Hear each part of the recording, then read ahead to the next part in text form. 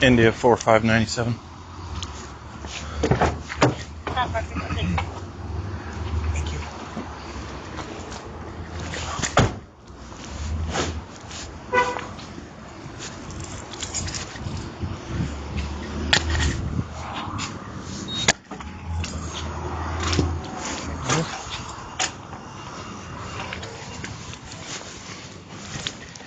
This way.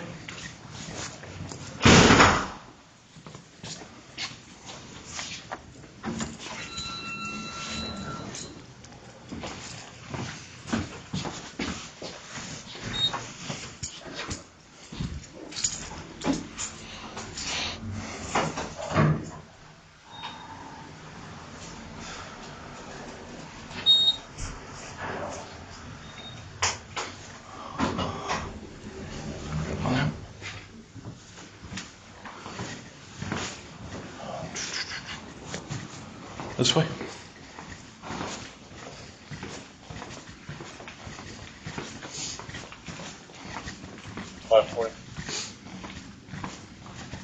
$540. Can I make a Charlie right now? I might change it. Cover. Everything you want, Kevin? Come on in here. And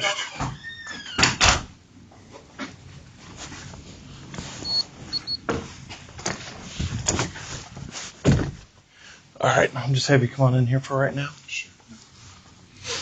Just have a seat. I don't know how long they will be, okay? Did you have to use the bathroom? Yeah, we can go there real I quick. just got the early bathroom. Yep, that's fine.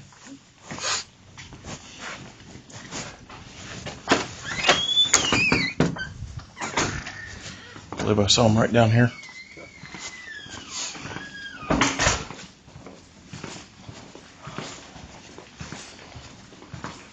There.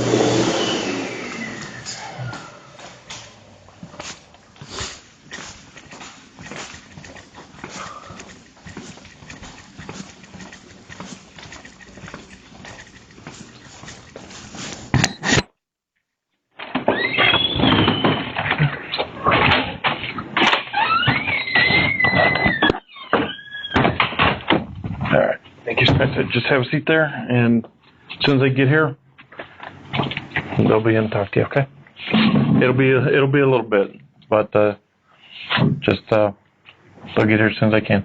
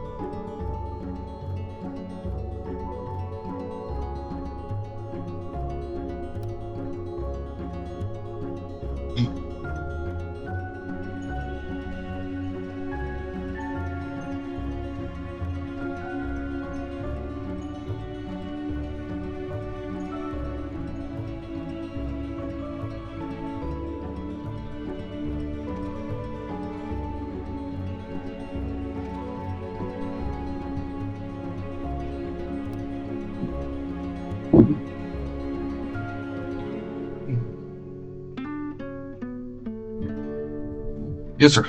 I'm sorry to bother you, Meg. No, what's up? Yeah, absolutely. Sorry, Rich. Can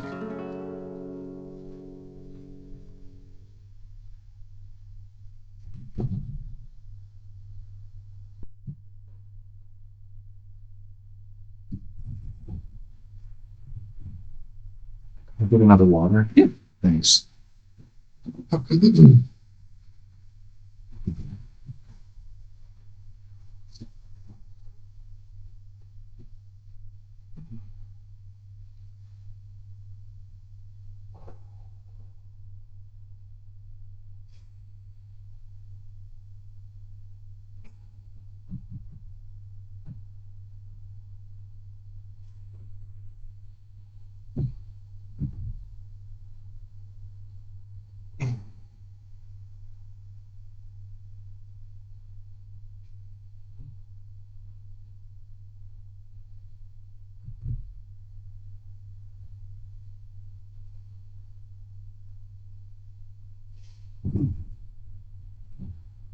Hey, I'm Detective Sprague. Can I get your first name? first name is David. David? Okay.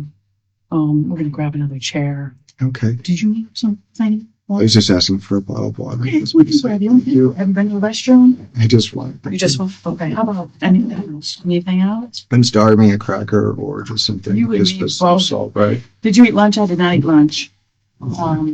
Think the office, did the officer run and get him? Like some more? I didn't eat it.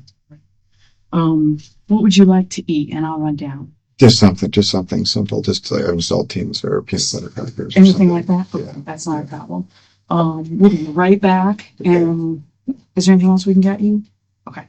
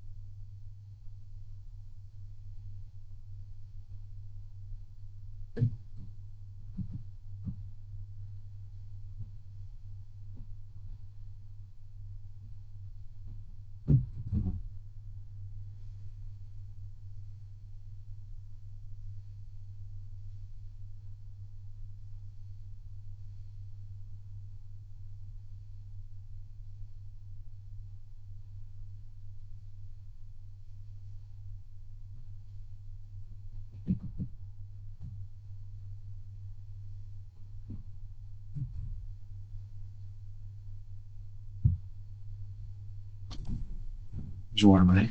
Thank you, I appreciate it. I can take that one. Yes.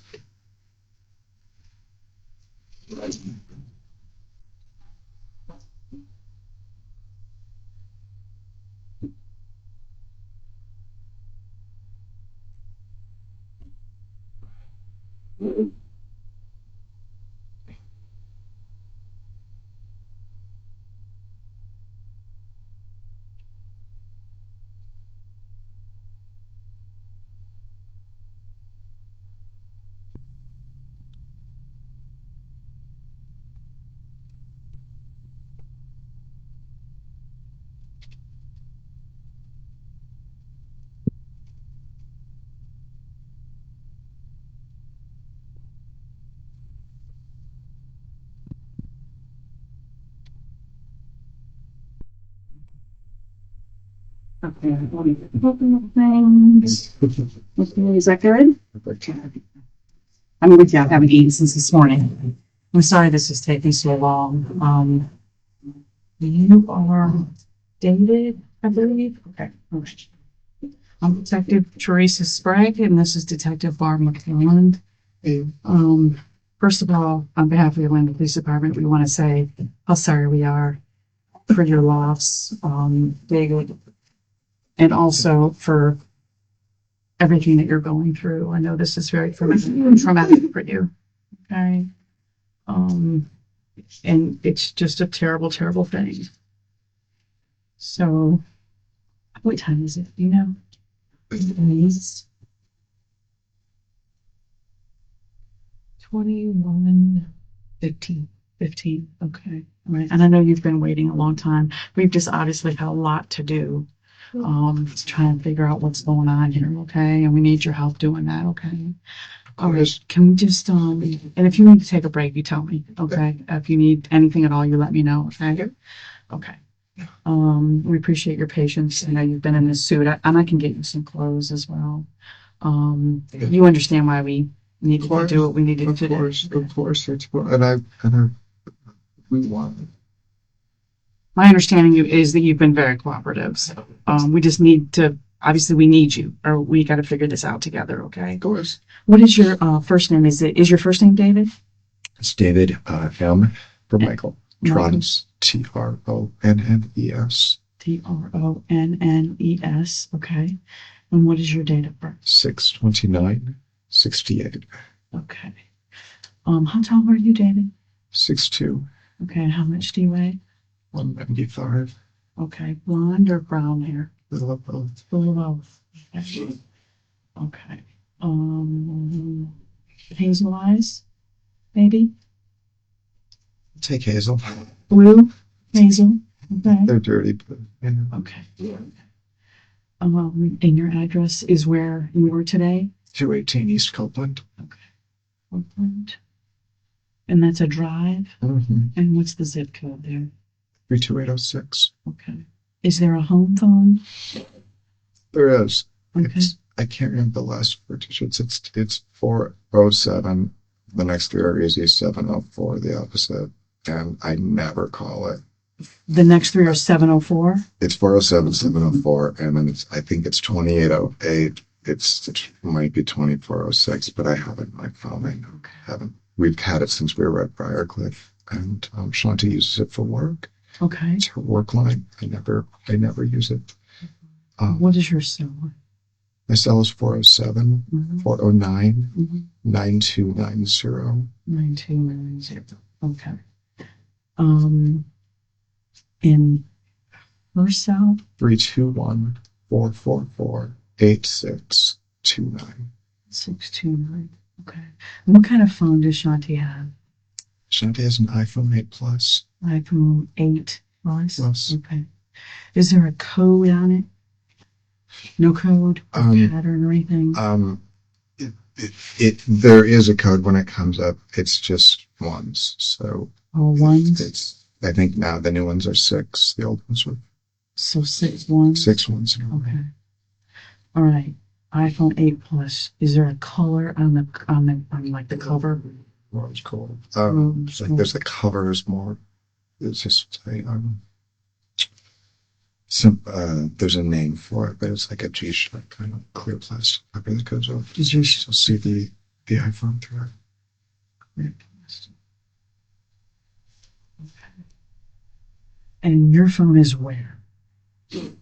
Phone is on the Dell laptop. It's sitting on the glass lobby table downstairs, which is the garage. We're doing a renovation. I don't know.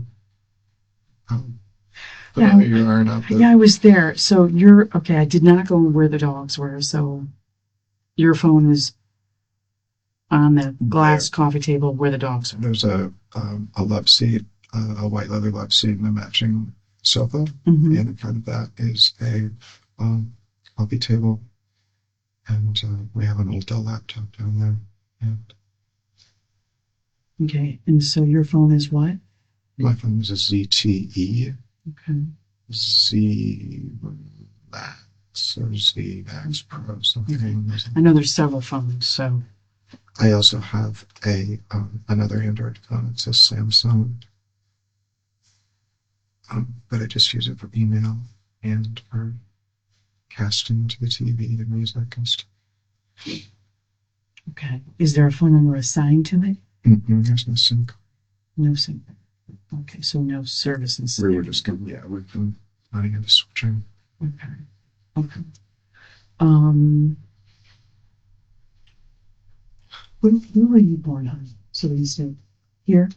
No, I was born in St. Paul, Minnesota. And when did you move to Florida? In 2013, Okay.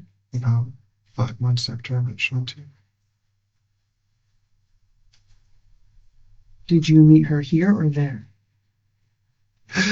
No. You met online? Okay.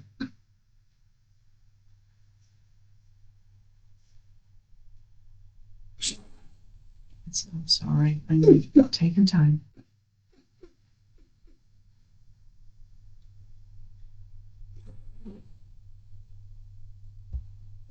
I'm so sorry. Can you tell me what year that was? It was 2013. 2013 is when you met online? Yeah. Okay. And about 5 months later, did you move here and move in with her or just move here? Not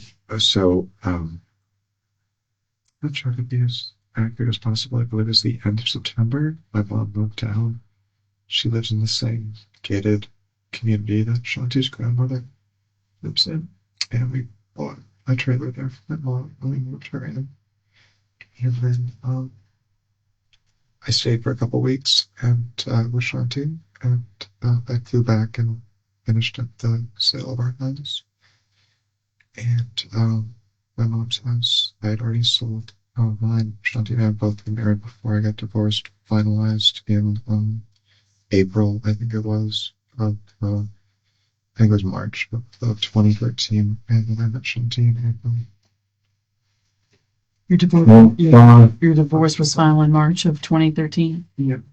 Okay. You met her about a month later? What application was it, like match? Okay. So you guys knew each other approximately 5 years this month. Right.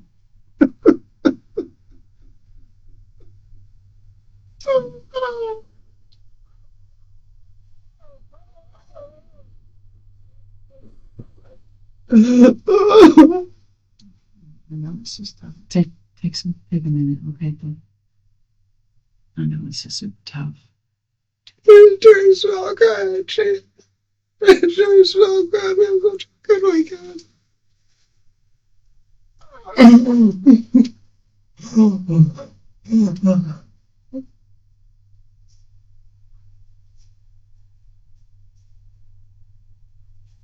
I've never been more in love or so happy.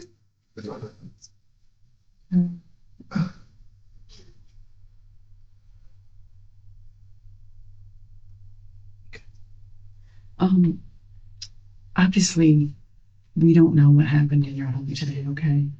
We don't know what happened to Shanti yet. We know you called us, which is good, okay? And we know that obviously she's lost her life, okay? So we do need to, you're not under arrest, okay? I want you to understand that, okay? But we do need to read you your rights because you are in a police department with 2 detectives in this room and you've been here for quite some time, okay? And I want you to understand that. We're just trying to figure out what happened to her, okay? And so it's our job to do that, obviously, and we want to give you answers, her son answers. I mean, her family deserves that. Would you agree? Okay. Okay. So if you don't, I know you've probably never been through anything like this in your life, okay? And I'm going to help you get through it. If you have questions, you want to stop me, please do so, okay? But I do need you to understand your rights before we ask you anything that happened in that home today. Okay? All right. Need your card on anything?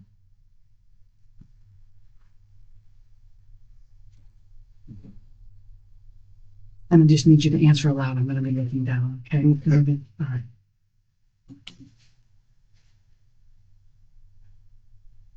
You have the right to remain silent. Do you understand that? I'm sorry? Yes. Sorry. Yes. Okay. Anything you say may be used against you in court. Do you understand that? Yes.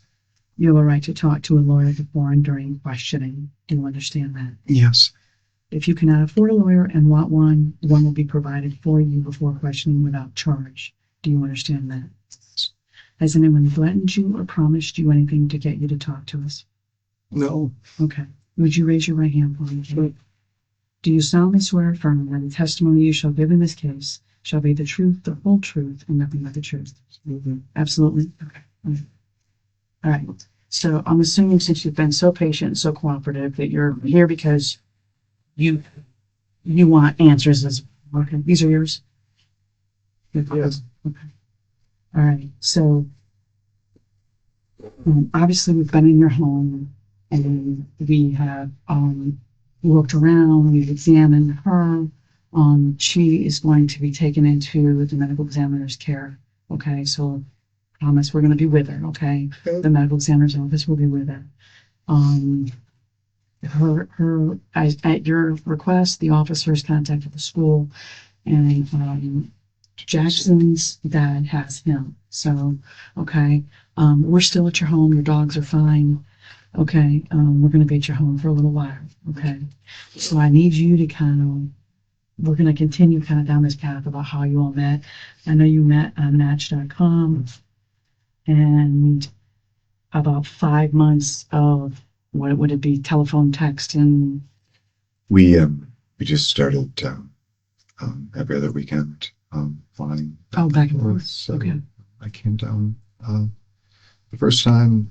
Then she came up, and I don't know if it was perfectly sequential like that the whole time, but for the most until September, spent a couple weeks here, and she was living with her parents at the time because she had recently divorced Jackson's dad. Okay. And so she needed them she was traveling a lot for her job at that point. So she needed them to take care of him on the days that she had initial custody. Okay. It was, it was beyond acrimonious. I mean, they were at each other's, for quite a while. And At each other how? vindictive and mean and nasty things to Jackson, kind of thing, and blaming each other.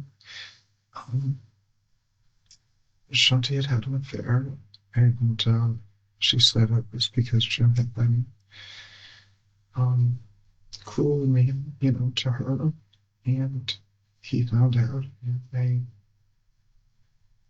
were living up north at the time. Just tell me when I'm talking too much. I'm not sure. You're not. They were living where? They were living in North Florida, south of Gainesville, north of Ocala, and They would take me a second to remember the name of the exact town. They were out of the sticks. They had an acreage, and she was afraid to be with him. And so they moved back here. Her plan was to, once she was back in Orange County, to leave him. And she didn't want the divorce to happen up there because then if he stayed, she'd have to stay with Jackson. She wanted to come back home with her family. Her family was here. Her mom and her stepdad lived over in, it's called West. It's East Colonial and Dean, and I'm trying to think of the name of the street. Okay. Vista Way, Vista Drive, something like that. Everything. Okay. And we lived there with them. You did?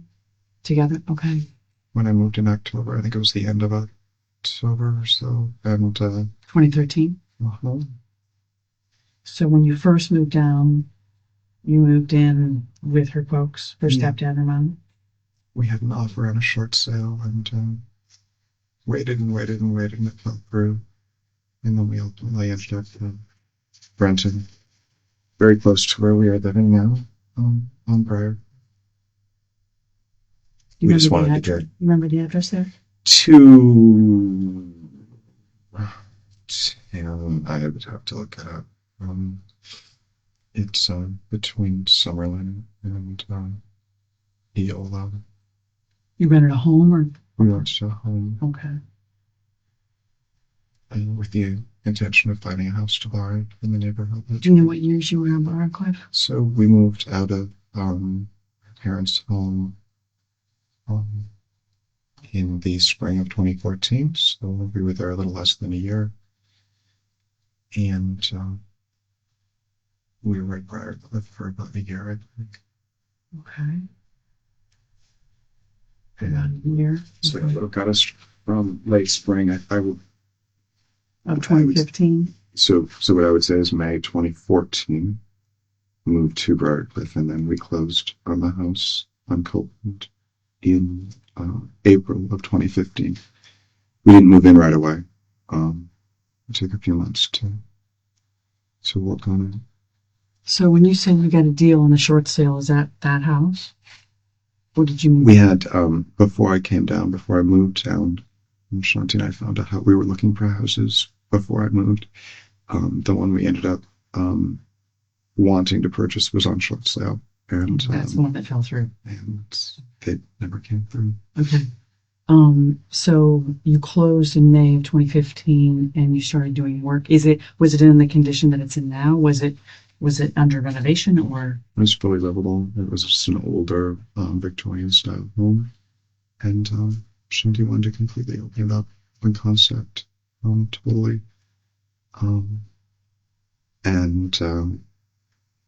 Completely do it. And we weren't sure what we were going to do, but as we got into it, we found more and more issues. We had to, kind of keep going. It would have been difficult to renovate on top of some of the termite damage and water damage and that type of thing. So it was completely livable. So in its condition now, you guys have almost completely gutted it down to the studs, pretty much. Yeah, that only really happened in 16. So we really lived in the house all of 15, and even the beginning of 16, we had the family room and the kitchen. And we still slept upstairs in what we call the accommodation of the apartment. Okay. But we weren't quite as restricted as we are now. Who's doing the work? So I pulled the permit, and I'm basically the general contractor for the project. I'm hiring subcontractors, and I hired a consultant to help us do that, who's more familiar with the he's a GC himself, but because I have the permit, he's acting in a little bit different role. And who is that? His name is Keith Ori, O-R-I. Keith Ori? Yeah. And what's the name of his business, if he has one? Helion, Helion. P-A-R? Helion. Homes, I think. Okay. He's a local guy. He lives around the corner, and he had done another house down the street. So he's consulting with you to hire subcontractors. Yeah. Kind of guide you through the process? Exactly. Okay. So has there been work crews at the house? We finished the demo and started the framing that you see in January. We did the foundation in November and December. And under Keith's guidance and help, we finished the plan. And the kind of overall scope of work last September and October. So it's been moving slowly, but it's a huge project. Okay. Yeah, it is. Okay. So do you work outside of that environment? Our goal right now is to finish that house as soon as possible. I have maintained my sales associate real estate license, which I got here in 2014, I think. I've maintained it in what's called inactive status. Okay. I've done my continuing ed and kept it up. Okay. So how long have you been living? I'm assuming you're living in the rear apartment. How long consistently have you been living up there? The whole time, or just since we took the kitchen out in like late winter, so February, March, spring 2016. Mm-hmm. And we still have the family room, which is a 600-foot family Florida room that's kind of bolted on. Okay. Up until maybe end of 2016, so a year and 3 or 4 months. Mm-hmm. So the kitchen's been gone that long. How long have you been sleeping and everybody kind of living? Have you slept up there the whole time? We've been doing that the whole time. Yeah. Okay. So it's been, and you bought it in 2015? Mm-hmm. 2 or 3 years? Yeah. Since you've been doing the renovation? Right. Okay. What does Shanti do? What does she do for a living? She's an financial accounting consultant for a software program called, I'm sorry, my mind is so it's called Made to Manage. Sometimes they just call it M2M. And it is a ERP, kind of a boutique ERP program. And she worked for that company when I met her. And she left them shortly after I moved here. I'd say November of 13. Started the company that she has now. Which is called? Process Improvement Solutions.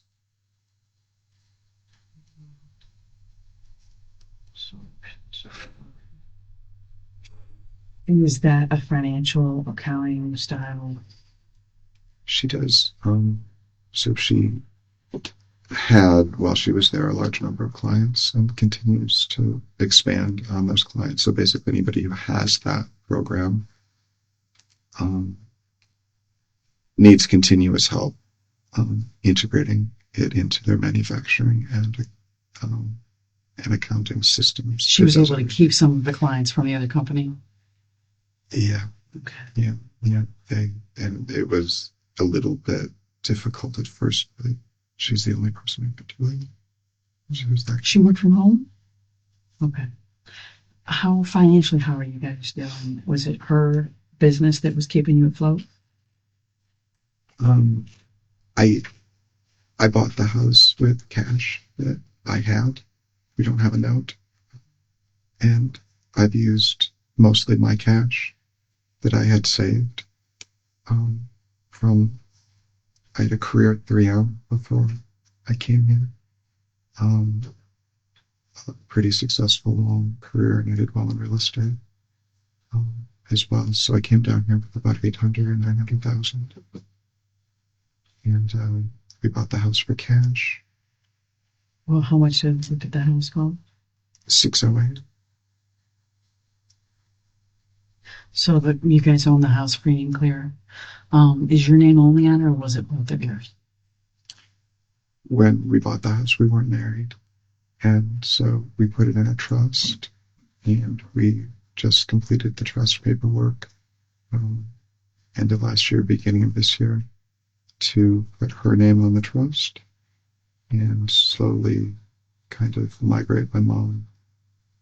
She's 82, off of it for financial reasons and estate planning reasons. Just making more sense. Your mom's name was on the trust? Correct. Okay. And what was the reason for that? Was it you and your mom, or just your mom? The reason was if anything would happen, we put her trailer in the trust as well. So it was a property trust for our family. Mm-hmm. And I'm an only child, and my father hasn't been part of my life. So we've always done everything like that together. I've always taken care of her. Okay. She lives here? Affairs. She does. Okay. Yeah. In the same area or complex that her grandmother, Shanti's grandmother, lived? Yeah. It's called Gulf Street. Gulf Street.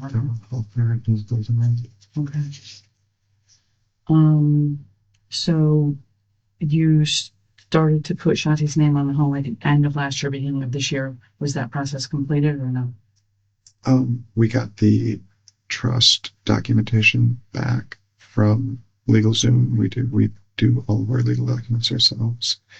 And the only thing left to do is to notarize it. we weren't sure because she's also an only child, and Jackson is an only child, and we didn't know who to put if something happened to both of us.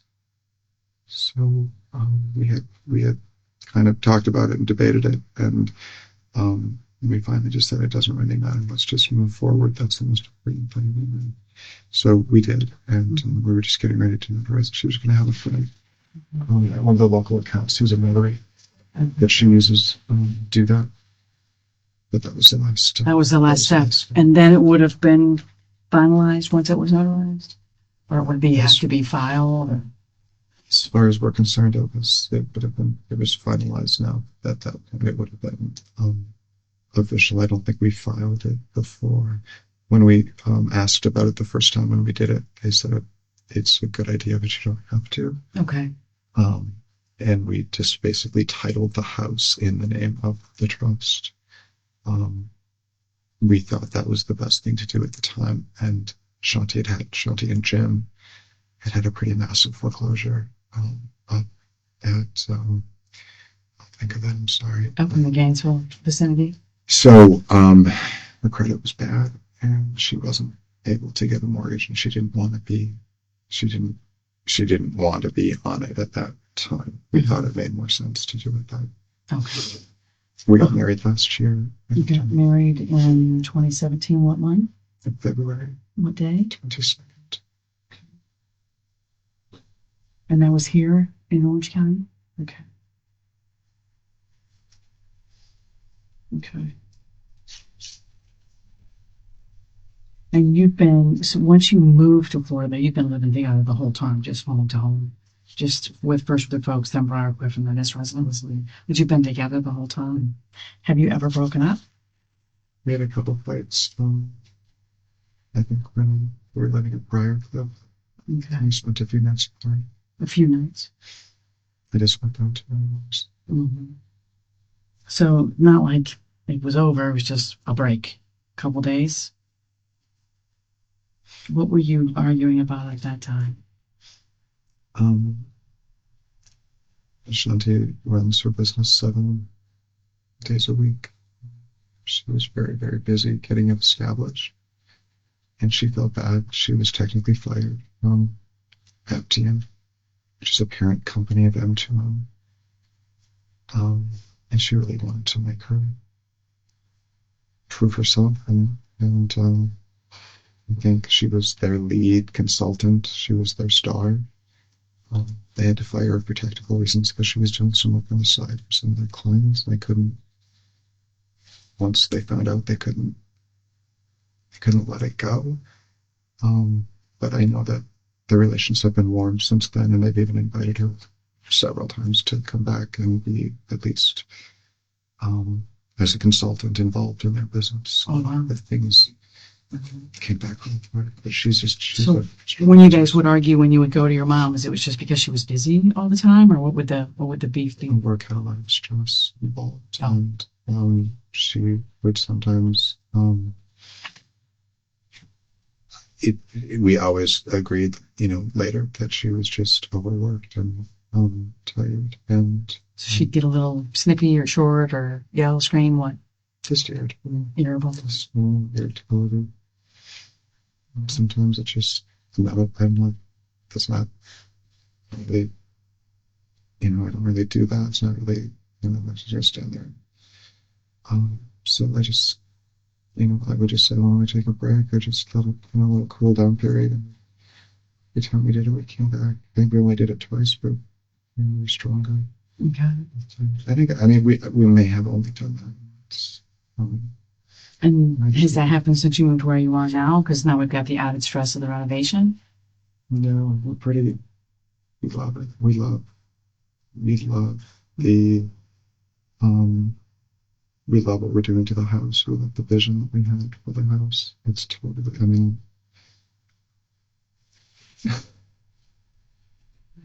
all she wanted, of course, what she wanted so bad. That made me happy. It made her happy. It was a thing that we did together. Mm-hmm. She wanted to quit her job when we got the house done, or just kind of, slowly phase out of it. And I was going to get my GC license, and we were going to buy renovations. Clubhouses. Okay. High-end stuff, you know. Were you home? You said something earlier. I think you said something about having a great weekend. Were you guys home all weekend, or what happened?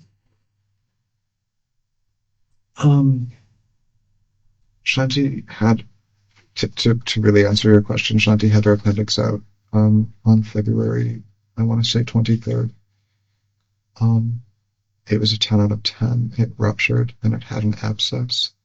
She sat at RMC for 10 hours with a ruptured appendix before they could get her. And she's been in a lot of pain, and she's not to tell Jackson or any of her clients, but she thought, a couple of times that she would really need to take a break and definitely slow down and definitely not add a whole lot more work. But she could do more if she did. I'm sorry, I can't talk about it. It's just that. That's fine. And that's very normal. That's very normal. Because you're not going to process this for a long time. So I know it feels like a really bad.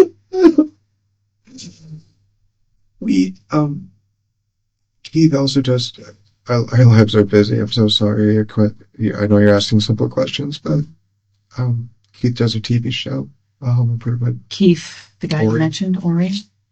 Okay. Called Zombie House Living. And in March, he asked us to be on the show, have our house be one of the homes featured, which meant that we would get out what they call trade-outs and promotional sponsorship to do. Any financial incentive to do that? Big. That's what they call trade-out. I'm sorry, that's what they call trade-outs. So they're sponsors. That's one of the things I was working on yesterday, was putting together a list of the sponsorships, the windows, doors, cabinets, and so maybe instead of getting granite, you get quartz, or maybe instead of getting, middle range cabinets, you get high-end stuff. And we're also working on kind of just an amazing open concept stairway in the middle of the house that's going to go all the way up to the bottom. And that was coming together. Keith had given us the assurance on Sunday that we were officially on the show. We were super, super, super excited. He told you this past Sunday? Yeah. So they hadn't started filming? No, this is a long process. When did you expect that to start? He told us that they would be starting on May 7th. And so they'd come in and start filming? Mm-hmm. Would they film you all or just the work? No. Yeah, it's just the house. They're the stars. They come in. But it was just kind of exciting, and Jackson was super excited about it. Been talking about it. He'd watched all the episodes of previous seasons. And was Jackson with you all this weekend?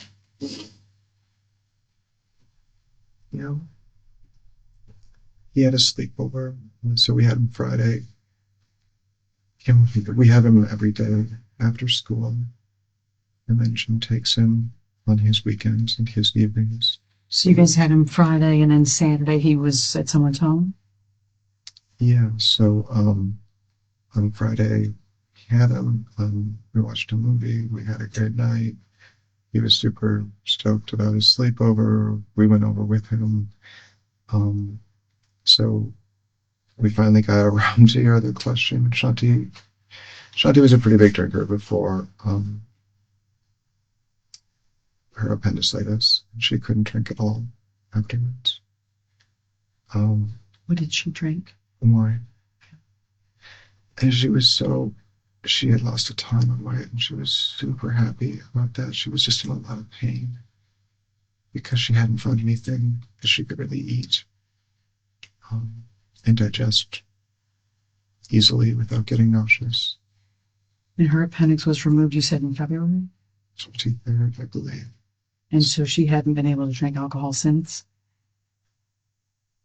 She couldn't tolerate it, or she was told not to? I wouldn't tolerate it. I was told not to, but I Well, mean, it wasn't appealing because, you know, it's like you have a sip and you feel sick. So it's just, mhm. but we were doing great. We were both, you know, we were both in it. I was supporting her. Were you with her at OMC when her appendix ruptured? I brought her to the hospital. Yeah. Okay. So I couldn't- How long was she inside OMC? Was it just overnight, or? That was a Friday. And she went to her primary in the morning. Primary said turn around and go to the ER immediately. She came home. We packed up a couple things. I drove her over there to about 30:01, and we sat there until almost midnight. You know, it was And it one of ruptured those- before she was seen? It was ruptured when we got there, and you know, as much as you can know without being inside, and it was one of the biggest bonding experiences that we've ever had. We felt closer than we've ever felt afterwards, and drinking less for both of us was a great thing. We're both feeling healthier, and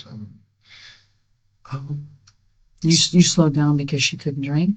it wasn't any fun. Yeah, I drank when I met her. I didn't drink at all, and I just did it because she liked to do it, and it was fun to do together. But it wasn't something to do alone, really. And we just felt like we found like just a great rhythm, and we were both really, really happy. We were talking more, and it was great. We were really, really, really happy. And Saturday night, I think, was the first night that she had, you know, a few glasses of wine. And she didn't feel great Sunday, but she really enjoyed just being kind of out and relaxing a little bit. When you say out, did you guys do something? We went to the parents of Jackson's friend, Max. Their names are Dottie and Rob. Dottie and Rob. Rob. And then, I'm sorry, I don't remember their last name. But anyway, we stayed over there and just, you know, socialized. And since her surgery, she hadn't really been out and doing anything. Nothing had really appealed to her, and she hadn't had the energy. And so we did that, and it was really fun. So you were at their home? Mhm. Do you remember about where that is, or a road, or? We live right off Michigan, between not quite after I think it's after Blankner, a couple of blocks, so a couple of blocks east of Mills, off Michigan. I would Do you know how late you stayed? yeah, I think we were there till around midnight.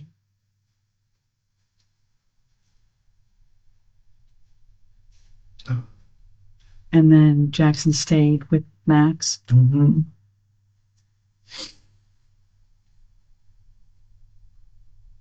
Did you go out anywhere after that? Mm-hmm. Came straight home.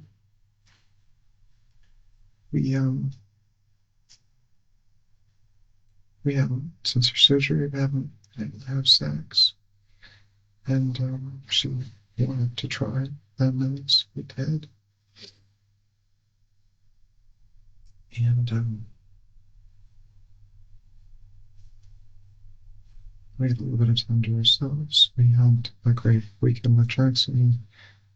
She took a little time at work that she's in a slower period of work at the moment because a lot of her work comes at the end of the month when books close in the first week, that kind of thing. So this is the first middle of the month slow period. She's felt well enough to really enjoy herself. And the break we had to take because of the show was perfect because she was so sick for most of March that she wouldn't have wanted people around anyway. It just seemed like everything was coming together, and she has been anxious to get the house done, but she also wanted to be on the show really bad and do it up. So it just felt like the first time in a while that all the stars had really aligned. Yeah. When you said she hasn't been able to have sex since the surgery, and so the first time you tried was Saturday night, is it fair to say that went smoothly? It was fine, or did not work? Did not happen? It went well for her. And we tried again the next day, and it went even better for her. And she felt like she had the first. It was so hard. It was so much pain. She wasn't experiencing. It just felt like she had. It just felt like she had the first release, and just like relaxing, like moment in months and months, and that made me feel good because I felt like, that's I'm fulfilling my role, and that's just like we just came together. So you had sex Saturday and Sunday, and there's no issues as far as she was at the end of her period, and there it was messy. It was very messy. That was, other than that, that was. What do you mean messy? She was still bleeding. Okay. So are you saying that blood is got somewhere?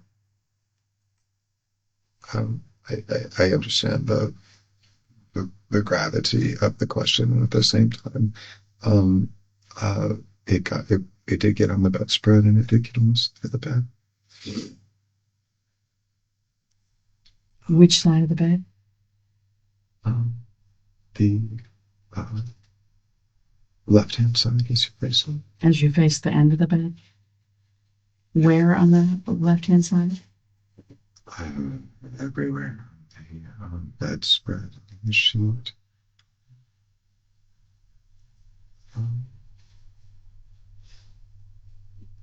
So, is there something covering that up now, or no? We changed the sheets. You changed the sheets? Okay. And what day was that? Monday after Jess went to school.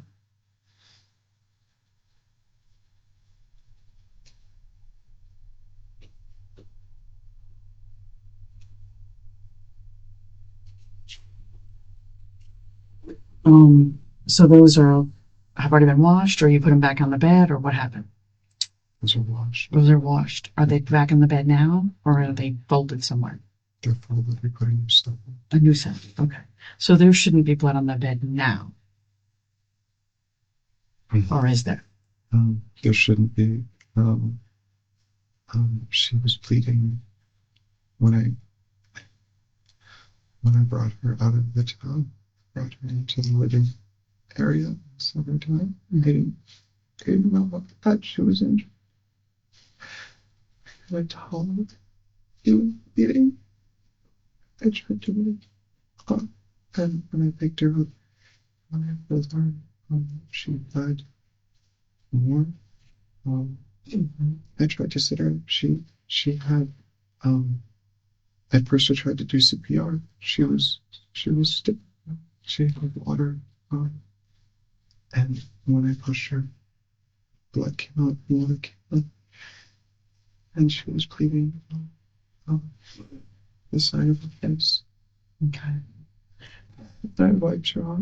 I tried to open it, but it was Okay. Sounds like you tried. Okay. Well, we'll get to that. We'll get to that, David. The rest of Sunday. So she's at the end of her period. I understand this is your thing. There was some blood there. I would guess there is blood there. I would guess there is. still. We picked up the sheets and we wiped it off, but we didn't. Okay. But was she? But I imagine as a woman, as we are at the end of your period, you're wearing. Normally to bed you wear like underwear and a pad or a tampon, etc. So if she's at the end of her period, she should still be. This was during sex, is what I'm saying. No, I'm saying after that. Though, like when you're Definitely. not having sex and you're in bed, you'd have like underwear and a pad on, tampon, whatever. Yeah. So you don't bleed in bed all the time or bleed in your no, clothes absolutely. or whatever. So Absolutely. normally you'd have some sort of feminine protection on if you're not having sex. We normally Is that put a fair? towel. Yeah, and we normally put a towel Down, yeah. down. As a lot of we people try to do. That's Mhm. for me. So we don't have to clean that up. Mm-hmm. But we ended up getting everything in there. Okay. So on Sunday, Jackson's still She was coming livid. home. She was livid. She couldn't get a hold of Dottie. She's not answering her phone. She's not, responding. She couldn't get a hold of Daddy to bring him home, or what? They had made kind of a loose arrangement. We only have Jackson half the time, so it's kind of a, for us, we're happy that he wants to do a sleepover and go, but we really want to get him back and enjoy the day with him. So she wanted to get him back as soon as possible. She didn't know what their plans were. She knew they were planning on going to Universal. She was worried that he was going to want to do that, and then he wasn't going to come home until 5 or 6 or 7, and we were going to go a couple days without seeing him, and then, school would start again. So she was a little bit excited about that, and that was it. But we had the whole morning to ourselves, so we tried again, and she,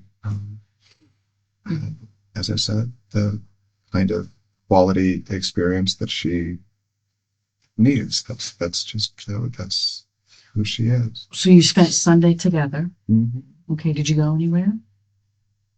No, they went to. So she ultimately couldn't get a hold of them, so she just went over there.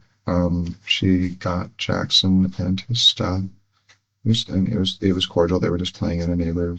But I think they went after that to Publix to get some food. They came back, and we just did a family day in the pool.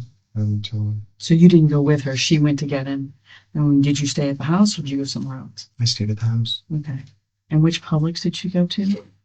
I believe the one we always go to. Like, it's Orange. I think there's a name for it. Orange and Hemlock, or what?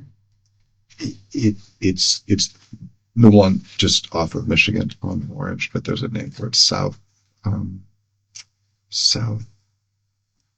I'll think of it, but the name of that plaza is called South something. What time would she have been in public? Orange. I bet that she left around 12:30. I bet that she got out of Bob and Dottie's around 1:30, and I think they got back around 2:30. It's a little bit of a guess, but it's directionally very, very close. And so when she comes home Sunday, it's you, Jackson, and Shanti, and you just stay at home and have a pool get together? We only have them every other Sunday. It's our family day, and we do like to have an early meal, watch a movie, and if the weather's nice, get the dogs inside and do something fun. Is that kind of what you did? That's exactly what we did. Yeah. Did anybody come over? No. Okay. And so Jackson would have obviously been with you guys Sunday night, and then anything unusual happened Sunday night? Everything good? Perfect. Okay. Is she having any sort of issues at all? She hasn't found since the appendectomy a diet that she can eat regularly and feel good. Okay. She has a nauseous, watery, bile vomit after she eats, and that's been going on. And I know she wasn't feeling well. Her period. I hate to keep talking about this, but this is the level of detail that we're at. Was extremely painful. Her stomach pain from the appendectomy is multiplied several times during her period. And they warned her that your first 2 or 3 periods after the surgery will be brutal. And they have been, but like I say, we felt like we were just coming down off of that. We got a bunch of information that we wanted. She had closed a couple things with her job that had been bugging her, that had been nagging her. Like I said, it's the first time I felt since the surgery itself that we were really not for any disagreeability between us, but just the first time we'd had a break. everything had come together and that she was feeling better. So it has financially. been somewhat tense living like that and going through everything you guys have been going through, plus her medical, plus she's trying to work and bring money in. She's got stress at work. So it's been, I guess, fair to say tense, but things starting to line up. I just would say that we've been anxious to get it lined up. Um, excuse me, I had a thought. We have the renovation paid for. We have the money for the renovation in savings ready to go. We did a calculation on Saturday, I think it was. We think we probably have, with the help that we'll get from the show, another 150 on our part to finish it. We have that money sitting there, and we have enough money on top of that to start the business that we want to start from that.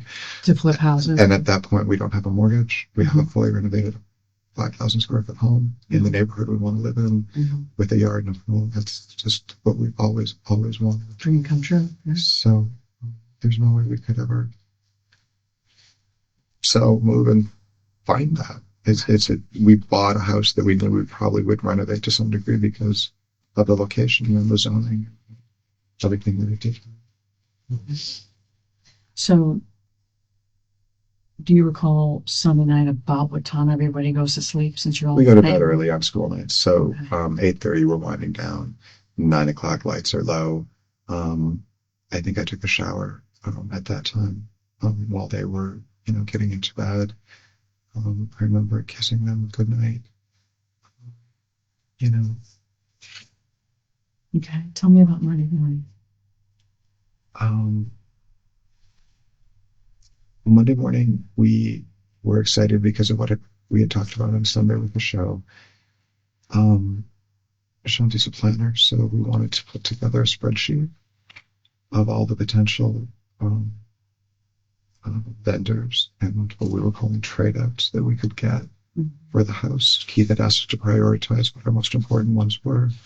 So I spent the day doing that. She spent the day, very, very light work day. She took a walk for the first day, and she used to like to take a walk, every other morning or so. It's the first time she's been able to do it since the surgery. So she took a walk Monday morning? Okay. Which way where does she go? Well, does she go far? She just does a circuit down Delaney Avenue and kind of up to Lake Davis and back. Delaney to Lake Davis.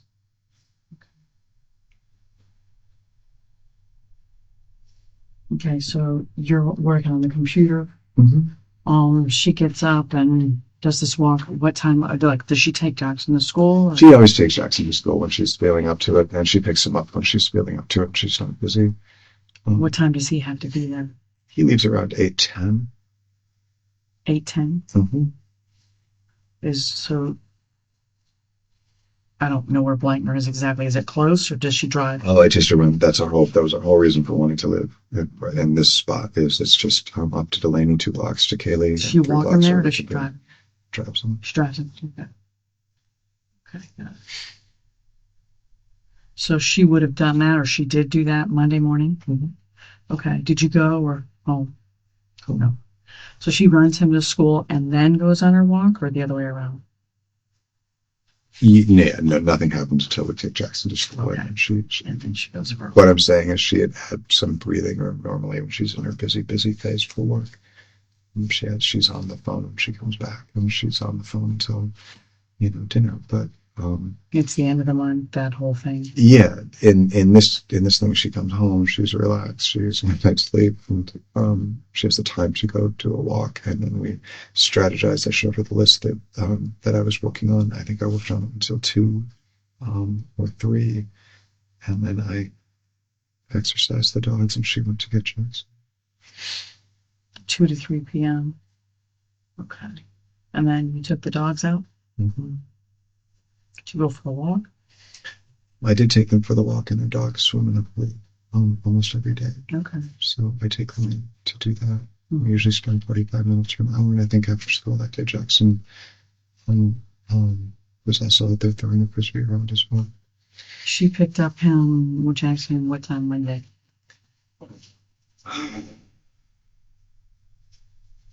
I don't know exactly. I would say it was earlier than 4:30. I would guess it was probably around 4. She had to go to the post office. She had to get, she picks up checks from her mailbox. She went to the bank. She picked up checks. What? Jackson Her post office, you said? Bank. her clients, she bills her, she does all her work remote. Her clients send her checks.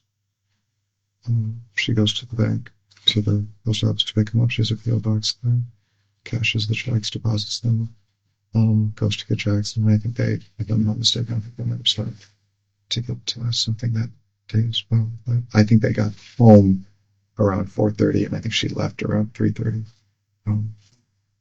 So I don't know exactly Do you when in remember? there she picked him up. Do you remember if you were home when they got home, or It was. you were there with the dogs? That time it was, yeah. Okay, so tell me about Monday night. What happened? What you guys do? Does he go to his dad's or?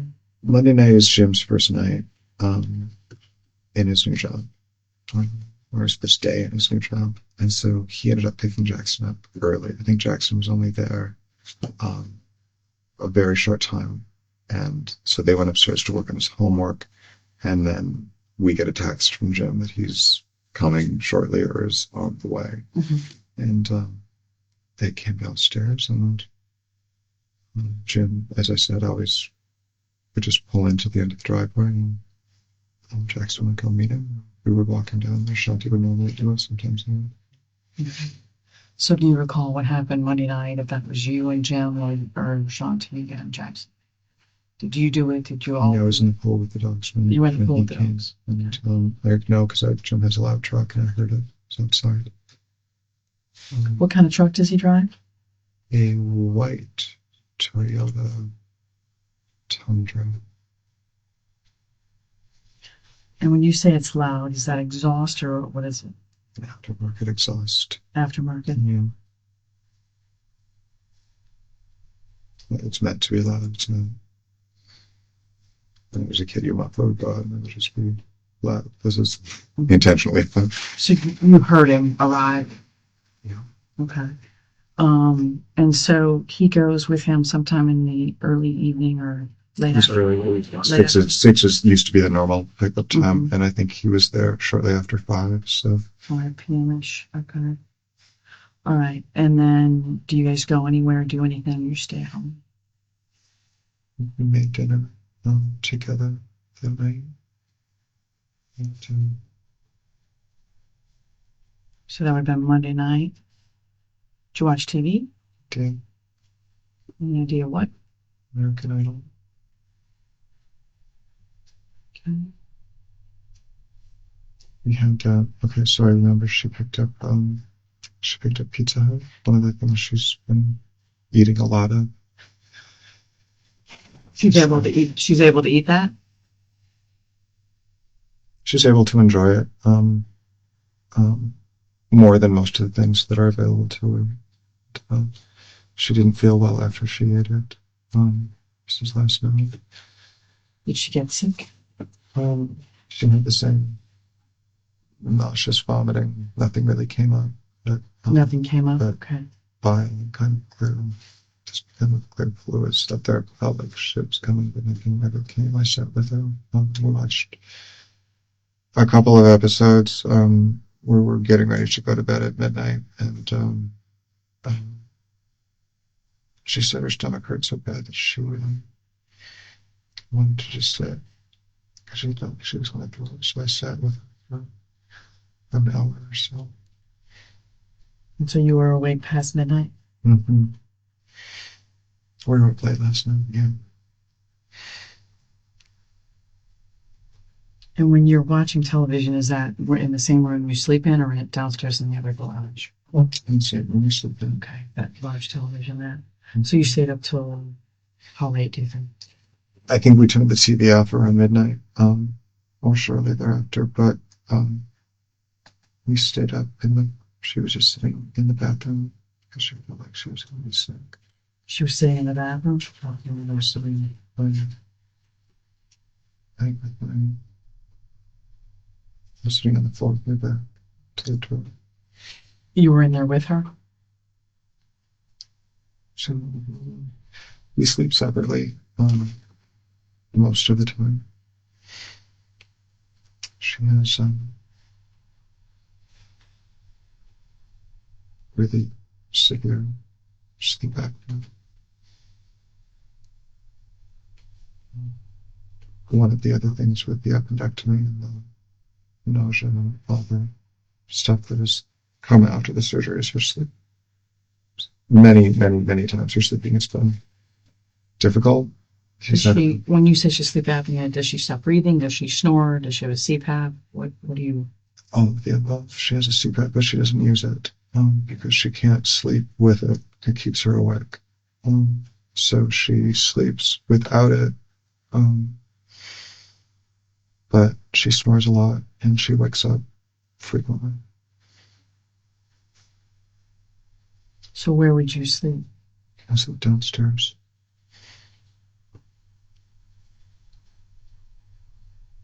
And where is that? Downstairs on the couch. In the garage area? Especially when Jackson's there. It just gives them a little more privacy. And, it doesn't really change. When he's there, we're just there for him. So. Okay. So you wake up Tuesday morning and you're in the garage on the couch? Mm-hmm. Is that what your recollection is? Okay.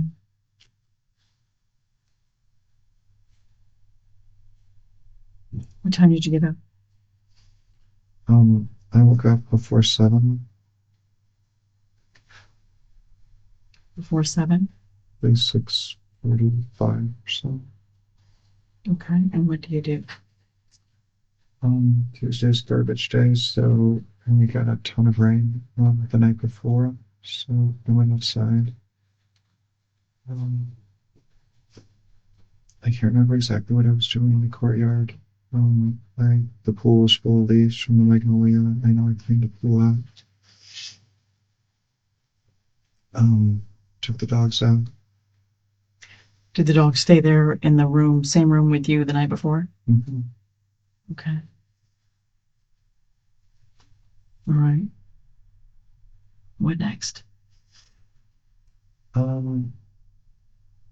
She had said, I don't think either one of us had really, gone to sleep much before 2 the night before. So she said she was going to try to sleep in a little bit. So I usually wait for her to come down. She came down after 7 o'clock, probably almost 7:30. She hadn't been awake very long. She had a cigarette. She said she wasn't feeling very well. Was she smoking it? Mm-hmm. Was she smoking a cigarette? Correct. What does she smoke? What kind? American Spirit menthols. Do you smoke? Occasionally smoke. Again, it's kind of a social thing to do with her. She works hard. She works all the time. I social thing down. Sit on the porch, have a cigarette. If I'm in the garage, and then she says, "Come sit with me, talk to me." That would normally be, just kind of a social thing that we would do together. But I used to smoke when I was younger, but I don't regularly now. I don't buy packages. You'll once in a while what? Share one or buy one. So when she came down, did she come down into the garage where you were, or out by the pool, or where? We sat. No, she always smokes outside. She never smokes indoors. Okay. So she sat down where she always sits Which on is? the edge of the little outdoor. I was going to call it a chest, but it's just a little. It's the brown wicker with the beige cushions that you see just on the other side of the grill. Okay. And she had chipped her tooth the day before, and she had made a dentist appointment for this morning, but she said she wasn't sure if she wanted to go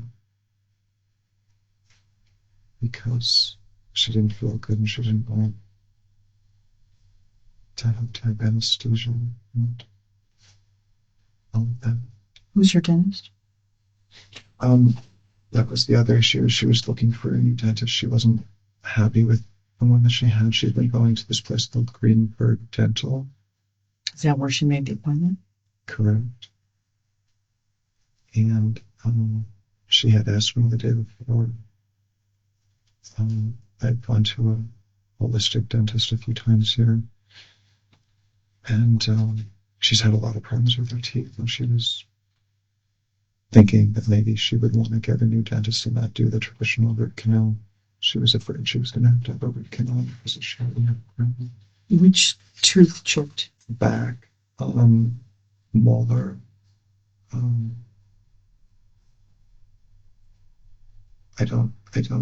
I believe it was probably the upper left. She said it was uncomfortable. She rubbed my finger over it, just from how rough it was. Does she have a root canal there now? She doesn't have a root canal there now. She said she had a crown. And she said the doctor told her last time that if she didn't fix the crown, replace it with a new crown, and it cracked, there wouldn't be any tooth there for her. She was upset because now she felt like they were going to have to drill in and, do something more severe. And she was still in a lot of pain from surgery. She didn't really want to go through oral surgery. Right.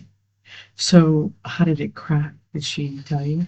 She ate. It was while she was eating lunch. She was eating tacos. On what day? Monday. And she felt it crack? Yeah, she spit it. She came down and goes, my tooth is cracked. She had it in her hand? She immediately made an appointment. She went to me. It was while she was eating lunch, and then she called right away to see if she could come in the next day.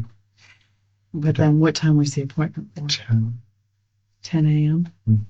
And she decided she didn't want to go, or what did she do? The last time that we really talked about it, so she went back upstairs. She said she was going to do a few things. And she came back. She said she was tired. She said she might sleep a little bit more. And try to decide if she wanted to go or not.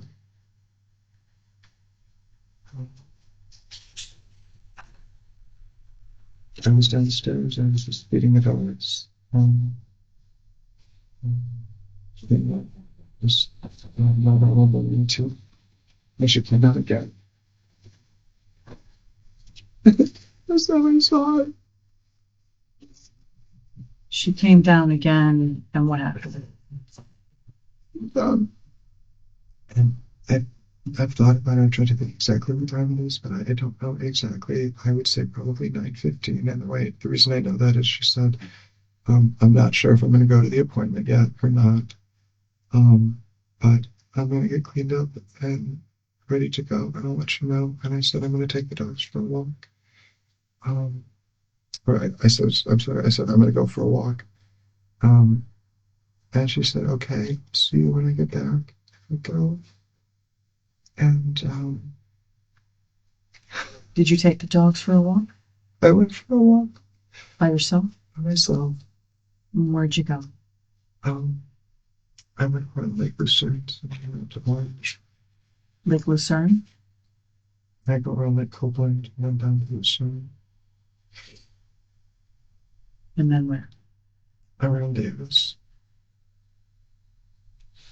I'm sorry, around Cherokee and then Davis on the back.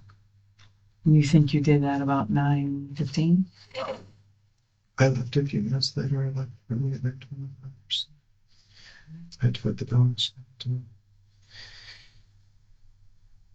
I only get a chance to do that a week or so. And we're just going to take a slow, easy day. Okay, so how long do you think it will? I came back. It's at least an hour. It's probably 10:35, 10:45 would be real close. Okay.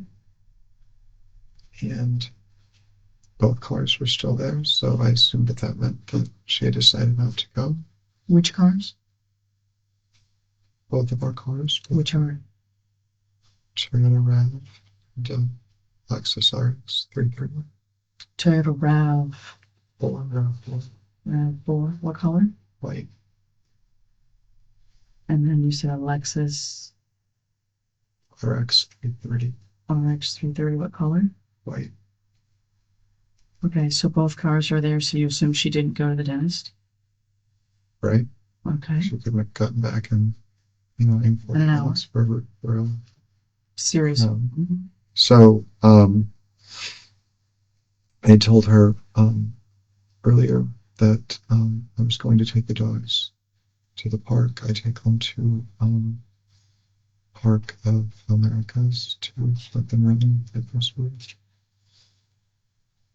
Park of Americas? Mm-hmm. It's on Andes, just off of Florida. On Andes? Right. Okay. You had told her you were going to do that? Which vehicle is yours? She drives. Lexus is technically titled in my name in the RAV. She's had for a long time, but she doesn't drive the RAV anymore. She only drives the Lexus. And we basically only use the RAV when we have the dogs or we're doing something else. So I took the dogs for a short walk. I did a couple things around. I was thinking about the stairway, and I went inside and did a couple measurements for the stairway. I walked the dogs just around the block to give them a chance to go to the bathroom. This is after your walk. Mm-hmm. Okay, and you took measurements in the main house? Mm-hmm.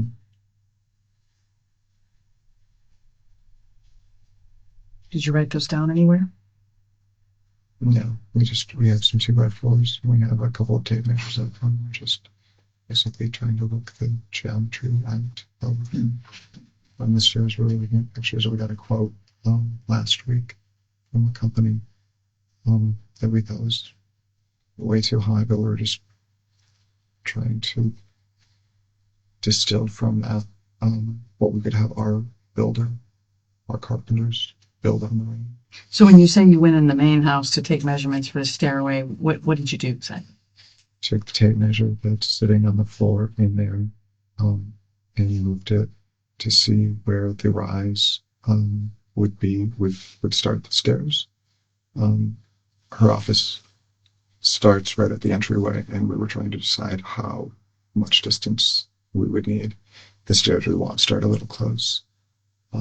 So we were adjusting the numbers as far as the tread widths and the rise of the stairs to see how quickly we could get to the landing, so we could have this kind of panoramic glass railing at the top. So I'd had some ideas about that, and I just wanted to see how much room that left us between the doors. It was perfect. It was exactly what she and I had talked about the day before. And then I put the dogs in the car and took them to Park of Americas. Which vehicle? Toyota RAV.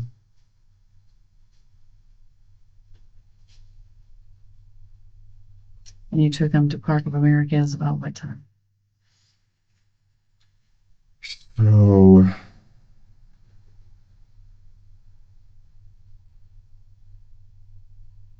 11:45. I guess before noon. Okay. Did you eat breakfast? All I had was that I make a smoothie, so I drank the smoothie. So you had to go in the house and go upstairs to do that? I went in I don't usually bother Shanti during the day when she's working. She usually comes down. She wants to eat or smoke or take a break. She's usually on the phone or working, so I tend not to go up there during the day. But I came in, I grabbed a couple of waters, packed up the dogs, and went because I knew that if she did have a busy afternoon, I was going to have to pick up Jackson. And she wanted me to get there and get back in case we needed to do that. So where are the waters and how do you make your smoothie? Where is all that stuff? It's in the breezeway. We have 2 fridges downstairs. One fridge is in the breezeway. The smoothie's all pre-made. No mason jars in the refrigerator. Okay, so when you got water and a smoothie, that's outside in the breezeway? In the fridges? I got a glass that was in the garage, and I brought the bottle of smoothie in. And So you didn't have to go upstairs or you didn't go upstairs? I didn't go upstairs. You didn't go upstairs. Okay. All right. So you leave approximately 11:45. Take the dogs in the white Toyota RAV4 to the Park of Americas on Andes. So far? Correct. Okay. Do you holler up, text her, tell her you're leaving? Any communication? I didn't. You didn't? So you're assuming she's home because the car's there, Mm-hmm. and you had already mentioned you were going to do this, so you did not communicate about that you were leaving. No, she knew. She knew. So in your mind, she's there. You don't say anything about, I'm heading out, I'll be back before Jackson needs to be picked up. Is there any communication on your phone with her while you're gone? No? No. When was the last time you had telephone, text, on any Facebook, any sort of communication via phone with Shanti? The day before when she told me Jim was coming early to get Jackson. So would that have been a phone call or a text? She texted around between 3 and 4 that Jim was coming early. Jim was coming early? Mm-hmm. And that helps figure out when she left because I want to say that was shortly after 3, and she left shortly thereafter to go. To go get him? Mm-hmm. So last communication in any way on the phone would have been Monday Mm-hmm. when that communication occurred. And other than that, you would have been pretty much together. We're together all the time. So Okay. All right, it's so just hard because now I'm concerned that she wasn't okay when I left. now you're concerned she wasn't okay when you left? Talking about it's hard because you're asking me if we communicated, and we were pretty efficient in the morning. She tells me, what she's got planned for the day. I tell her what I have planned. We work on it. We do our little morning strategy session, and then it's who's going to pick up Jackson and what time. So we race through our day to some degree to make sure that we get everything done. And Okay. and I wish I would have taken the time to check on her. Okay. What? Okay. So you think you made it to the park before noon or after? Just shortly after.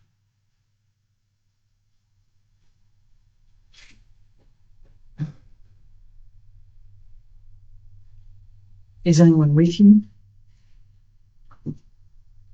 Just the dogs. Just the dog? Okay. Do you see anyone at the park that you know?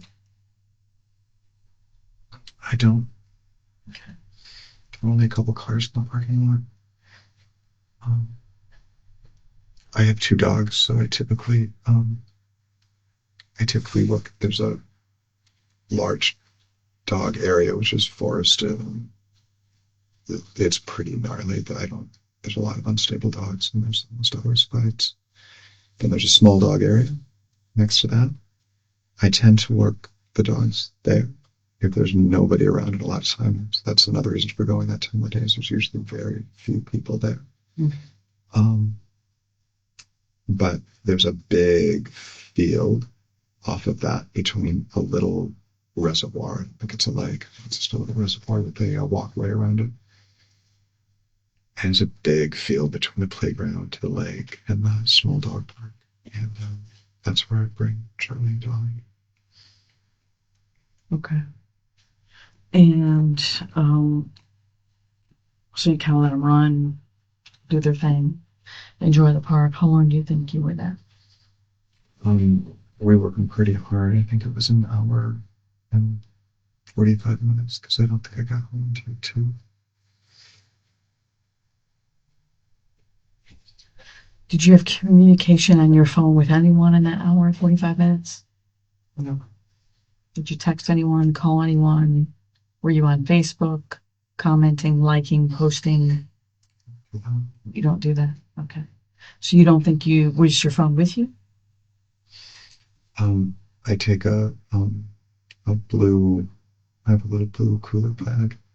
And I could just leave the phone in there, but I didn't actually call anybody. I missed that. You said you have a blue cooler bag? When I go, I take all my personal belongings and I put them in there. So I put the water bottle in there. I put the keys in there when I'm out in the park with the dogs. Gotcha. And my phone. And I usually bring a treat for the dogs. Okay. Reward treats for the dogs. Their frisbees.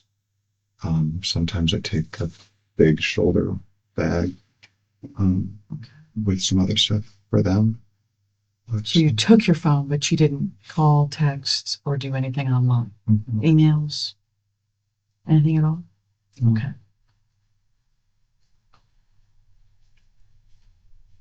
I don't know if I asked you this earlier. Is there a code for your phone? No. There's not a pattern or any sort of lock on it? Mhm. No. Okay. No. Do you receive any calls while you're there? No. Okay. So you're pretty much just focused on what you're doing with the dogs. Yeah, and I'm just checking to see. It's just to see if Shanti calls me or if there's something, urgent, just so I can be reached. But yeah, I'm not that. Because if she needs you to come back for any reason to go get her son, so you're Yeah. checking, but she's not communicating that Right. that is necessary for you to do. That you need to come home or come back early or you're getting Yeah, if she's good, I'm good. That's what I'm saying. If I'm not hearing anything, I'm not. She knows where I'm at, and there's no. Okay. At that point, So she didn't reach out to you. Mm. Okay. And so you think you got home about what time? 2:00, 2 p.m. Okay. 2:15. Be very close in there. Okay. And what's the first thing you do when you get home? I put the dogs in the kennel. I feed them.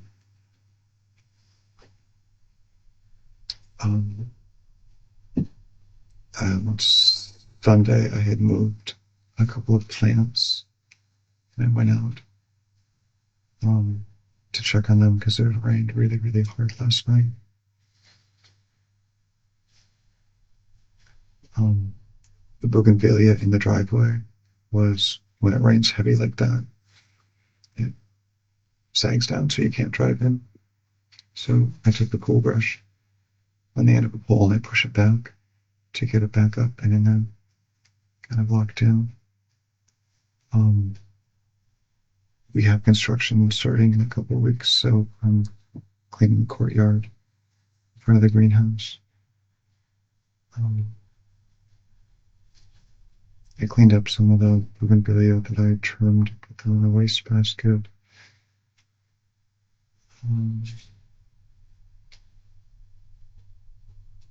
I put the pool pump on. I cleaned the pool out again, full of leaves, and scrubbed it. So you cleaned the pool twice and you fed the dogs twice. You fed them in the morning and you fed them again when you got home. Mm-hmm. And you cleaned the pool when you woke up and you cleaned it again when you got home. Mm-hmm. Okay. Anything else? As I said, I worked in the yard. I worked in the driveway, which is what we call the courtyard.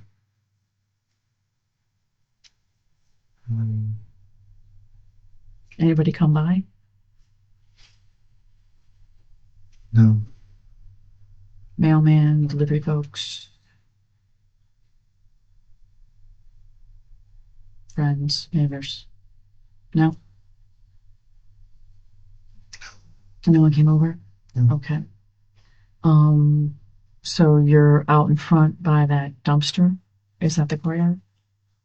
Yeah, that where we park back Oh, on the what? in front of the garage door. That's the part. With the cleaners and that And when you area. say you were cleaning the courtyard, what do you recall doing? There was a bunch of wood that had, some 2x4s that had been sitting out there, and some pieces of plywood that I had moved when it started raining. Mm-hmm. And there were a bunch of leaves that had fallen from the trees behind, not from ours, but from the other side of the wall, basically our neighbor back then. So I had swept that up. I had done some of that on Sunday, and I did probably another 20 or 30 minutes of that around the greenhouse, in front of the vehicles, back by the pallets. We were going to move the greenhouse so we could put a lumber piling for framing back there, and I was trying to figure out where he was going to move everything. Okay. So you think you worked in the yard until how many minutes do you believe that was, or hours? I would say less than an hour, but close, no more than 45 minutes to an hour, somewhere in there. So you're closer to 3-ish? And it gets after 3. Okay. And then what do you do?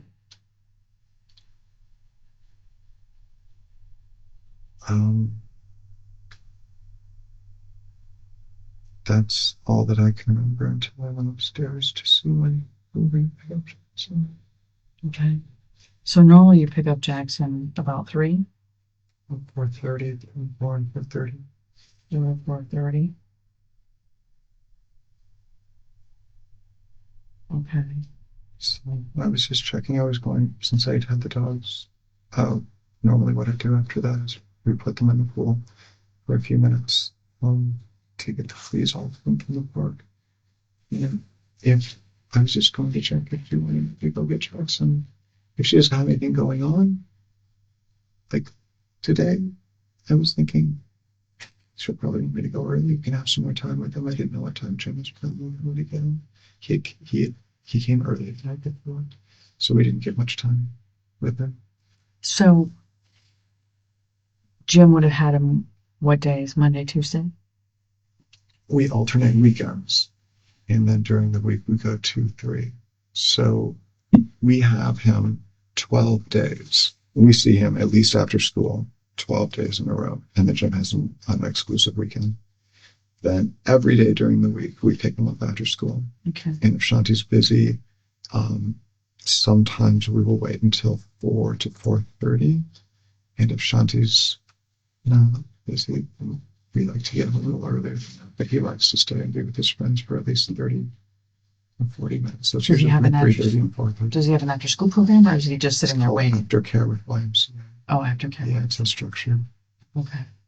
So about 3-ish, 3:15-ish, you go upstairs to find out what the plan is to pick up Jackson, right? Is that accurate? Okay. 3 to 3:15. Okay, and what happens when you enter the home? Is anything unusual when you enter the garage apartment? So I could hear the water is running, but it's not running. It's not like the sound of the shower running. It's just, it's trickling out of the spout, which is weird because, the only time that she does that is if she's going to take a shower, she would do that to heat the water heaters affixed to the outside of the main house. So it's a long run to get up to that bathroom. Takes a couple minutes. So she normally turns it on, then gets undressed, gets her clothes, does a few things, and then jumps in after it's hot and steamy. But I don't see her. And so we always, when we step in, we always say hello. We're at the bottom of the stairs. So I listen, because if she's on the phone with a work call, I don't announce myself. I just walk upstairs. I didn't hear her. And I could hear the water. I couldn't hear her. I knew something was wrong. That's when I went into the bathroom. I was really sorry. Because you heard the water and didn't hear her, you felt something was It's wrong? one room. I went upstairs. I don't hear her talking on the phone, so I say hello. I don't hear anything then. I can hear water running. She's not saying anything. Doesn't seem right. Sometimes it is hard if you have the water running to hear somebody out there. So that was my assumption. Okay, so it's one room. You don't see her? Until Is I that get what to you're the bathroom. Okay. Is the bathroom door open or closed? Open. Open. Okay, and so you walk toward the water that you're hearing? Yeah, walking to the bathroom. Okay, and the door is open, and what happens? What do you see? I see her laying with her head in the right hand corner. The water is running, but I don't think the drain is closed because if it was, it would be going over, right? So the water's like half full. She's submerged partially, but she's also partially not submerged, and one of her legs is kind of sticking up and out a little bit. And it's just extremely awful, and it doesn't look natural. Obviously, she fell or something happened. And I tried to pick her up. I turned the water off. I tried to pick her up. She's stiff. She's still. It's hard to pick her up. She's not. It's like a sack of potatoes. It's not easy. She's not moving with me. I grabbed her arms and kind of pulled her this way, and over, I think partially over, and that's when I realized that I wasn't going to be able to carry her. I tried to pull her. I was being as careful as I could, and at the same time I wanted to get her out of the water. I was screaming, "What's wrong? What's wrong?" And I pulled her out into the other room, and I didn't know what to do.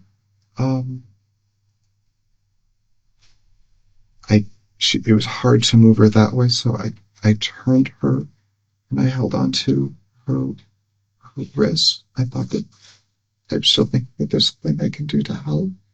I'm kind of moving her, trying to get her, to shake her a little bit and trying to get the water out of her lungs. I got her in front of the couch, and I had to stop.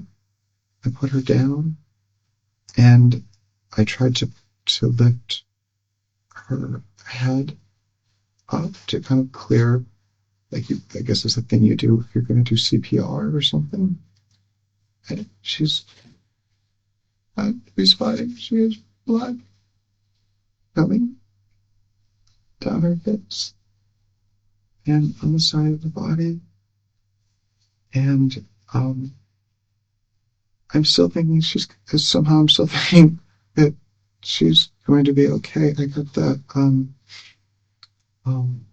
we had taken the mattress pad off the bed. I set the mattress pad down underneath her, and I set her on it, and I tried to lift her.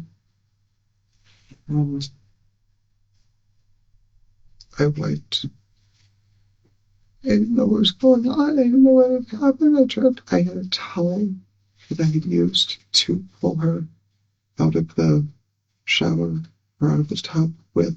I tried to wipe off, see what was. Where was the blood coming from?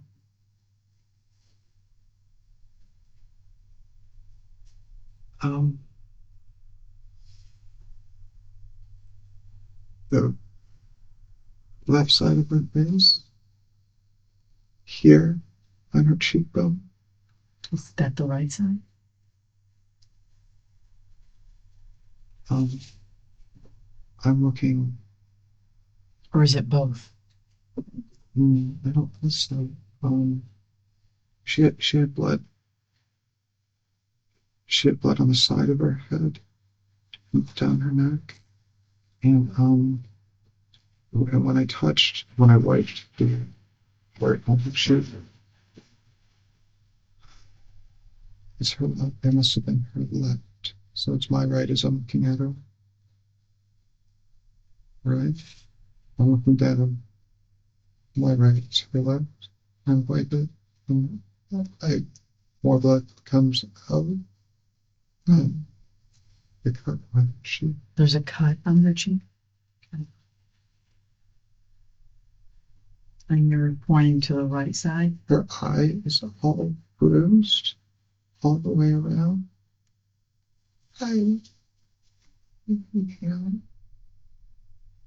So you notice you're pointing to your right. Is that her right? No, her left. Her left? So you're saying her left eye was bruised? And that she has blood coming from a cut on her face? Underneath that eye. On the same side. And she has blood along under her nose. Okay. I want to back you up just And the water in the tub was tinged with blood. and you said it's hard. How full was the tub? It wasn't flowing over the top. It was very close, but not quite. Maybe it was after, maybe because I was picking her up, but it was close to the spout, the drain. There's a The auto drain that. drain under that. It doesn't look like it didn't look like it was that wide. Okay. And the water's not coming out Onto the floor.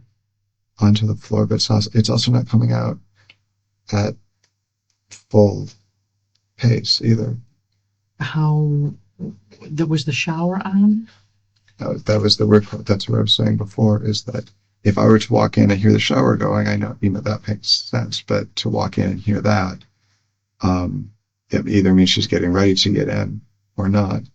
And I guess I was under the impression that at 9:15, when she said she was thinking about getting ready, I had the idea that she normally showers in the morning. So I had the impression that that's probably what she was going to do.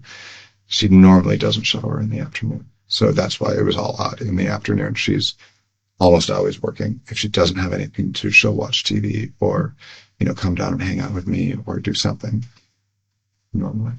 So it's the bottom part of the tub that's flowing, but it's not, you're saying it's not fully on. The tub spout, exactly, is flowing. It's not pulled up, which is how you actually shower. That's not on. It's just coming out the spout. Okay, and is the tub plugged on the bottom? I think her head and her long hair are on it, and it looks like it's in the middle to me. There's a couple of settings. There's fully closed, close to, and fully open. It didn't look like it was all the way. Did you manipulate that in any way? Okay, but you did shut off the water. I did shut off the water and it drained, which tells me I could hear it draining when I pulled her out. I could hear. So I guess this is all weird, right? Because she's in there, the water's on, and it's draining. It just doesn't make any sense. And it's not on all the way. It's on how like lukewarm, so just past half, something like that. Like power wise, is the water fully on or not quite fully on? It's a dial, so it starts cold, goes to medium temperature, and then goes to full hot, and it's somewhere kind of in the middle of that. And is it fully on or not? It doesn't have a full on. As far as like. It's not dual like that. It just turns one direction. I know what you're talking about, one that would come this way Right. and then also And then turn. It doesn't do that. It just turns and it's on all cold, a mix of cold and hot, or all hot. And that depends on the flow as well. So if you get to middle, if you go all the way hot, it's going to be more water, or no? Like you're saying, it was trickling. So I'm trying to understand what you mean by that. It didn't seem like it was. So if you're going to run a tub and you want to fill it up as fast as you can, All you the have way. it all the way Right. to the That's left. my question. There's a spot in between there where there's very little cold, but it's not full hot either. Okay. And it seems to be in that spot, but it's hitting her. It's hitting. So the water's not trickling. It's on It's on. when Yeah. you walk in. Yeah. It's on. It's on, Okay. but it's not filling. It doesn't seem to be running as hard as it. I want to walk you back to when you first walked in and you were describing her position. Is she in the tub? Her head is all the way in the corner Over the drain or on the opposite end? So the drain and the handle are on this end. That's where her head is, and she's on the right hand side, which is basically the corner. Okay. If you're standing over the tub, you're saying on the right hand side toward the wall? If you're looking at the tub, it would be the spout and the handle are on your left, Okay. and her head is pointed that direction. Pointed where the spout and the handle are. Correct. And what do you mean by on the right? So if you were looking at the spout and the handle on the thin wall, this is the wall that has the long wall. She's on the right hand side, like the corner Okay. is where she's missing. And is she But her head is face up or down? Okay. So she's face down. In the tub, you're saying is not quite full, but almost full. So is she floating or not?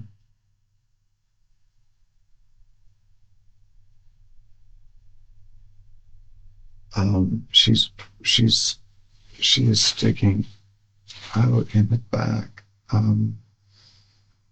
very awkwardly. It doesn't look like she's floating. It doesn't look like she's floating now.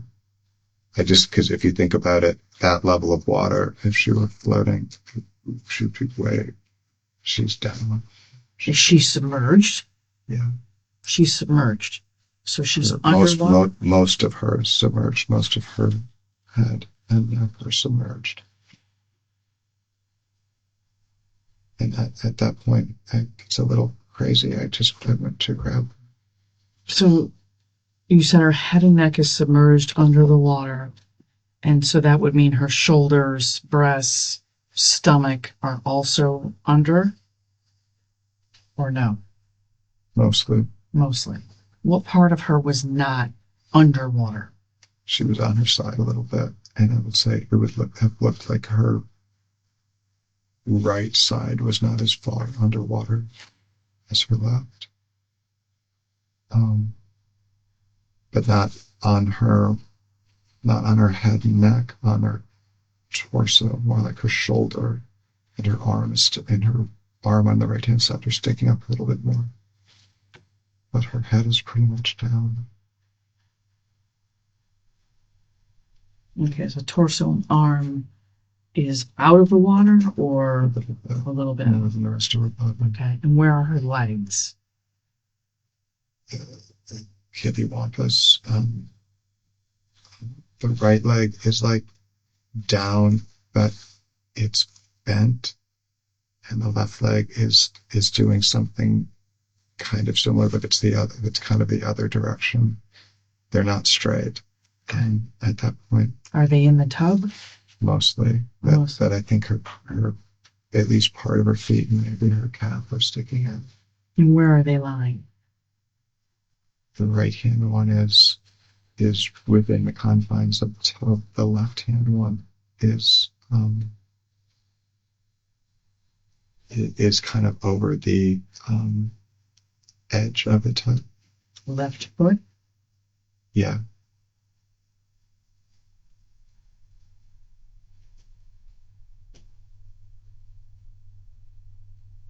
Okay. I'm, Is she I'm- naked at this point or no? No, What is she wearing? she's wearing the same thing she has on.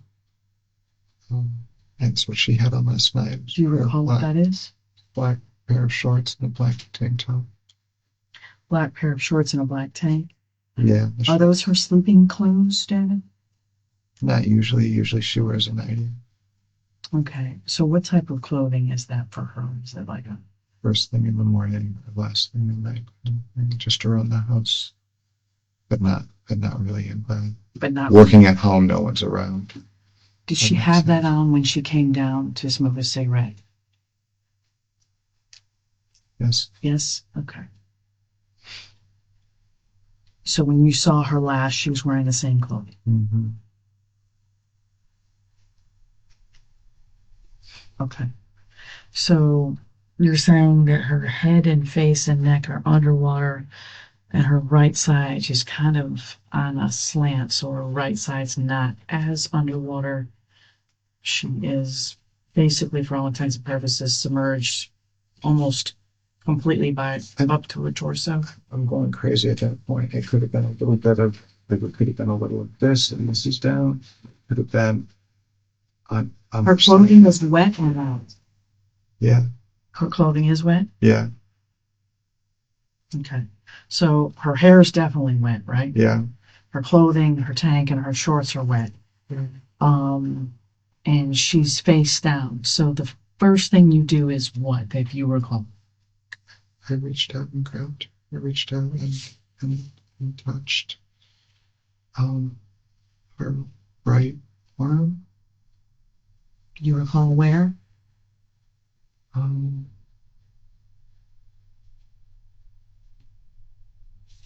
Close to the shoulder, because I can't remember if it's sleeveless or low sleeve, but it's just, I tried to, she's looking the other way, and I'm saying her name, and I'm trying to pull her over, and just Okay. see So her. you're trying to turn her on her back? Well, she's underwater, and she's looking that way down. I'm trying, just the first instinct to try to pull her Mm-hmm. Pull her over? out and over, yeah. Okay. So when you turn her, before you pull her out of the water, you turn her and do you see her face? Yeah. Okay. And what's the first thing you notice? Her lips and her eye are both dark. Lips are dark? Yeah. Purple, blue, gray. Okay. And her eye, which eye? It is her left eye. And what do you notice about that? It's all discolored, and there's a cut underneath.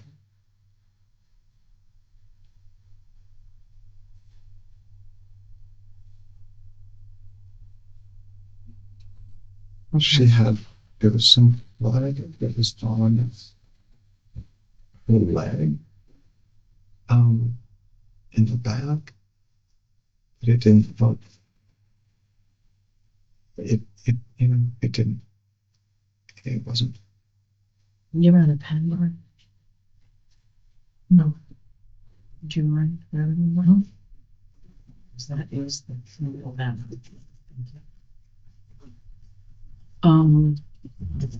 Did you want to look at walk there? Let's transfer things. What did I say? You don't get thing be.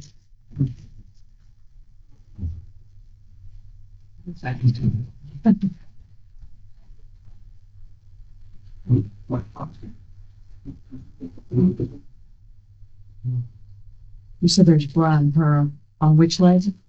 The water is rose colored, so there's blood in the water itself. I can see a spot of blood on her, kind of the back of her right leg.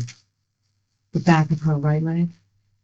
Yeah, because she's laying on her that's the part of her that's a little bit more out of the water than her other side. Mm-hmm. And I can see that's like the first blood that I see. I see the water's red.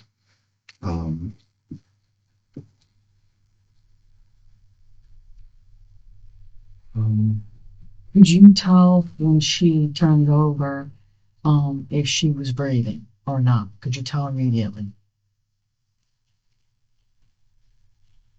I didn't want to think that she was, but I didn't think that she was at that moment. You didn't think she was?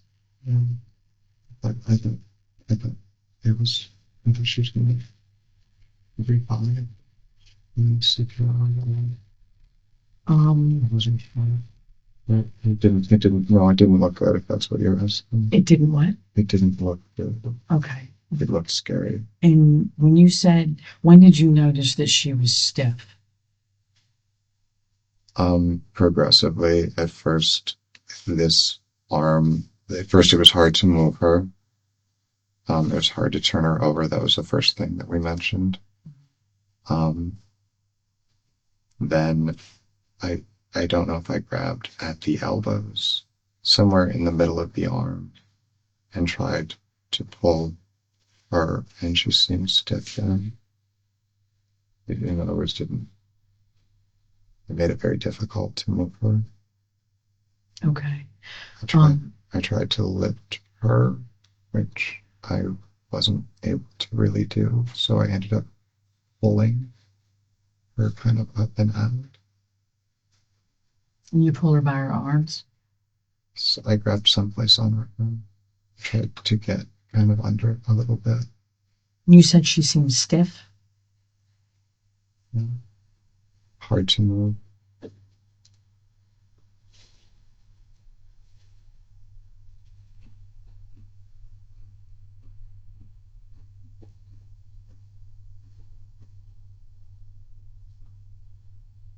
Did you notice any other injuries besides the blood, the cut, and the eye?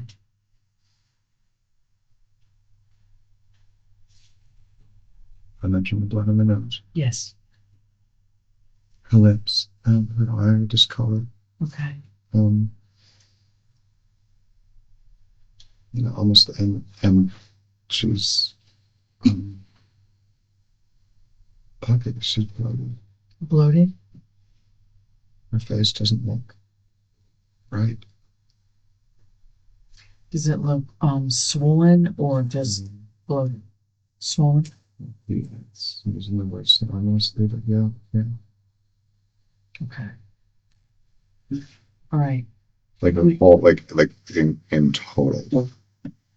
The whole face. Right.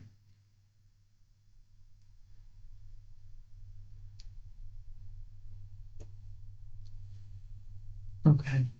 Did you notice any injuries to her extremities, like her arms, wrists, her hands, her legs? What did they feel like? No. Did you notice any injuries? Bruising, abrasions, anything, cuts, anything on her arms, her hands, or her legs?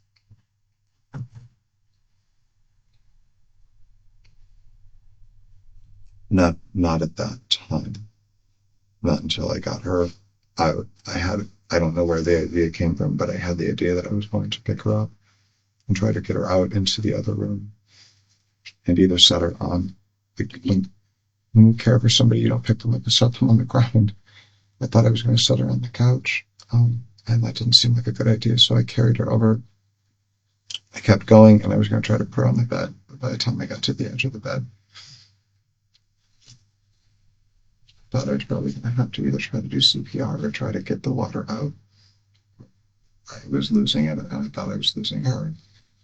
I not really blank, but just hyper-focused on trying to make her breathe and checking her. Her tongue was like stuck in the front of her teeth. It seemed like it was, if not swollen, like she had bit her tongue or, like it was, I'm trying to open, if someone is pliable, you try to tip them back, you try to open their mouth, you try to get the I haven't done CPR for a long time, but I know the basics. Nothing is Do you working. open her mouth or do you not? Did. Do you open her mouth or no? I tried, but it was very stiff, and her tongue seemed to be sticking out a little bit. I tried to open her jaw. I tried to open her airway, because just tilting her head back and lifting her neck up a little bit didn't do it. Okay. Do you recall how you tried to open her jaw?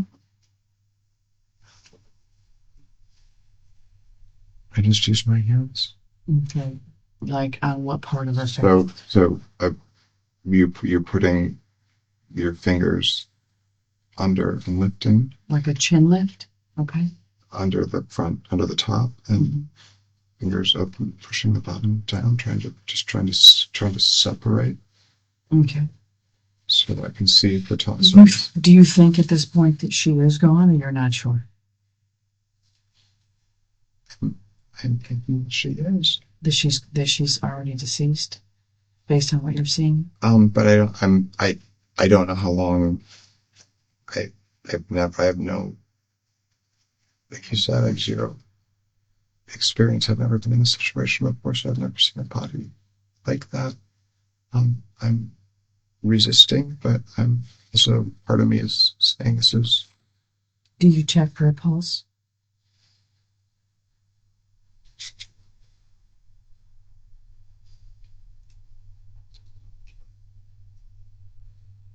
I think with my hand here, but not here. On her heart, but not Yeah. on her wrist? Okay. And her neck, but not. Do you recall doing that? Yes, Do you know whether you felt anything? I did not. Okay. I know that I did. So you think you put your hand on her heart and did not feel her Neck. I on her think neck, her neck and her chin. neck on her chest? And you did not feel a pulse or a heartbeat? No. Okay. Do you ever breathe into her mouth, or are you unable to do that? After tilting back and trying to get the airway as in the best position that I can, I tried a couple of diaphragm pushes just to try to. I'm thinking she's full of water because I've just taken her out of a tub full of water. Okay. So I'm thinking it's like at the beach when you're trying to get the water out, and just pushing air into a lung that's full of water isn't going to do anything. Mm-hmm. I even think that I turned her over to and lifted a little bit, thinking gravity somehow, I'm going to get something to come out. Blood and water did come out of her mouth. When you turn her over? Yes. And at that point, I'm thinking she's unconscious and I'm losing her. Okay. So when you say you did diaphragm pushes, that's similar to a chest compression or different? Exactly. Okay. Exactly. Chest compression. Exactly. Okay. And you did like that a couple of times and didn't get a desired result? Didn't get anything to happen? Felt like her rib cracked. It felt like her rib It cracked? felt like pushing instead of getting a rebound back. It didn't. And I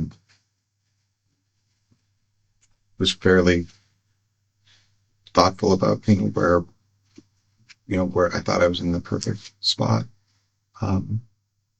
That's when I grabbed the phone and called. That's when you grabbed the phone and called? Which phone did you call from? Her office line, the landline, because it's right on the table, right behind where I was. I also tried to sit her up a little bit. I was just trying anything I could think. Okay. So from the moment that you entered the home until you called 911, how much time do you think elapsed with everything you attempted to do? I've been thinking about that.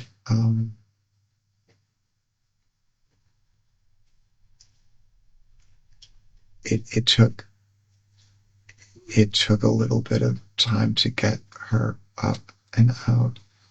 I had to pull her and turn her a couple of times. Then she felt cold. You asked how she felt. She felt cold. She felt cold. I grabbed the You grabbed the what? we had when we did the bedding, we took the mattress cover off to wash it, and it was sitting there, and I it's thick. I put it under her, put her head, and I wiped her face off again. I started crying. Okay. How much time do you I think? don't think it was 5. I know it wasn't 5 minutes. Like from the time you entered the home until you called 911, the total elapsed time from the time you walk in, walk upstairs, discover her, from the moment you walk in till you call 911. 5 or 6 minutes. 5 to 6 minutes? It probably seems that long, but it could have been less than that. But I can't imagine it being any longer. Okay. And you said you called from her work phone to get paramedics? The landline that had sound on the side. Okay.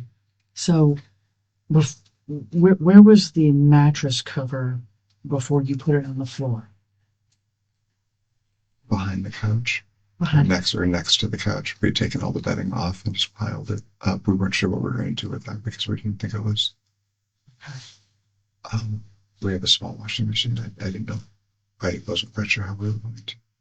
So was the mattress cover off because it had blood on it already from the sex? You're nodding. We did everything. We took everything. She likes to take everything off. We have dogs, and there were some no-see-ums, little bugs, and she was worried that they were getting into everything. So we Stripped it. We just stripped it down. Okay. So the mattress cover was on the floor behind the couch? Between the bed and the couch. Okay. It was the closest thing. What do you do with Shanti? Where is she when you're putting that mattress cover on the floor beside the bed?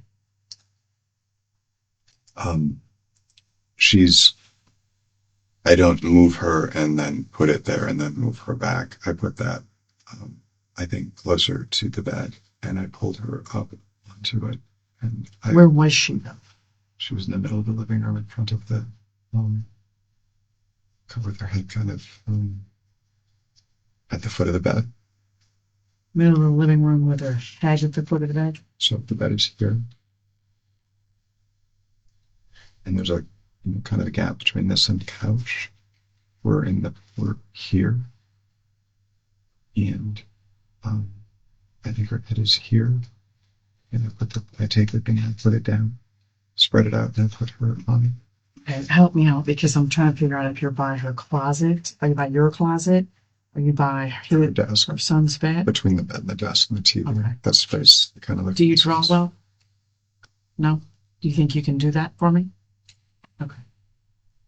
So there's 2 spots. When I first bring her out. Yeah, can you kind of draw the route you took? Mm-hmm. So if this is the couch. Mm-hmm.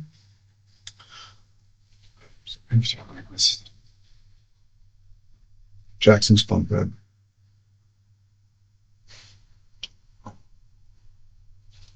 It's back here. Jackson's bunk bed. Jackson's bunk bed's back here. I have no idea what you mean by that. Okay. So bed's back here. What is this? So this is couch with a sectional kind of coming off of it. And the bed is here. Can you make this one? I think the bed I believe it comes out a little bit more than the couch. Where's the bathroom? I think that's in the front. This area is the legs of the ladder come down. This is the clearest path. And again, I thought I was trying to get her. When I first walked out, I thought I was going to lay her on the couch. And then it didn't. At some point between pulling her from here, trying to get her at this point, and lifting her on the couch, I didn't think it was going to happen. So I pulled her to about here. I think her head is here. Her legs are going this way.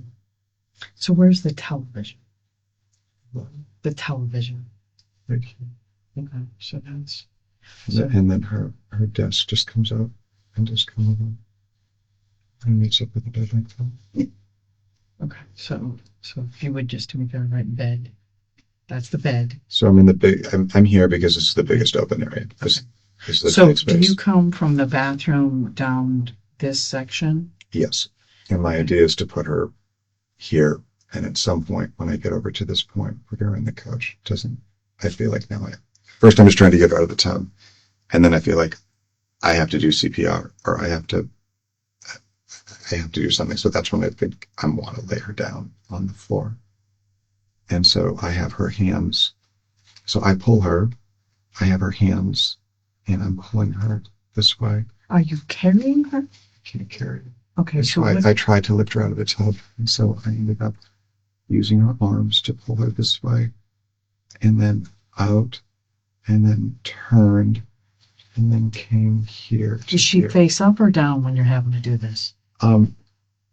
She's face up to get her out of the bathroom door, because that's how I grab her. I turn her and I pull her this way, but I can't keep going. So I grab her arms and she goes the other way, and I pull her with her face. Her face is down, but she's moving better because of the way her arms are.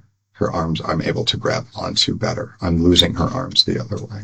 So when she's, and I'm backing up. So when you first get her out of the tub and going through the bathroom, Mm-hmm. you've got her kind of like this. Yes. Can you show me, if you don't mind, where you're holding her? I'm either, and I can't remember exactly, because I think just to get her out, the way her arms were down, I had to grab higher Okay. up on her arms. Okay. But when I got her out of the tub and onto the floor, I pulled her. I had enough space, and I wasn't reaching over a tub trying to pull her. The weight of the water and her all out, and that's when I turn and I grab her the other. She's kind of on her back and side at that point, and I grab her. I turn her the other way. She's face down, but I can hold on to her arms better, and I can move her quickly. And that's when, because it's easier, I tried to get her to the spot. So she's face down, and you're having it. Is it fair to say you're dragging her? Or, Yeah. Okay. Yeah. So you're dragging her by her. Is it here? Is it here? Is it here? Once we're out, that's here, because that's the easiest. Okay. Because So when she's face down, it's wrists. It's wrists, both wrists. Yeah. Okay. So when she's face down, you're dragging her by her wrists, and you drag. I couldn't get, when she was laying in the tub, think about, her wrists are down here, but I'm trying to move the bulk of her body, which is all up here. So grabbing her wrist is just going to pull her to the end of the tub. All right. So I had to get more like under her armpits, Mm-hmm. to lift her and pull her up. I don't know if I grabbed her arms or if I put my hands under her armpits Mm-hmm. and pulled them that way. I don't know for sure. Okay. But I just know that pulling her hands didn't work there. But it was a lot easier once I got her out to move her that way. Okay.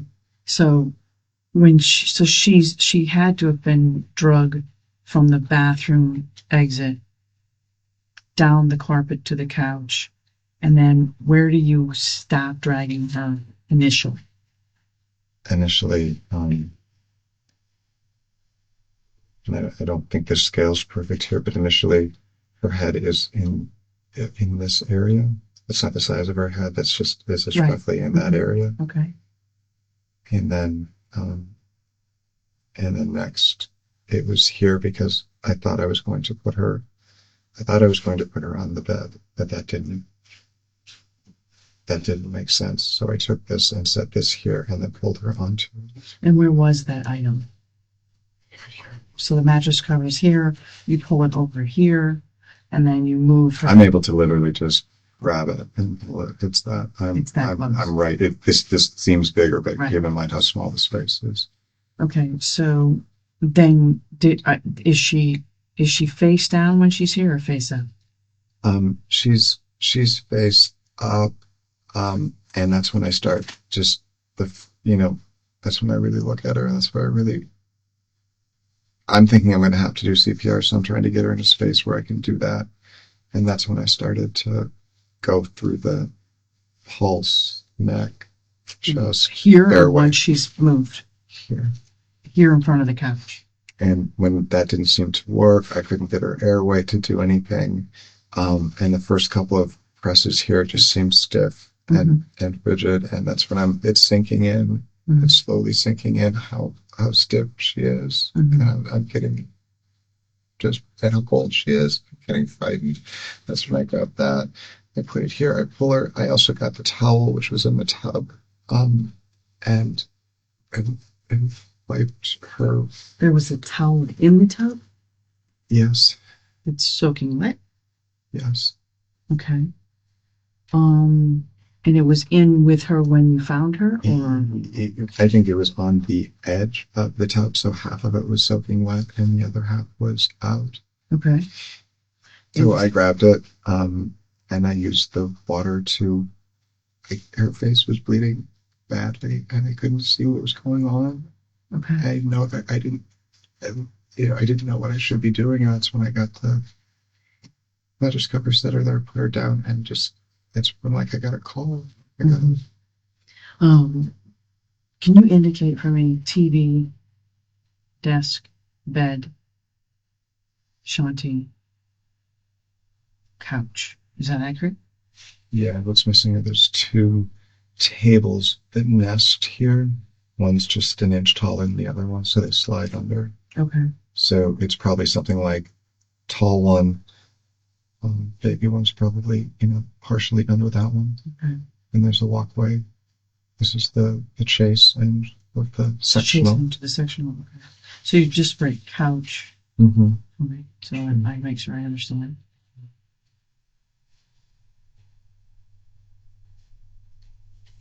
Tables. There's like. Okay. TV. So TV entertainment.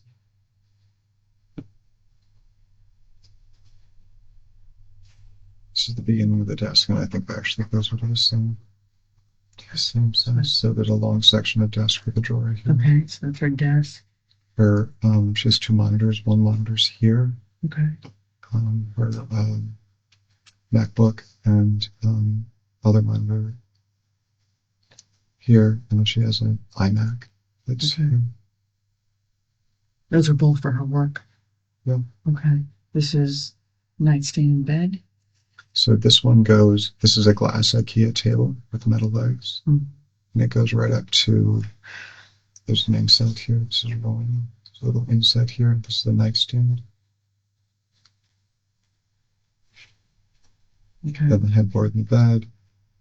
And there's another nightstand. Okay, so this is bed, nightstand. Mm-hmm. Okay. And the closet's over here. And then is this your closet here? Or her son's? Yeah, we share. We share them. We have a little bit of each, but this is mostly mine, and that's mostly hers and Jackson's. Hers and Jackson's. She and Jackson share one. Mm-hmm. Okay. Are any of your things in the garage? Mm-hmm. Like clothing wise? Absolutely, yeah. Stuff with them. Yeah. Okay. So, yeah. All right. If you just finish for me, bed, nightstand, and then I think was railing, and then Shanti was here, and then here. So first she's here. And I moved her a couple of times because I guess I kept thinking that, I was trying to revive it. I was trying to break a prop. Okay. It didn't sink in that she was. It didn't completely sink in that she was. Okay. When you were out doing your work in the exterior of the home, did you possess any garden tools to do that? In the exterior. Mm-hmm. Were you in possession of anything besides the pull brush to move the bougainvillea? Did you have any other tools you were working with? Yeah, I had a hedge clipper. It has a wooden handle. A hedge clipper? Where is that now? I believe that it's on the top of a glass shelf on one eye. With it's probably next to a scissors and there's a heavier duty clipper, hand clipper that I usually keep together. That's what I use to trim the stuff. Were you using any of those items? I was using the hedge clipper, the bigger one, yesterday and today.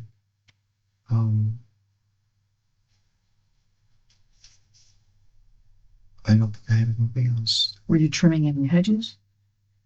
Just the branches of the bougainvillea. Okay. The ones that I couldn't push back up anymore. Okay, so you think you used the hedge clipper today? What about the scissors? I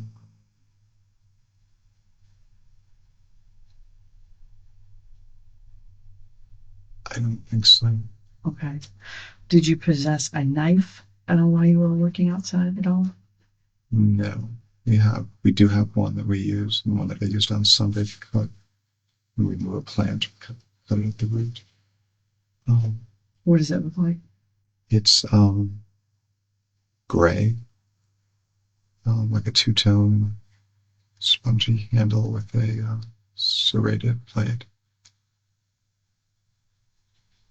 And where is that? So that one goes back and forth between the kitchen sometimes and being used for the garden. So it was washed with some of the dishes from yesterday. I think it's sitting on the, I think it was brought in, it's probably sitting with the, near the frying pans on the cooktop. Oh God, must be back in there. Do you have a knife with an orange handle? We have a small chef knife that has an orange handle. And I think I was using that on Sunday as well. To do what? I think that one was, there's a little side yard underneath the water heater by the gas meter that goes around the house. And I can't remember exactly what it was. I think there was a bromeliad that I was cutting. I moved 2 bromeliads from that area, one to the front, the driveway, and one to the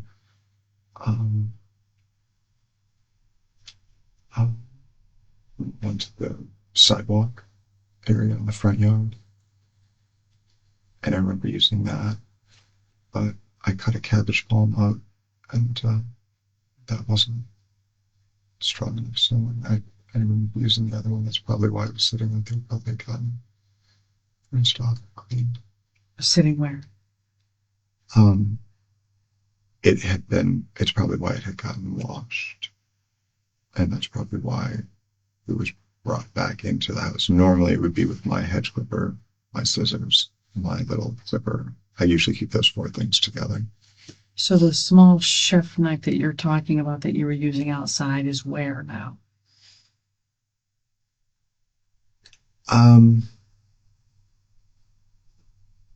I don't recall. It's possible it was left off adjacent to the driveway next to the orange pot of bamboo, which is where I was working with it. I do seem to remember seeing it there. But I honestly don't know. Is there anything unique about the blade? What? Is there anything unique about the blade on that knife? The orange handled one? Mm-hmm. Yes. I don't think so. Anything different or odd about the blade or its color?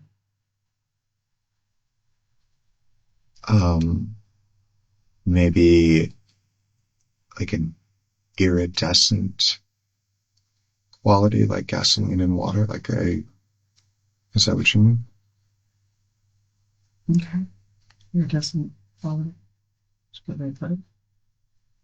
Like gasoline and water when it makes that purple color? Like a color burst. It has that. Mhm. It has that. It's always It does have that? Okay. Yeah. That's the one. That is the one that I was using. And that's the one you think is possibly adjacent to the driveway? Yes, because that's where I was using it, and I also remember seeing it there after I was using it. And what day was that? I remember seeing it there yesterday. Monday? Yes. And that's where you remember leaving it? That's the last place I saw it. I might have said it on. I also remember seeing it thinking that's a really poor place to leave a sharp knife and thinking I should pick it up and set it someplace, but I'm not sure if I did that. I don't remember seeing it today, but when we walk out that way, it's not the first thing we can see. You have to sort of be looking at that in that direction. Okay, what do you feel as though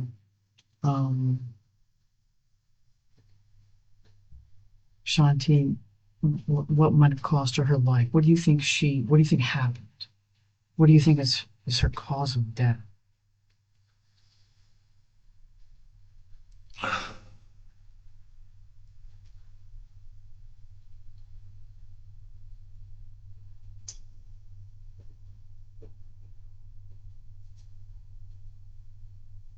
I think that she did at some point, and I don't know if it was at the point that she went back upstairs around 9:15, or if she went back upstairs and did something else, and then decided to take a shower. But I think at some point she decided, I'm going to take a shower, and she stepped in and turned the water on, like she always does, to let it heat up.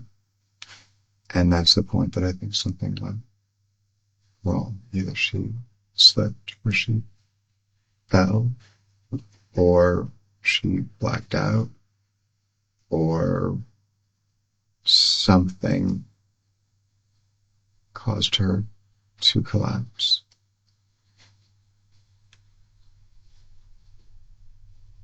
And either one foot in the tub reaching to turn it on, the other foot slipping outside, or vice versa. It could have been awkward. It is kind of an awkward position. Couldn't she turn the tub on without stepping into it? Depends on how close she gets to it. She usually pulls a stool out from underneath the little shelf system that we have there, and sits on that in front of the mirror and does her makeup. There's also a waste basket there, and there's also a shower curtain there. So is it possible? Yes, it is possible. That she could turn the water on without stepping into it? Sure. Okay. Was the shower curtain closed when you got there or open? Excuse me. It was open. Okay. Over to the right or to the left? Left. To the left. Okay. But she also has a razor and her dermabrasion products and shampoos and hair colors and all of that stuff on that shelf that's on the other side of the tub. Which means? That's another reason to reach, I guess, to reach in or to step in. Because those items are, She may have either wanted one or wanted to use something while she was in the shower, or wanted to grab the little loofah sponge that she has that's usually down below. so you think she stepped in to turn the water on or to reach for something, well, turn the water on, I would assume, since it was on. So you think she stepped in to turn the water on, slipped? I'm not sure if she slept in or not. But either way, it's an awkward position if you've just had surgery in your abdomen and you're not at full strength and you've been feeling nauseous and you just had the heaviest period of your life for the last 7 or 8 days. Mm-hmm. Am I leaving anything out? I guess those are the things that make me feel like she hasn't been as sure-footed or as quite as coordinated as she would normally be. So you think when she slipped, what would have happened to her physical? When she slipped, how would the injuries have been caused? She would have had to have struck her head. What? If she was outside the tub, on the edge of the tub or the tile wall or the tub spout. What would have caused this significant laceration that you described on her cheek? I don't know. Okay. What do you think would have caused the significant injuries and to her eye? I don't know. The one that you said was pretty swollen and shut. It would have to have been falling directly on it without breaking your fall. Falling directly on it without breaking your fall. When was the last time the two of you argued?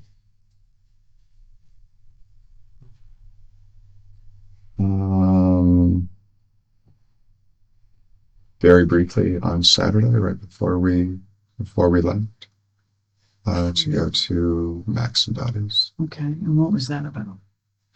We had a very minor disagreement on what time we were leaving and if I was ready to go. Okay. At the right time or not.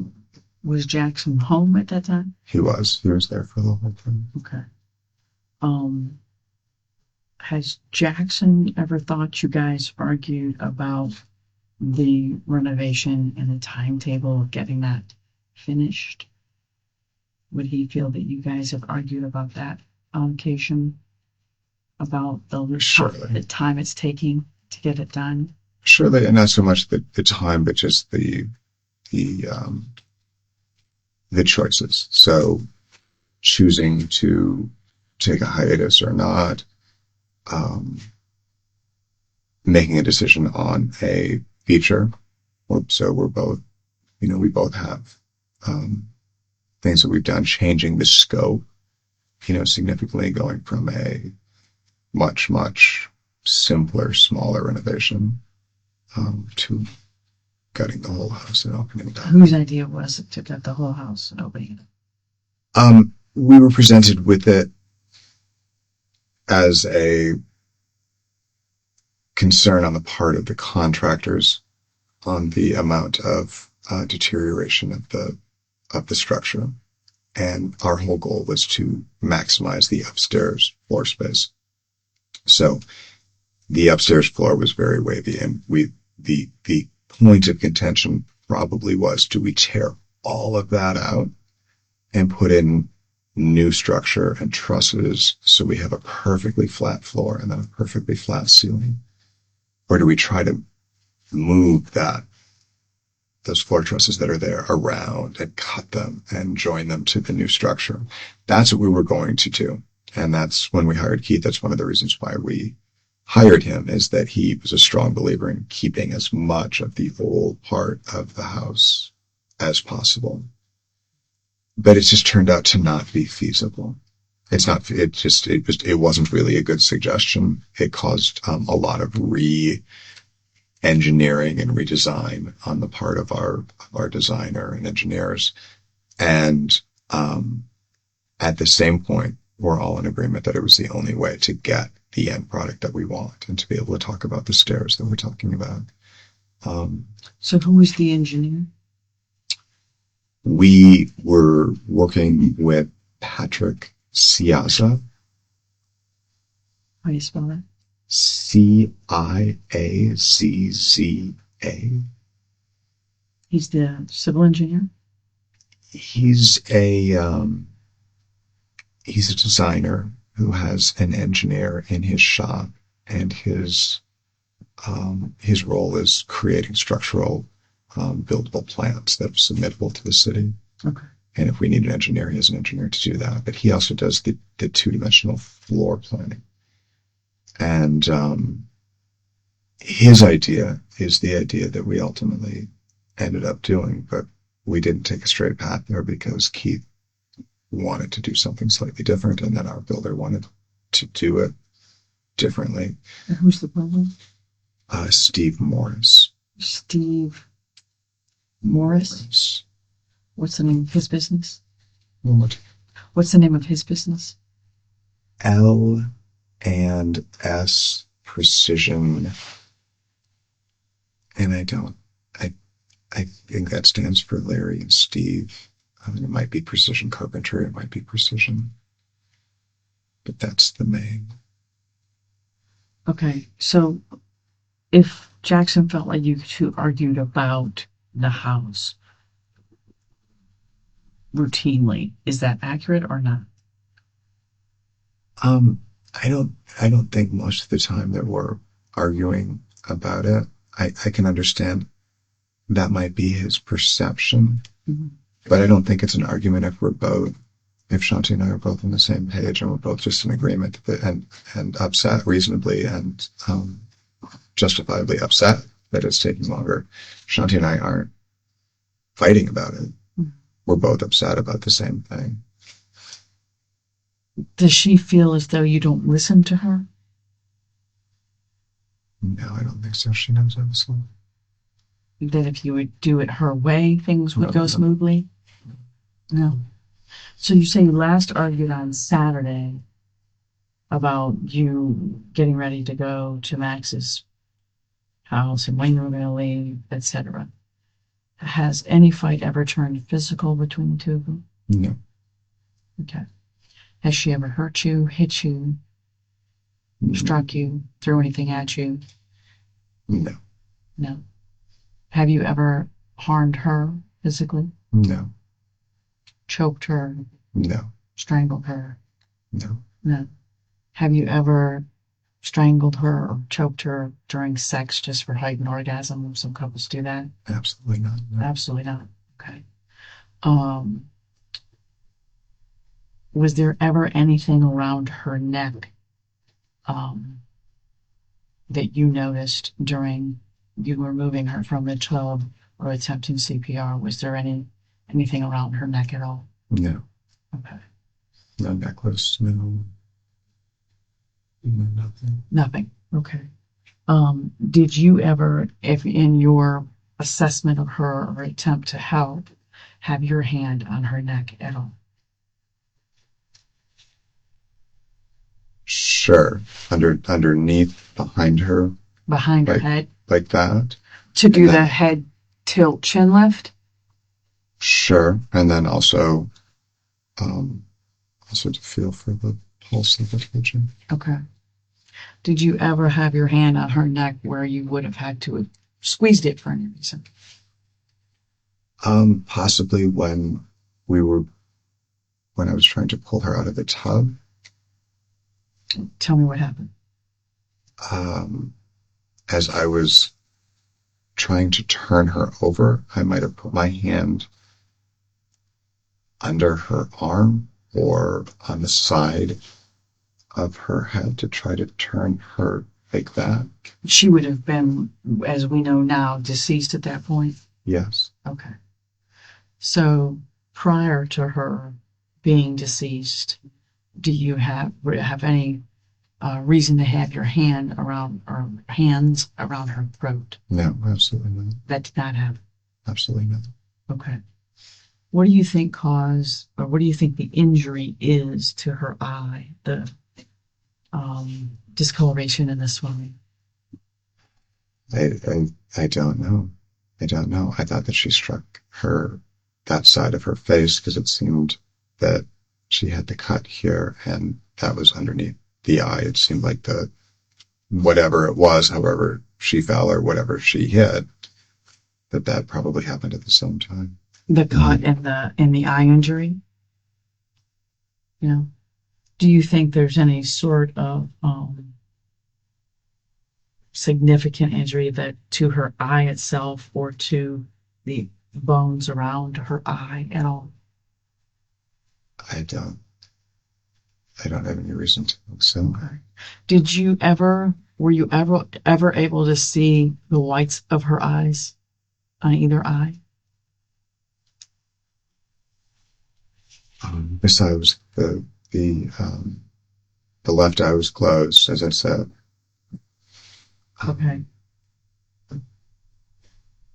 And I believe that the other eye was closed too. You believe her right eye was closed too? Yeah.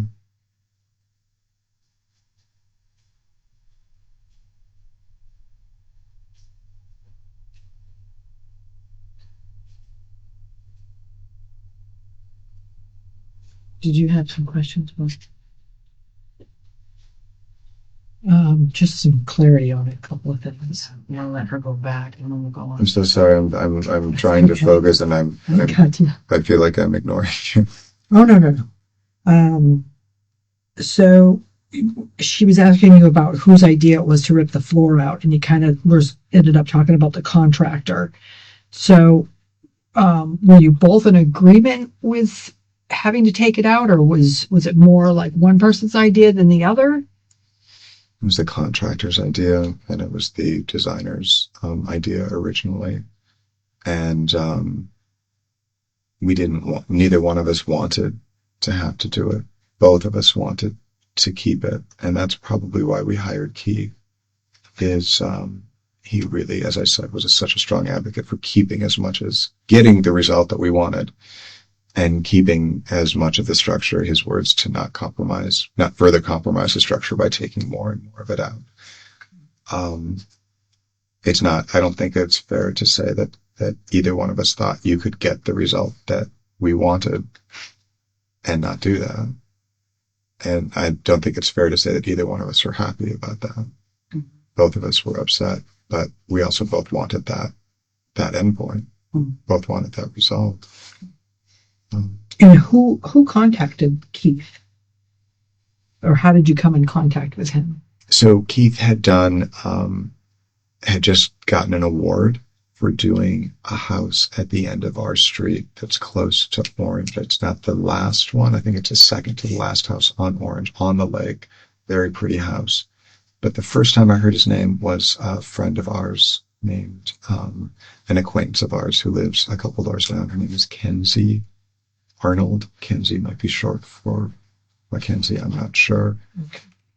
And he did their house as a flip. We were there once, 2.5 or 3 years ago, and we just had the conversation of, Keith did our house, you should call him, and that was the first time I'd heard his name.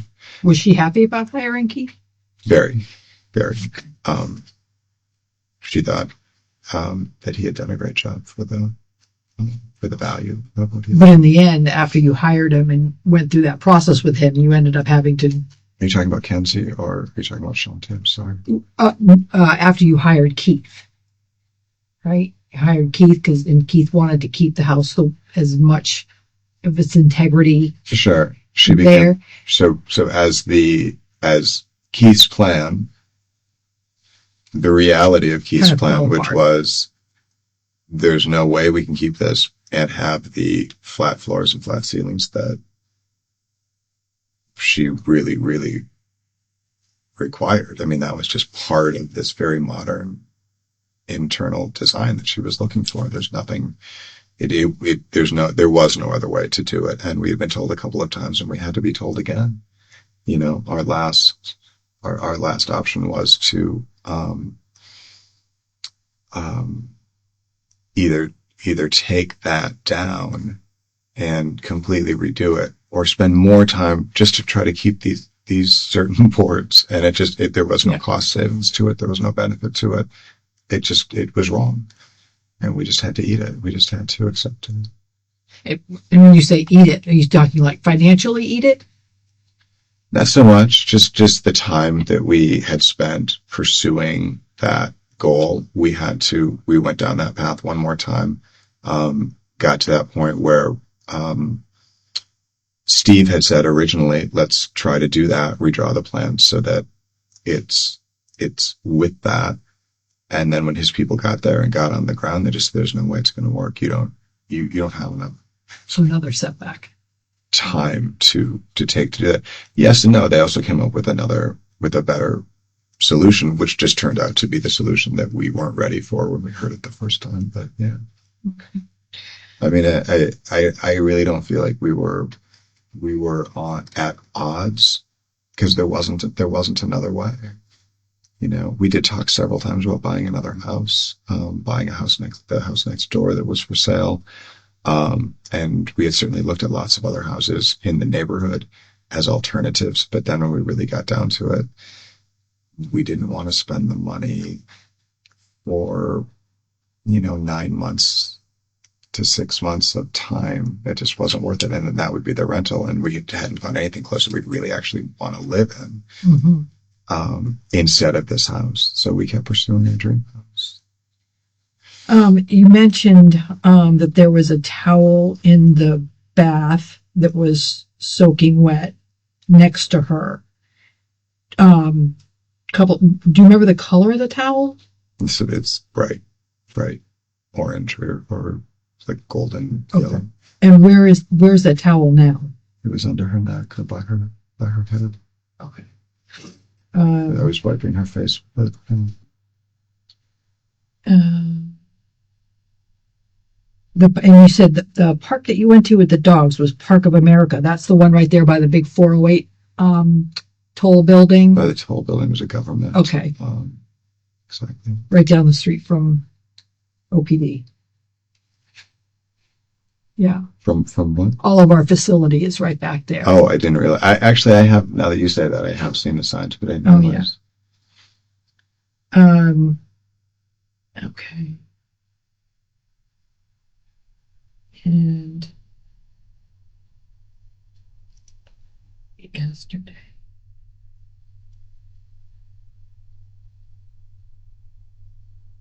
Yesterday it was raining. Where did you go look back? What did you say you were doing yesterday? Wasn't it pouring rain? So it started pouring. We were watching TV all night, and it started. That's right. You said it was pouring. Okay. We had cut grass. We had put some fertilizer. And you left your phone on top of your Dell computer? Correct. And right that's there, or very close to it. Yeah. okay. On that table somewhere is my assumption. And downstairs by the dogs. Correct. Okay. Cool. That was it. Misplaced. Okay. When you first entered the house to go upstairs, was that door closed? Yes. Was it locked? No. Is that unusual? No. We almost never. The door unless we're both going to be gone. Okay. Even then we have to be gone for a period of time before we do that. Before you lock that door to the residence? Yeah. When you go to sleep at night, is it locked? To the main house or to the back? To the residence that you entered, the garage apartment that you entered to go. We almost, because it's behind that gate, we almost never. Lock. The only door that is usually approached by anybody from the front is that door just a little past the dumpster. Okay. So we almost always keep that locked unless we're working and we know people are coming in. The door past the dumpster, that's where the UPS or Postal Service dropped that package? I I didn't know there was a package there, but normally there's our mailbox is right there. Mm-hmm. And there's two things. Sometimes they'll flip it over the fence. If it's not a regular carrier and they can't get to the door, they'll flip it over the fence on the front sidewalk. Most of the time it would be on that step in front of that door. On the step in front of that door. Correct. You did not observe anyone showing up with that package I did not. while you were out working? I did not. Okay.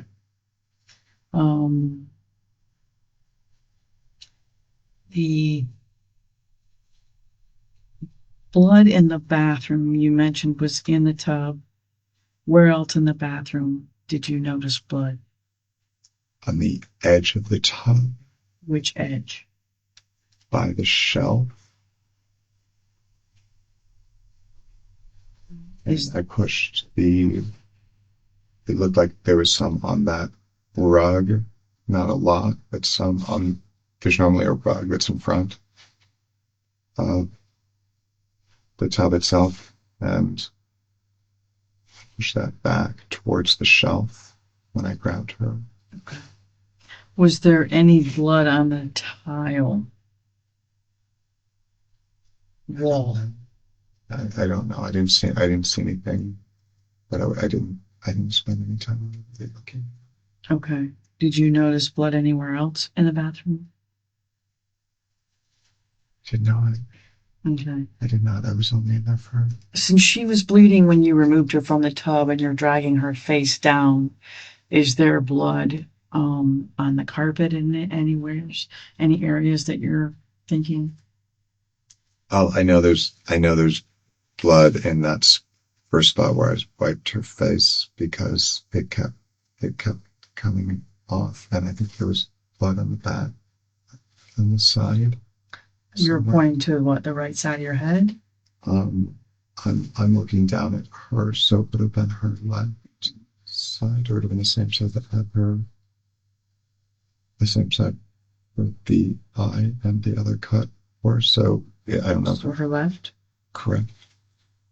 So you're saying there's blood behind the left side of her head? In this area? Like where her hair is? Correct. Correct, because the towel, because as I was wiping it off of her, the towel was soaking. There's blood coming off of her at that point. How much hair did you observe? You I said saw two clumps in the tub, but her, floating around the water or where? after as I pulled her out, so yes, they were floating around in the water, but her when her head was down, her hair was pretty much covering the whole front of the tub. It had just spanned out in the water. Mm-hmm. And where, like, her hair is missing, or what do you mean? No, I just meant from off of her scalp. Just Okay. Is there hair in the tub? I did notice this, a couple pieces or a couple clumps Where? floating in the water when I pulled her out.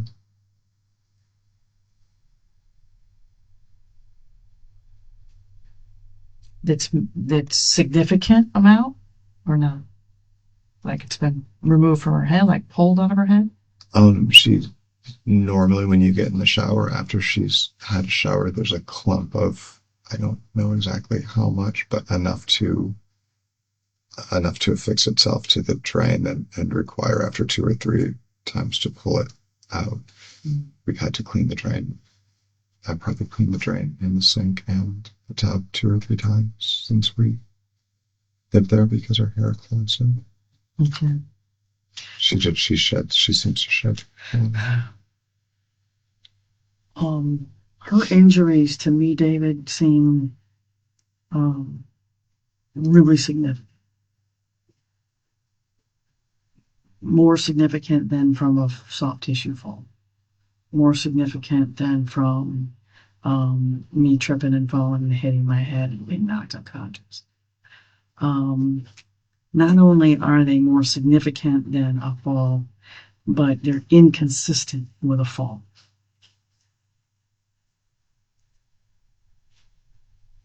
It's just not accurate. Okay. Okay.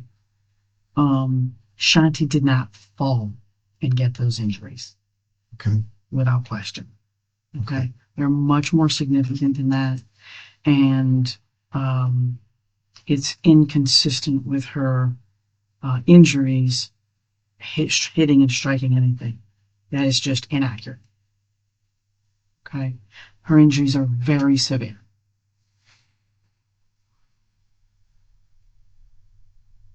Okay. So the trouble I'm having with your story is you're there. Well, first of all, you're not really sharing the same residence. You're kind of living downstairs. She's living upstairs with her son. But her son's not there. So even when her son's not there, you're still not sleeping together. You're not in the same residence. So During spending the day. spending a lot of time apart, it seems, a little bit. But then conveniently you're away for a while and you come back and you find her like this. And you've had some pretty answers for just about everything we've talked about.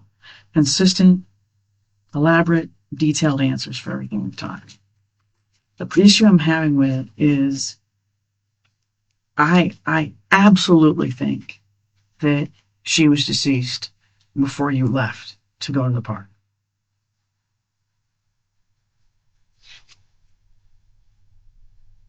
And I think whatever happened to her happened before you went to the park.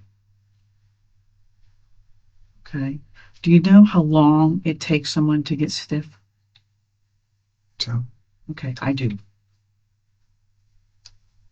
Do you know how long it takes for blood to pool when you die? no, I don't. I do. We're also very well trained in what injuries look like perimortem, mortem, and postmortem. Okay? So her body's not lying to us, Of course not. and neither are her injuries. Okay? So I think that you've told us a significant amount of information. You've been very cooperative. But I also think that you've left some stuff out. And I think you've left some stuff out that is maybe something got out of hand. Maybe you didn't mean for it to happen. Maybe you got upset. Maybe, but there's something that happened between the two of you before you left that house. Because she was deceased or on her way to being deceased before you left that house. And she had been deceased while you were gone. And when you came back and found her, it's pretty evident that she was deceased. Yeah, Cold, stiff, yeah, significant swelling, yeah. and a lot of bloating. Agreed. Okay? So whatever happened between 7 and 9:30 to 9:45 is where I need you to be significantly more honest. Now, if there's an explanation, I want to hear it. I told you everything. But you've left out something, David, because this woman has significant injuries. Okay, this is not from a fall. So I need you to explain to me and to Detective McClellan what happened this morning before you left to take the dogs. It was exactly as I stated.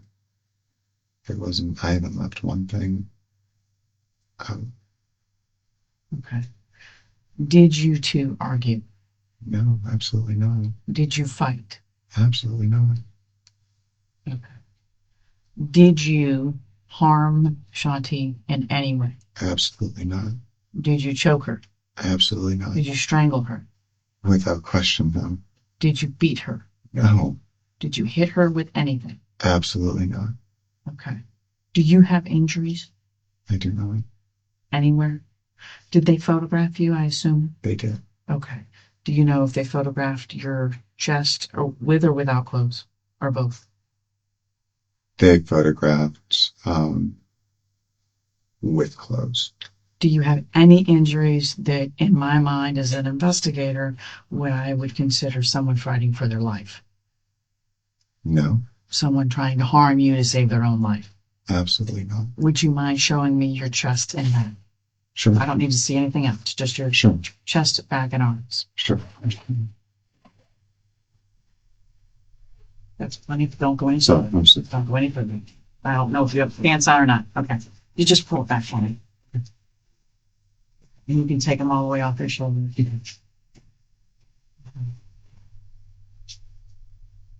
Were you scratched in this process? Were you scratched at all? no, not today. Not today. Has she scratched you in the past? She has never scratched me. She's never scratched you. What do you mean not today? Scratched in the process. I mean, In the today, process of anything that happened between the two of you, were you scratched? absolutely not. Okay. She hasn't scratched you in the past. That's what you're saying. She's Correct. never scratched you. I didn't know Correct. what you meant by that.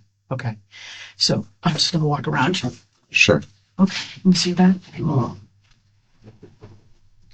Can you lean forward for me? Sure. What am I seeing on your source? So I have some type of food allergy. We're not exactly sure what It's a food allergy. Wow. it Okay. is, but I do have allergic reactions. They're kind of Are these ulcerative these are rupture. bites? Um, Not. I mean, from like an insect or an animal or. so the large one is just an ulcer. It's like a rupture. It has a Here. Okay. that one. Uh-huh. And it's been there for a couple of weeks. Okay. And what's Um, that from? That is from some type of detoxification or allergic reaction. We're not entirely sure. It was swollen beyond that, and it's just been slowly draining. Okay. And just lay your arm like flat. Like Sure. straight down. I just Sure. want to see back here. And lean forward for me so I can get some light. Thank you. Okay. Did anyone touch you here today? No, Grab you no, here in this area? Did she grab your arm? no.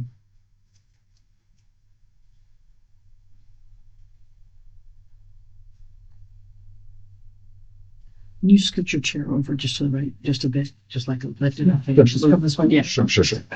There's just too much shadow. And then just drop your arm for me. Thank you.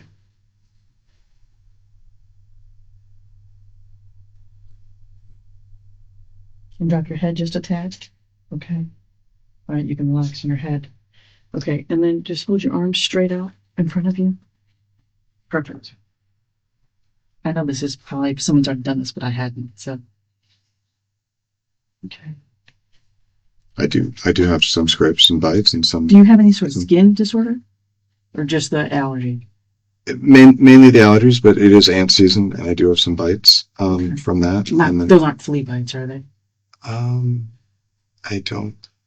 I don't know. Pick up your I teeth. actually don't know. But I do have some scratches from the bromeliads and from the bougainvillea. Okay. I do trim them myself. All right, and then just up. Okay. Okay. Okay, and then your neck is. All right, you satisfied, Bert? Go ahead and get dressed. Okay.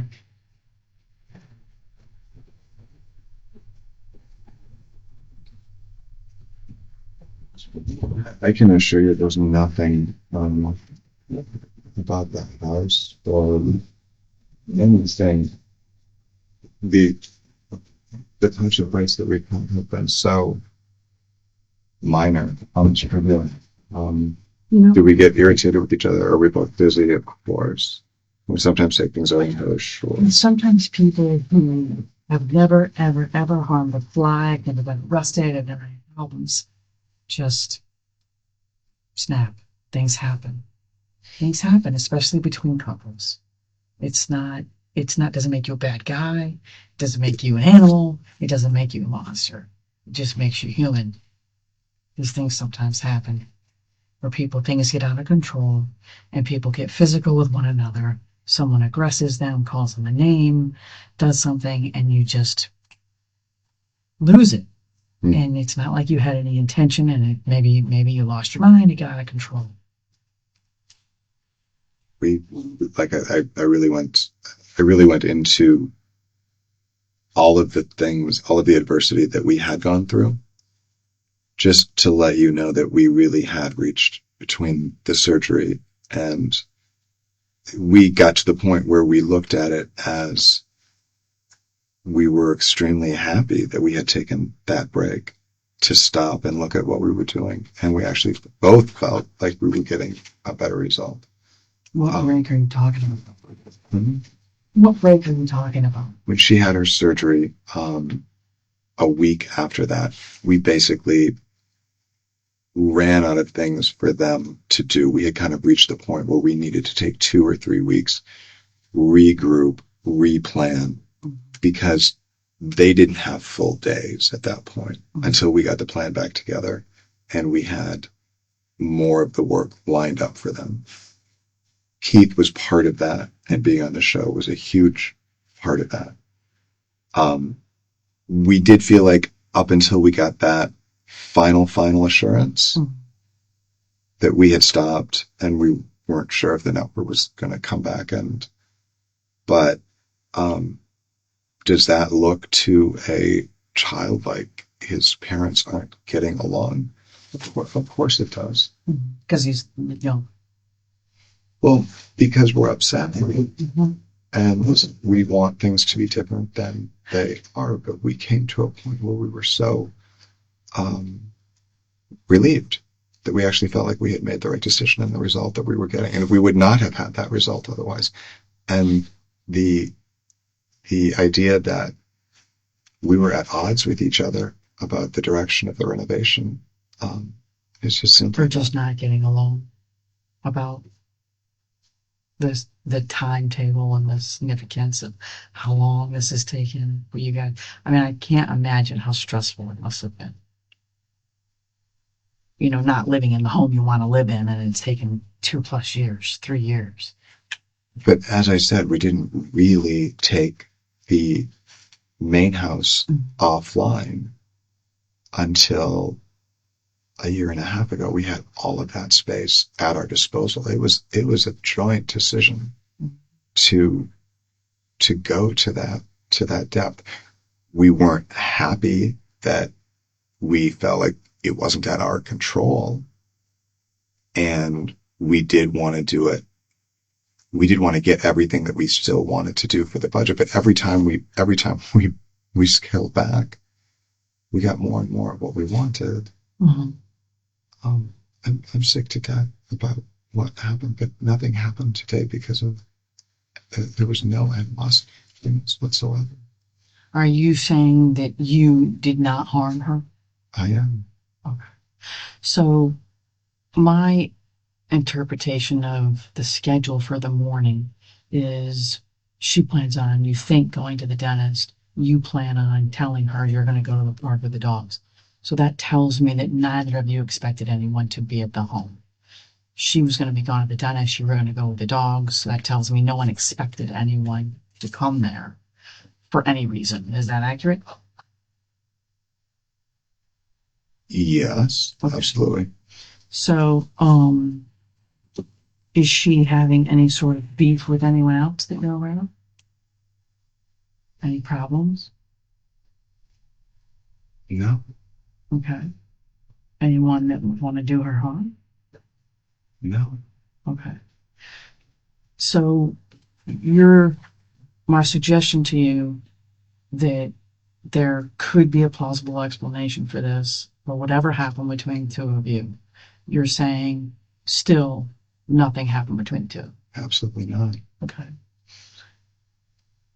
Would you mind, just for me to be able to say David is a perfect gentleman and is in the clear and did not harm his wife, would you mind taking a polygraph and proving that to us? Absolutely. Okay. Would that be a possibility? Yeah. Okay. All right. Would you like a break for a little bit and then we can organize that? Do you need to use the restroom? How long does it take? We happen to have a polygraph examiner in the room. Okay. Okay. Good. How long? So not long is what you're saying. No. Do you want a break though? Just like the restroom, eat. Maybe I should. I'll get you another water. Sure. The boss is over here on that. I don't know, but Gotcha. she'll fill me in. Gotcha. Okay. Yeah. And then I'll feel better. And Yeah. I think a weight will be lifted off of you as part of any sort of cloud of suspicion. Yeah. Okay. Yeah. All right. And you understand why we asked those questions, David? I do, and I hope you appreciate there's a complete openness. I have no defense I don't think that you. I mean, I think you're trying to do everything you can to help. to the degree that I was happy to go through the issues that we've had. I was happy to lay those out there. It's not. No relationship is perfect. Where's your wedding ring? Pardon me? Where's your wedding ring? Mine? Mm-hmm. It's right here. And why is it on that hand? I'm curious. After we both scaled back, we both lost a significant amount of weight, and in the pool, it will slip off of this. In the pool, it slips off your finger? I mean, completely off the finger, yeah. Mm-hmm. It's barely on this one. Wow. So you either I switched it? need to resize, or I need to Gain weight. gain a couple pounds back to get to where I was when I originally Just got it. curious. But, I didn't know if that was your wedding ring or not because it was. It is. It is. And I never take it off. It's just loose. Okay. And what does she wear? She has the wedding band that we. She has a wedding band on her left hand. Correct. Does she have any other jewelry on that you remember? Earrings. She had earrings. What did they look like? Diamonds. Sparkly, small. Studs. Small studs. Does she wear a necklace? Not very often. Not since the surgery. She's been wearing almost nothing other than her ring. She lost a diamond chipped out of her ring. We got it replaced 5-6 weeks ago, something like that. So today she had on her wedding ring. Is it a diamond and a band? Is it 2 rings or what? Correct. It's 2. Okay. So she's got 2 rings on her left hand. She's got her stud diamond earrings and any other jewelry. I don't think so. Okay. Where's her purse in the home? It's the white and black striped. It's a large bag. It's on the entertainment center towards the stairs. So it's the first thing you see. Okay. About knee level. First shelf. I'm going to take you all to your questions before we break. You mentioned that she separated and divorced James due to an affair, right? Was that affair with you? No. It was before we. It was well before we met, and it was while they were still together, living in. It's not Alouetcha, but it's close to Alouetcha, to Luma. Did she ever tell you anything more about that affair? She did. She came completely clean about it. She just felt like she wasn't. She said who it was with? Valued at home, and it was a colleague, somebody that she worked with in Houston. In Houston? Correct. So it was while she was traveling? Correct. Do you have Did you get a name? It's also Jim, and it would take me a second, but I can. Is that someone who lived in Texas, or they were traveling together? He lived in Texas. He worked for the company that she was consulting for. Okay, gotcha. There, so they were not co-workers, but they were working together. He worked for a company she was consulting with. Yeah. Does she still communicate with him at all?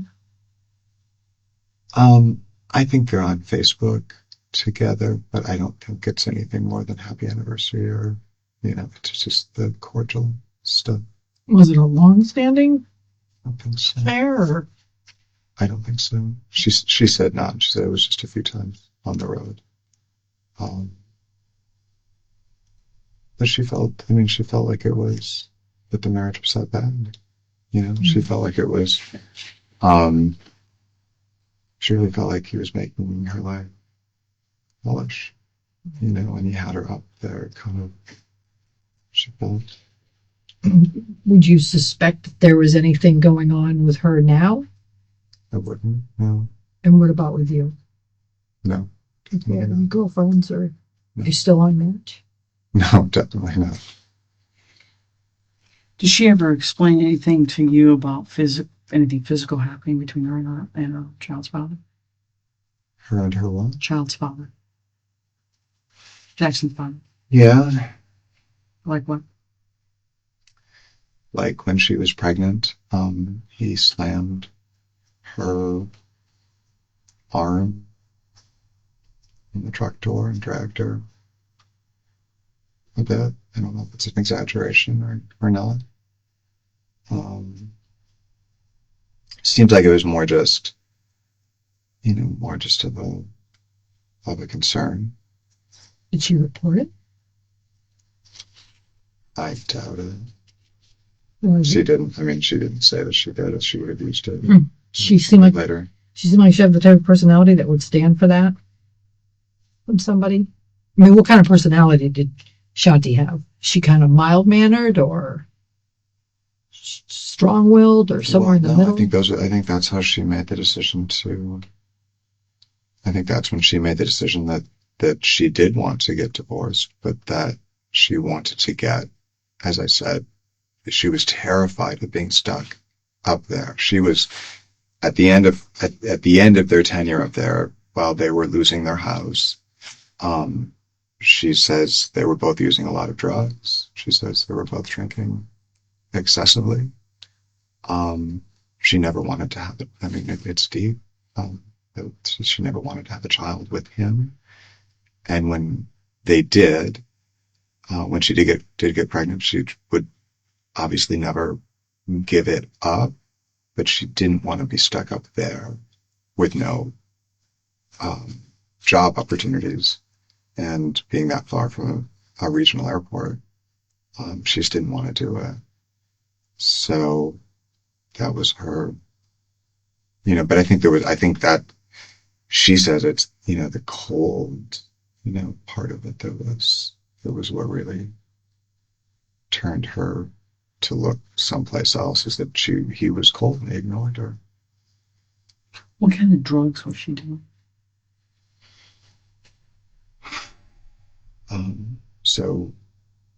Shanti did have according to her, not since we've been together, but she had very significant cocaine habit. And they lived in South Florida. They lived in, I'm going to say Margate. I'm not super familiar with that, but it's not that far from Fort Lauderdale. Anyway, she was working a ton, and I don't know how that intertwined, but basically she just helped her work more and do more and be more productive, but that just tuned her out of her relationship, and then he tuned out. And I mean, How many times have you seen her do cocaine? never seen her do cocaine. Any other drugs? Pills? She does a lot of natural stuff. She does a lot of what's it called, Garcinia. She and I both take caffeine pills instead of drinking coffee, but not in any kind of excess. Was the Garcinia how she lost the weight, or was it from the surgery? The surgery, she's taken Garcinia for years, so her weight was. What is her size, height, and weight?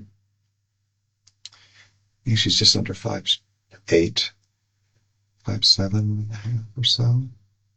And I think she went from 150 plus to so if she was 155 to 150 before, something like that, she's probably 135. Maybe low 140s, right? I'm not sure where So she lost about 10 to 15? Yeah. And how long a period of time? The first month of the after the appendectomy was the, not eating, not drinking any wine, no empty calories at all. So I would say most of it was probably in that March. In that time frame. Okay. But she's been, she has been saying, clothes just don't fit. I mean, she's lost a size or two. Okay. Did she have any injuries prior to you finding her today in the last several days? Any abrasions? Any cuts, bruises?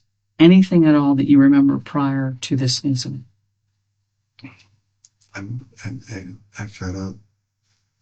Obviously I had the worst day of my life. I'm trying to think of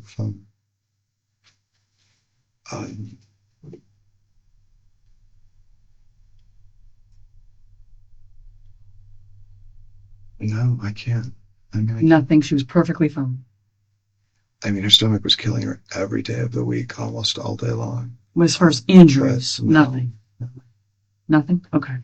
All right. Do you have anything else? All right. We're going to take a break. We're going to head directly to the restroom and we'll bring you back. Thank you. I'm going to get you another water. You've got more crackers here. No, there's a trash can in here, but we can help you get rid of some of this stuff. How do I pronounce your last name, David? Oh, I'm sorry. It's a Tronnes. Promise? Yes. And then, the restroom is right there. We'll get you. Hold on.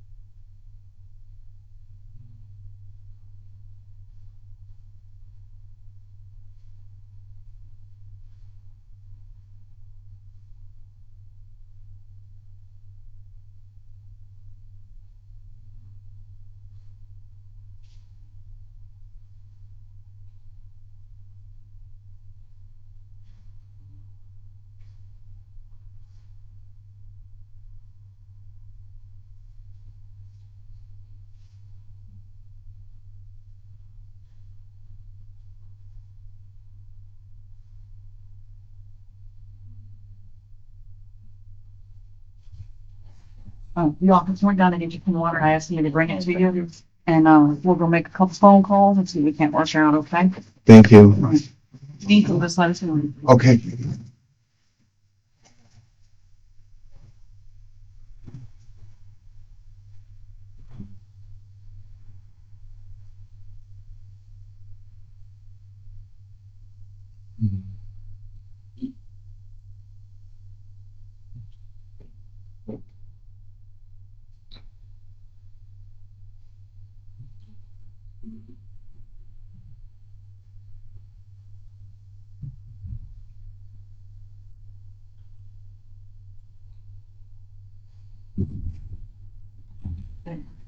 Thank you. Yep, we'll be right back.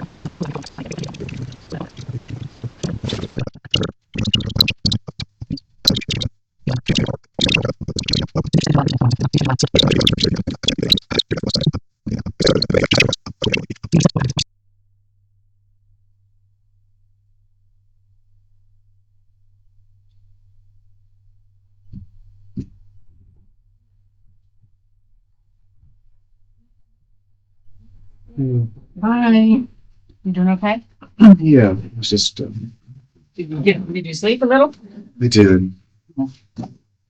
No, you've got to be exhausted.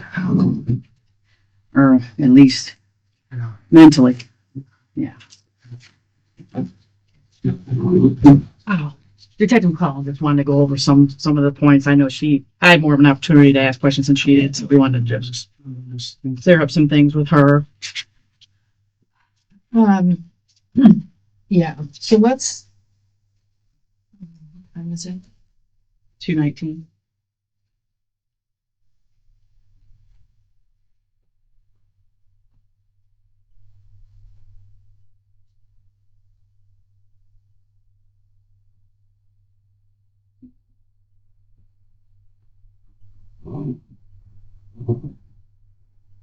A couple of points I just want you to go back over with me, okay? So when you decided to go upstairs today to find out what time you guys were going to pick up, or you or her were going to go pick up her son, when you first heard the water running, where were you? Do you remember?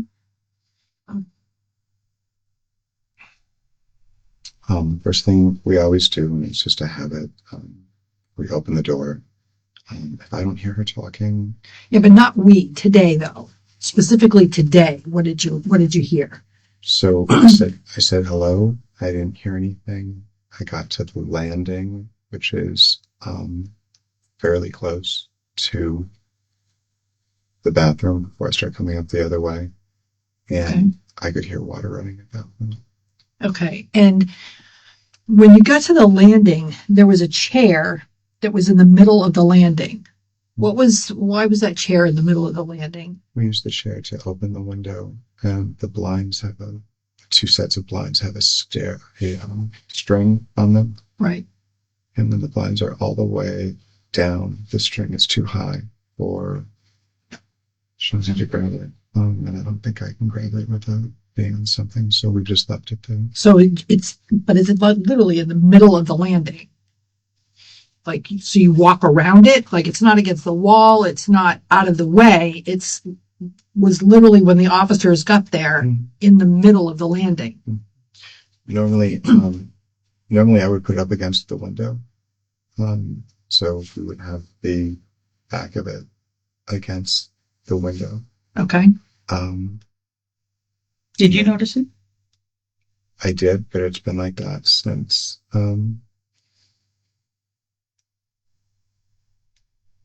I don't know if Sam moved it on Thursday or if somebody else moved it on Friday or Saturday, but it's been like that for a couple of days.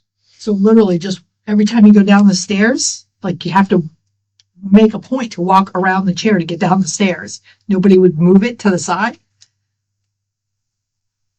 That just doesn't seem like that. So normally if the stairs are, I understand. I totally understand what you're saying. If you're coming down, normally we cut between it like that. I don't know why it was moved over further. Normally we carry the tray up. We carry dinner up on a tray. I carried it up last night, and I did have to lift it up above it to get past it. I just hadn't moved it back yet. So when was the window open where somebody would have had to move so the chair's in the middle so that you can reach the cord, or you move it off to the side to reach It's the cord? normally in the back or on the side. Okay. And that's where it was when later on, but when the officers first got there, it was like literally, they said, in the middle of the landing, like they had to move it to get up the stairs. I don't think, and I've never had to walk like on that side of it to get around it. I've always walked in front of it and then past it. I've never had the chair in a position where it has to go that far. Okay. So you don't recall it being in that position today? We'd have to say the middle. I'd have to see a picture of the way you mean it. Normally, like I say, it's either closer to the wall under the window, or it's closer to the wall where the vent, the return vent for the air conditioner is.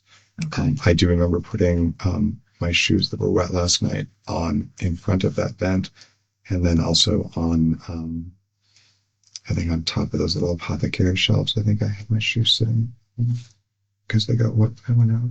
I'm sorry, I'm exhausted. But I like I say, normally it's over. It's close to the first wall or close to the second wall. I personally never put it in the middle. Okay. And how'd your shoes get wet last night? Which is what? Your shoes get wet last night. You said they got wet last night, and that's why you had to put them up against the. I did. I went out, not during the first downpour, not during the second downpour, but somewhere in between there. I just went out to see if everything was closed up. All the windows were closed up in the house. It started raining again, and it was wet everywhere. So I took the garbage out, probably 9:30, 10 o'clock. It was pretty late, and it was in between the downpours. Okay, so to check the windows. I had walked outside. That was it. So check the windows to see if they're closed. Can't you go in the house to see if they're closed? I mean, do you have to go outside? The house is dark on the inside, so it is difficult. Maybe it's easier to see on It's the dark outside, outside too at 9:30 at night in a rainstorm.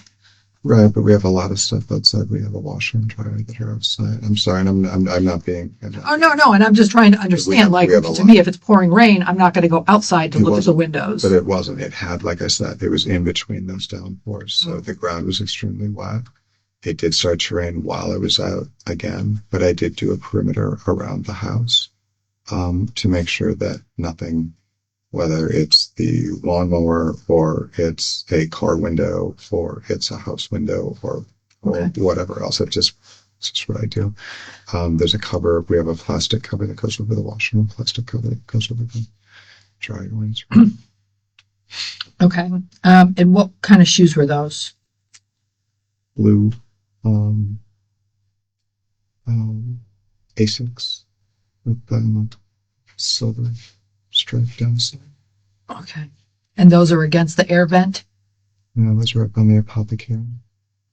What are the shoes you said that you Those leaned are against? Those are RBXs. Those are a darker. Which are the shoes that were wet that you wore outside? The Sauconys, or the Asics were the ones that were wet.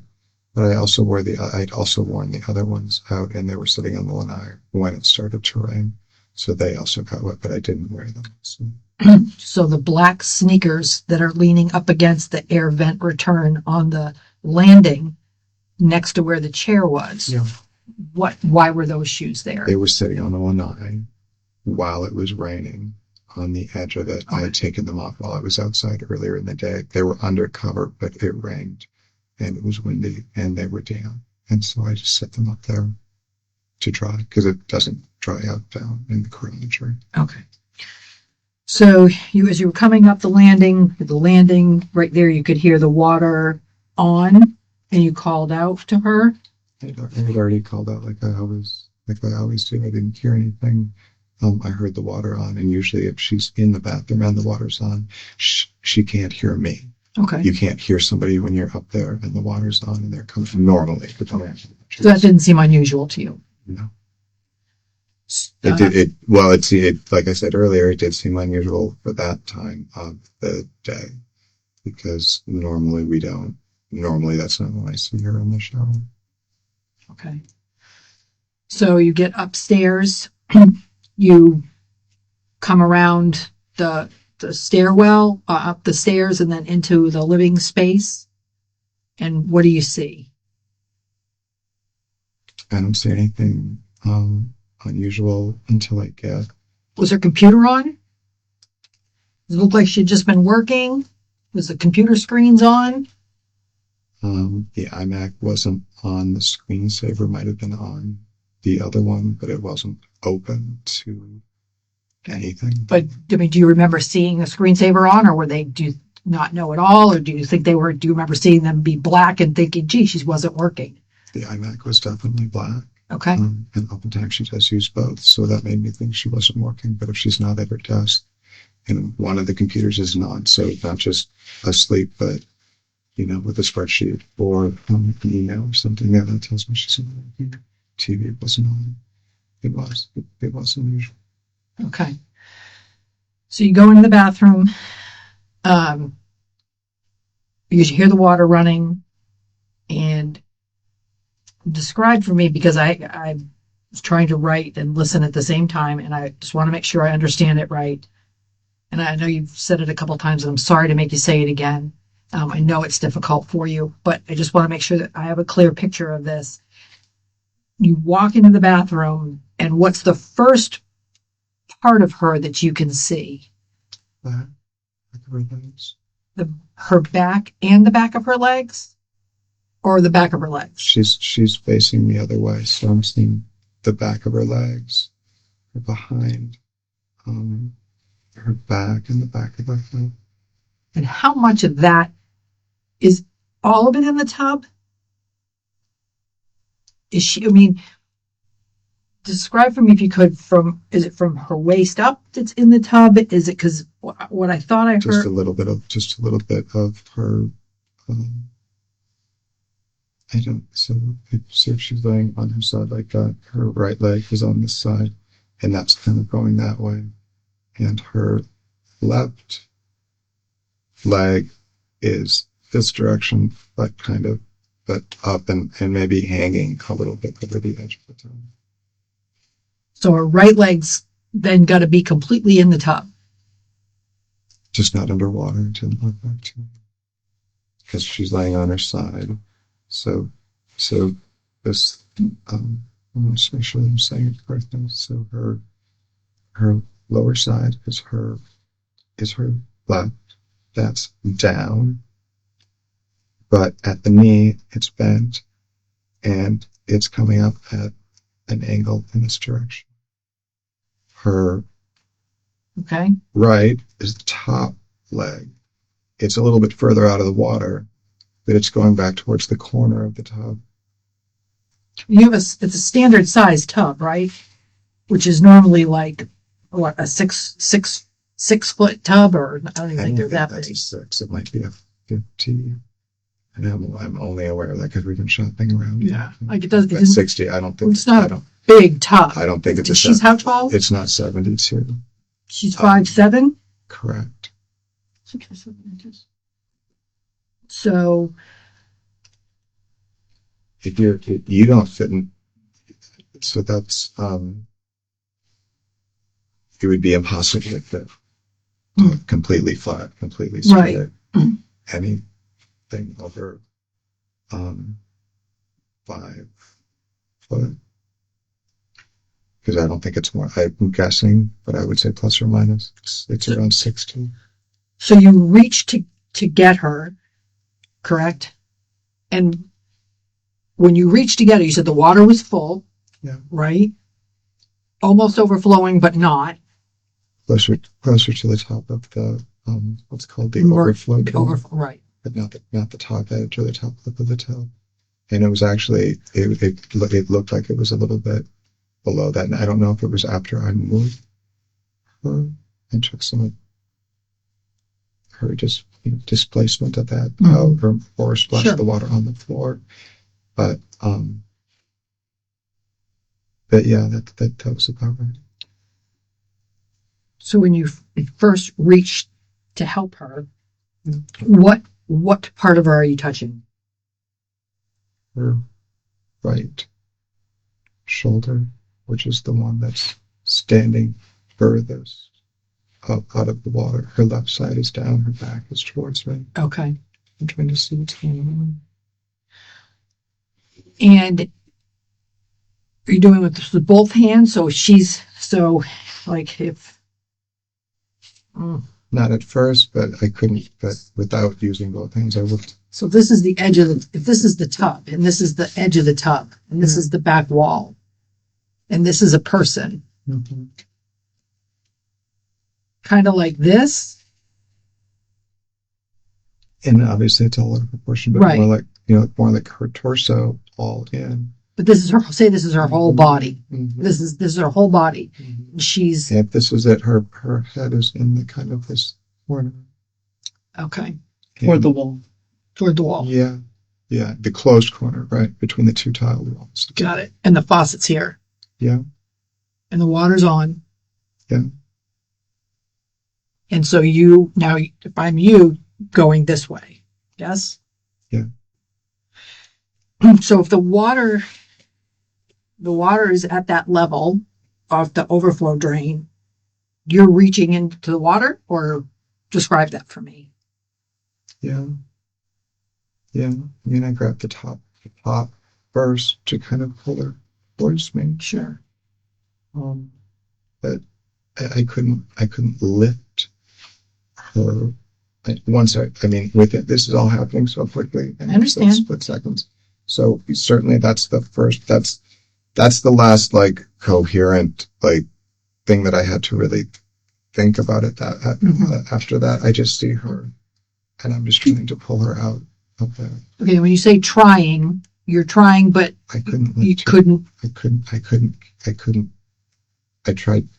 So how did you get her out? If you couldn't lift her, I had to pull her, and I believe that one hand was underneath, probably her right,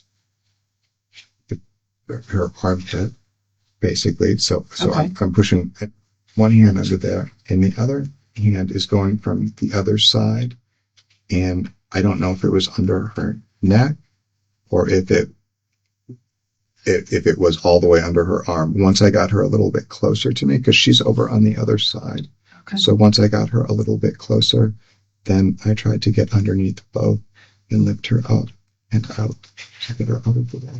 you tried to, but you couldn't lift her. So did you just pull her out of the tub? Yes, Okay.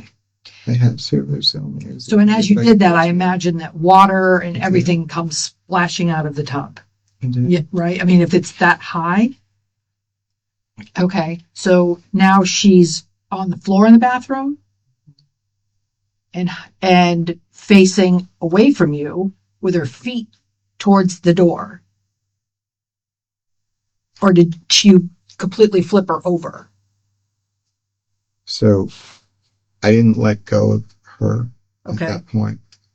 I pulled her towards me, and so part of her body came up out of the tub, and her legs are still in it. Okay. And then as I turn, I'm taking her head this direction, and her feet come out. But when I got out to the edge, or just into the other room, there's a border of carpet that changes color. I set her head down because I was losing my grip, and I couldn't keep carrying her that way. So I sort of stepped out of the bathroom around her, and I reached down and I got underneath and I pulled again. And this time, You got down how? I got underneath her, and her head is down, and I started pulling her between the banister and the couch to get her to the open. Okay. And she's face up at this point. Or she's face down. At that point, she's face down because she must have been on, when I pulled her out, she wasn't laying flat. And when I went to grab her again, I don't know if it's because of where her arms were or where I was, but I grabbed her from the other direction and pulled her, and her face was down. And I got all the way like that to the middle of what I would call the living space where I said we stopped, where we drew the picture. Right. Okay. All right. I can't tell you exactly why it was easier to sort of get a hold, but I also remember it just being extreme. She was black, and Would you agree that it seems like it would be easier to if you have to drag somebody, to drag them face up, because you can put your arms underneath them and you can pull to drag them, as opposed to somebody face down because their arms are going to want to go forward, trying to. I think it's because she wasn't flat. She was at an angle, and it was hard to do it. It was hard to hold her up that Does way. it seem like that would don't you think though that it would be the opposite of that? Would you agree? Like, you think if you're going to drag somebody, it'd be easier to drag them when they're on their back? If you had a perfect choice, maybe, but I don't know. Well, I'm not saying that you did. I don't know that I had that Yeah, choice. I'm not saying that you did. Otherwise, it wouldn't seem unreasonable. Um, And that is how I moved her. okay. So when you After got over to the couch area, and then you stopped and you took the mattress pad. Not right away. I just tried to adjust her neck. I just tried to open. My assumption was I was just making an assumption she was full of water, that if any positive thing could happen, or if there's any way to revive her at all. I wasn't thinking, I realized it was unlikely, and at the same time I was trying to do something. And so, like I said before, I definitely tried to adjust her neck. Mm-hmm. I definitely grabbed her, and I think one of the other reasons why I probably came out of the bathroom like that is I ended up grabbing her by the hips to pull her the rest of the way, because it wasn't easy to get under her arms. But when I had her, when she was laying on the floor in the living room, I remember turning her on her side, and I remember lifting her up, kind of like when someone loses their breath. Have you ever had your breath knocked out of you? Yeah. Where you lift them kind of under their waist to try to put their head back. Like Did you say before when we talked about moving her by her hips? I don't remember that either, all that detail. So, when then you get her over there and you think that she's full of water, what prompted you to put her on top of the mattress pad? It was cold, and I was trying to wipe her off and dry her off. I was also trying to get something under that I could put under her body to tilt her neck back, or to get some kind of angle. Well,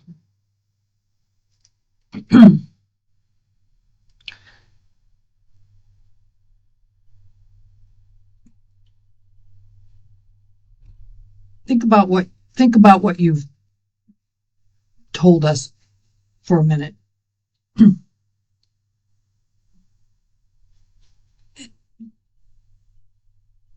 You're an intelligent guy, right? I mean, you obviously had a really good career at 3M, right?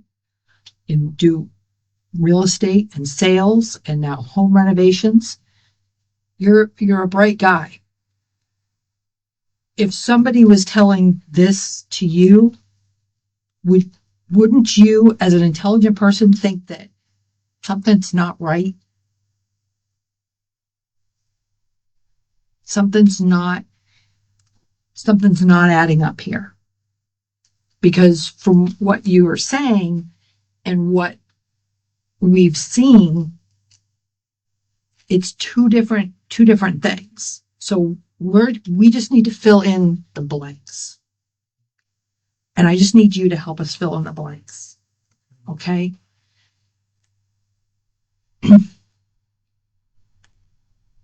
I know you loved and cared for Shanti, correct? You said, actually, I think that one of the first things I think you said was, I've never been more in love.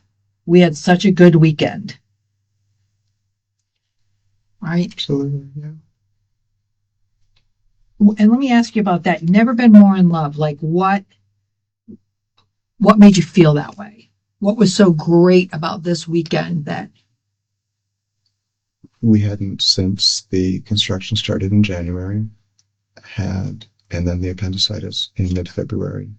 a time when either she wasn't extremely stressed and busy with work and uncomfortable with the surgery, and with just despite the delays and everything else, also having the project, which was the most important thing after her company, on track. All of those things, starting with the text on Sunday and the design of the stairway that Yeah, but to say I've never been more in love. It just seemed like almost all the obstacles had been removed and everything was aligned. It just seemed like we were both agreed on the project. We're both happy with where things were going. Okay. We had a great time. We had Jackson. We had some personal time for the first time. And I did have to think about what you said earlier. I certainly have my hands, and always it's a normal. This would be my personal. I'm not joking in any way, but I do always have my hands on her shoulder, here and here. That's Behind or in the front? behind. I'm behind her, and I would have my hands. On her shoulders? Yeah. In what circumstance? Intercourse.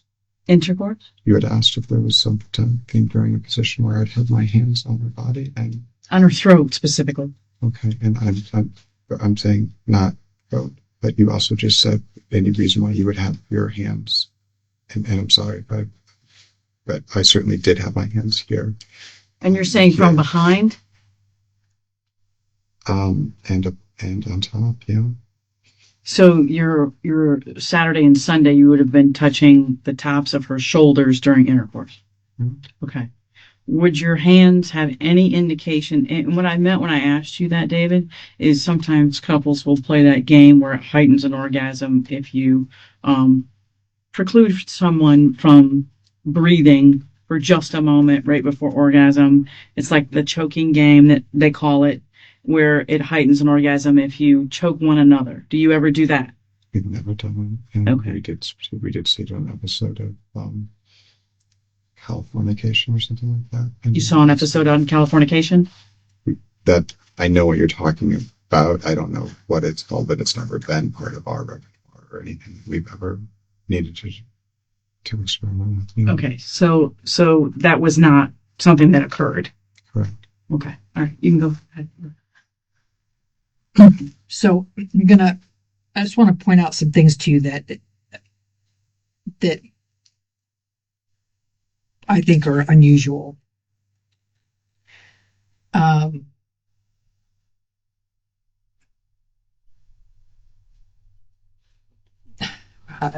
There's so many, I really don't know where to begin, to be perfectly honest with you. I think that I find that the living arrangement, I find to be completely unusual for you to be primarily living downstairs. I'm not primarily living downstairs. Well, sleeping. What I said was that I sleep down there, but I don't go down until we're done with dinner. We're done watching TV, or we're done for the evening. Okay, but I do sleep down there probably. okay, 80 or just 90% hear me of the out. time. Okay. So you don't go upstairs during the day while she's working. You leave her alone, and then Not entirely. I do go up there. Okay. But I don't work up there while she's on the phone because it's distracting. It's her office.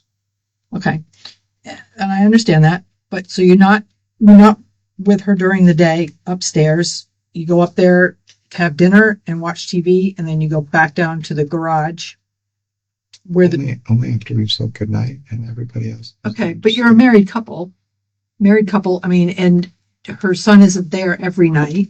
And when he's not there, once in a while, but not every night, with her surgery, she was sleeping in a very kind of, I unique understand position. that. I know you explained all those, but I want to explain to you It's not what. a permanent thing, is what I'm saying. We lived at Briarcliff, and when we lived with So our parents, that's she understood unusual. I think the chain of events today I find to be unusual as far as, well, primarily with what you've said and the contradictions in what you've said, as far as the water was trickling, to then explaining that the water, it can't trickle. It's either all the way on or it's all the way off. There's no adjustment in the speed of the water coming out of the faucet. That was a direct contradiction that you made in your statement. The different versions of how she was in the tub. There's been 3 or 4 different accounts of how she was found, to how she was moved from the tub through the bathroom into the living room or the primary living area. There's been several different versions of that from what I take from listening to you earlier. I've added more detail, but I don't think that anything, and I'm not trying to, obviously not in a position to argue, but I thought every time you described what I saw, it was the same. And then the primary thing is the fact that the injuries that this woman, this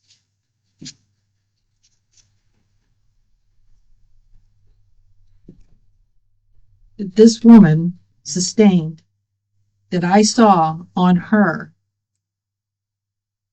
absolutely 100%, in my opinion, not possible from a slip and a fall in a bathtub. You got to explain that, David.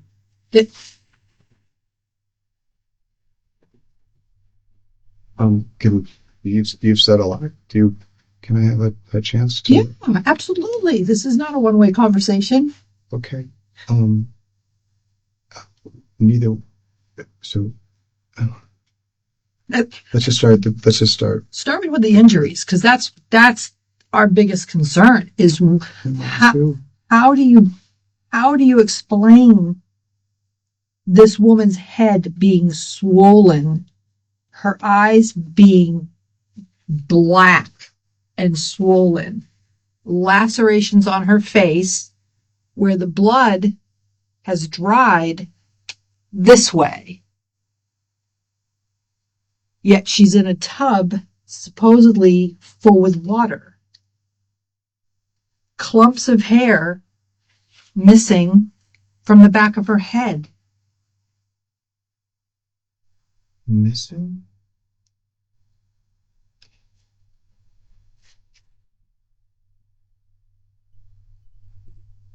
Okay. I don't have any explanation. This is what I found. Look, you clearly have no history. We looked you up in every system that I could find. I don't think by any means that whatever happened today was intentional, was planned, what was part of your character, of who you are, by any means. But I know, and you know, that something happened there today that caused this, because it didn't happen from a slip and fall in the bathtub. It didn't happen that way, and you know that. And here's the thing. We have to have some kind of understanding from you. You're the only one that can help us understand what happened. Only you, because it was just you and her that was there today.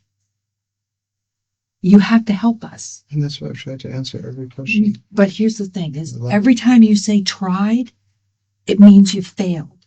And you failed right now at helping us understand that. I've told you everything. You're missing parts, though. You're missing parts. Come on. I would tell you, I have never, ever, and would never, ever hurt her. I don't think you hurt her on purpose. David, I don't. I would never hurt her on accident. It's one of two things today. It was on purpose or it was an accident. You pick. But one of the two things happened. She didn't do this to herself, and there was nobody else there. What are we supposed to think?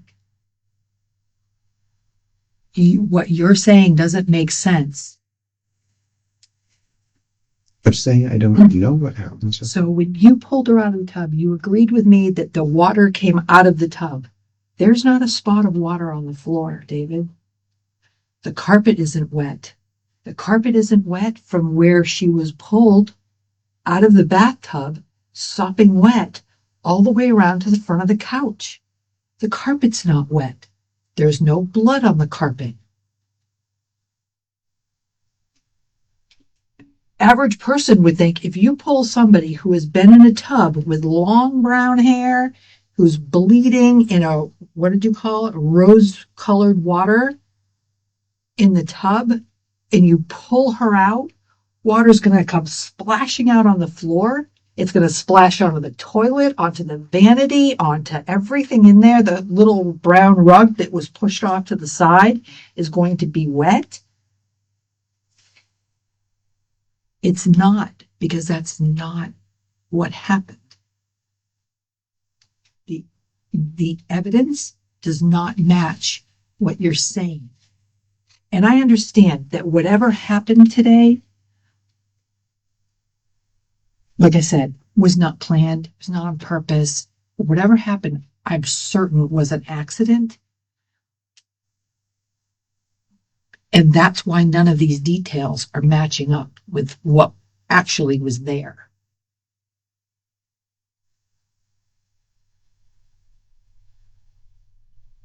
So please help us to understand, because if you maintain what you're saying right now, do you understand that it just looks like you just don't care? You just have no remorse, no concern for what happened to your wife. It's one of, like I said, it's one of two things. She didn't slip and fall. That's out of the picture. It's not a possibility. What happened? I don't know. You need to tell us what happened. Did you guys get into an argument? Was she pissed about the house? No. Was she? Did she catch you with another woman? Did she have a boyfriend? The stress of the house? I mean, David, I don't know. I wasn't there. I wasn't there to hear that conversation. Okay? I wasn't there. And that's why I need your help. You've got to help us understand what happened. Because it's not slip and fall. You didn't pull her out of the bathtub like you said you did. Because there's no water on the floor. There's no splashing of water anywhere in the bathroom. The inside of the tub is dry. Completely dry. The tub doesn't dry that fast. It was warm in that apartment. It's not going to dry that fast. There's no water on the floor. There's no water on the carpet. Nothing. The only place where there's anything wet is underneath that mattress, the mattress pad, and she's damp. She's not even wet. Her clothes weren't even wet. So you didn't pull her out of the tub at 2:50 or 3 o'clock or whatever time. It didn't happen. It didn't happen. You know that. We know that. But what we don't know is the rest of what you know. And you have to help us understand that. What happened to her today? And I understand whatever happened clearly happened earlier today. And I get it. I mean, I'm sure it freaked you out. I'm sure it was very stressful, whatever it was, and you got to figure it out and wrap your head around it. And How am I going to handle this? What am I going to do? Oh my God, it's an accident. But maintaining this, I mean, and that's not everything, but that's just some of the stuff I can lay out for you that's just not matching up. Okay? Do you remember, it's a pretty big case in Orange County. Do you remember Casey Anthony? Okay. Regardless on what you think about whether she had anything to do with that little baby's dying or not, okay? What we do know is that everything that she said was proven to be a lie. From going to work at Universal, from all of the different things, so where she was, the nanny, the blah, blah, blah, blah, blah, all the stuff, right? Mm-hmm. Long time, unfortunately, too long later on, they find that poor little baby in the woods, right? The mother clearly, the day she makes the phone call, says, I smell a rotting body or whatever she said in the trunk of the car. If Casey Anthony had come forward immediately, or even when the mother first picked up on what was wrong with the car and said, I screwed up. I wanted to go party. I left the kid in the car. The heat killed the kid. Okay. We can forgive people for accidents, for nearly anything.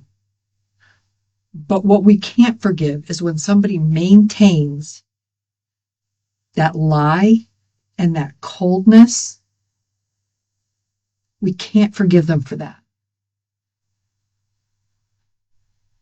And if Casey had come forward and said, you know what, it was an accident, she probably never would have been tried, or I don't know, whatever would have happened with it. It was Orange County's case, thank goodness. But we would have looked at her and viewed her a lot differently than we can ever do now. Mm-hmm. I want you to remember that, because this is going to be, it is already, the evidence is not aligning with what you're telling us.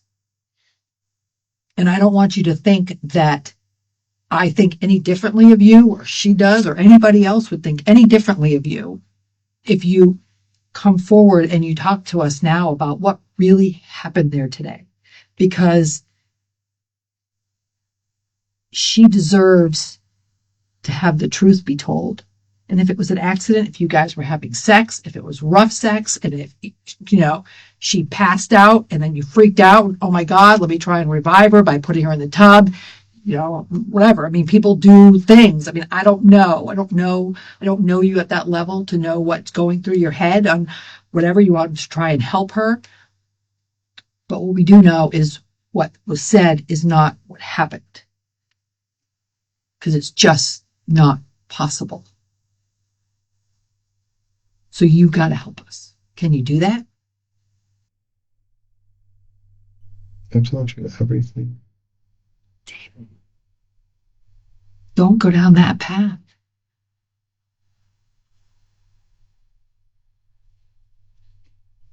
It's not going to work out. She did not get pulled out of that bathtub at 3:00 this afternoon.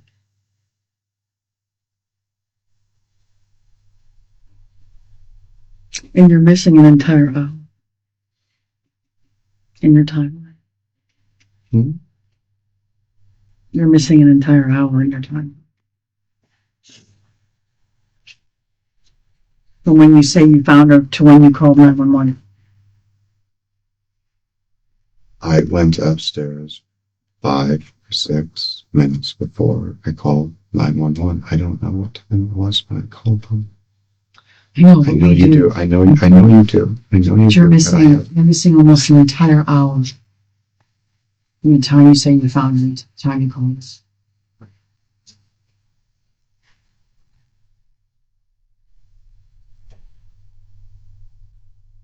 I don't think that's possible. I don't think there's a way that I could be. I looked it up. I mean, I know what you told us. We both had it in our notes. We both looked. At what time you told us? When we looked at it. The time we got the call. We're missing almost an entire house. I tried to tell you everything that I did from the time that I came home until the time that I went up there. I didn't look at my watch before I went out. At the time you called the police, one of you should have already been on the way to get her son.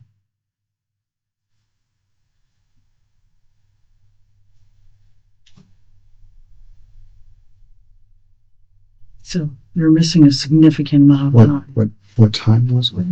I'll discuss that with you at a later time, but it is almost an entire hour. Okay, That you're completely. Don't to get him until 4:30. Mm-hmm. That's what you mean. That's what you said. Mm-hmm. That's what you said. Right. That's how I know what time you go to get him. Correct. You're missing a significant amount of time.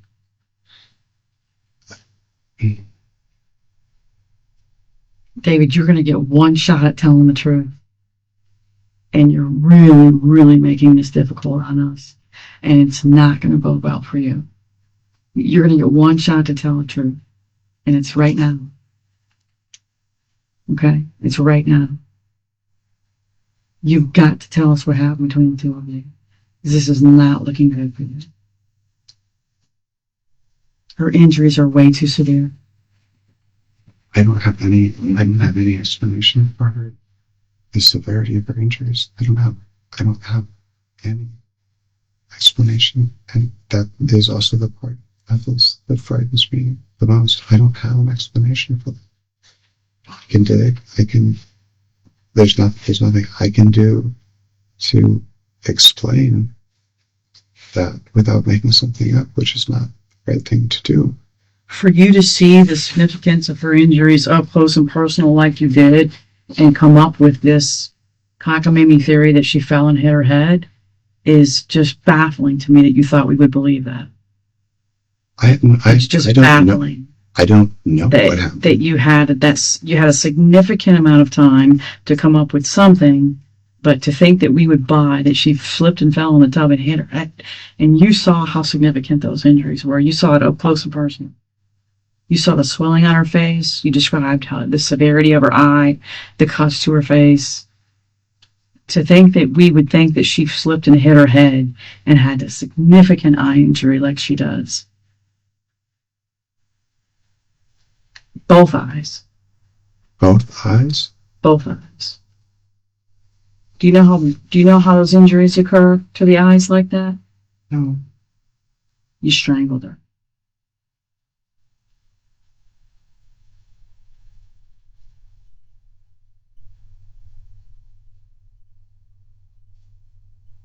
And that's what the medical examiner is going to tell us.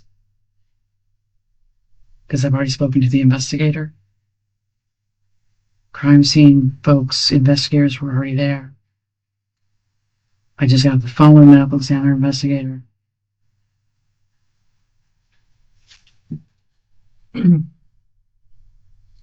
David, detective, something you should know. There's nobody better at domestic violence than this detective right here. She knows what she's talking about. She's seen enough of it in her 20 years that you need to say what happened today. What did she do that made you so mad? Nothing. You just strangled her for no reason? You're not a cold-blooded killer, David. That didn't happen. You're not a cold-blooded killer. You're not a cold-blooded killer. She doesn't do anything. You guys are practically newlyweds. Okay? Something pissed you off. Something she said, something she did. Maybe you guys were breaking up, but you haven't been married long enough to sleep in separate beds. Something's going on between the two of you. We're not sleeping in separate beds. You're sleeping in separate parts of the house. You're sleeping in different buildings. Yeah. You're not even on the, I mean, there's a giant couch. I'm sleeping downstairs. And I have slept there. But that's not what you've said. But you've said that you sleep downstairs. You go down there when the TV is off. You let her spend more time with her son. She goes to, they're asleep. What I said is when they go to sleep and the lights go off, I spend the entire evening. I make dinner with them. I understand that. You're sleeping in different parts of the house. Once we go to sleep, we don't. The bed's big enough for the both of you. Pardon me? The bed's big enough for the both of you. That has never been, that is not, the size of the bed has never been the issue. The issue is that she wakes up frequently. Sleep apnea causes her to wake up over. Why don't you put another bed in that room then? We already have two, and we have a large couch, so there's plenty of space there, but I do sleep better without listening to her snore. It's pretty much that simple. And she sleeps better without me moving around. So unless it's a weekend or a night when Jackson's not there, we don't even think about it. This has been working for us really So well. when was the last time you slept in bed with her?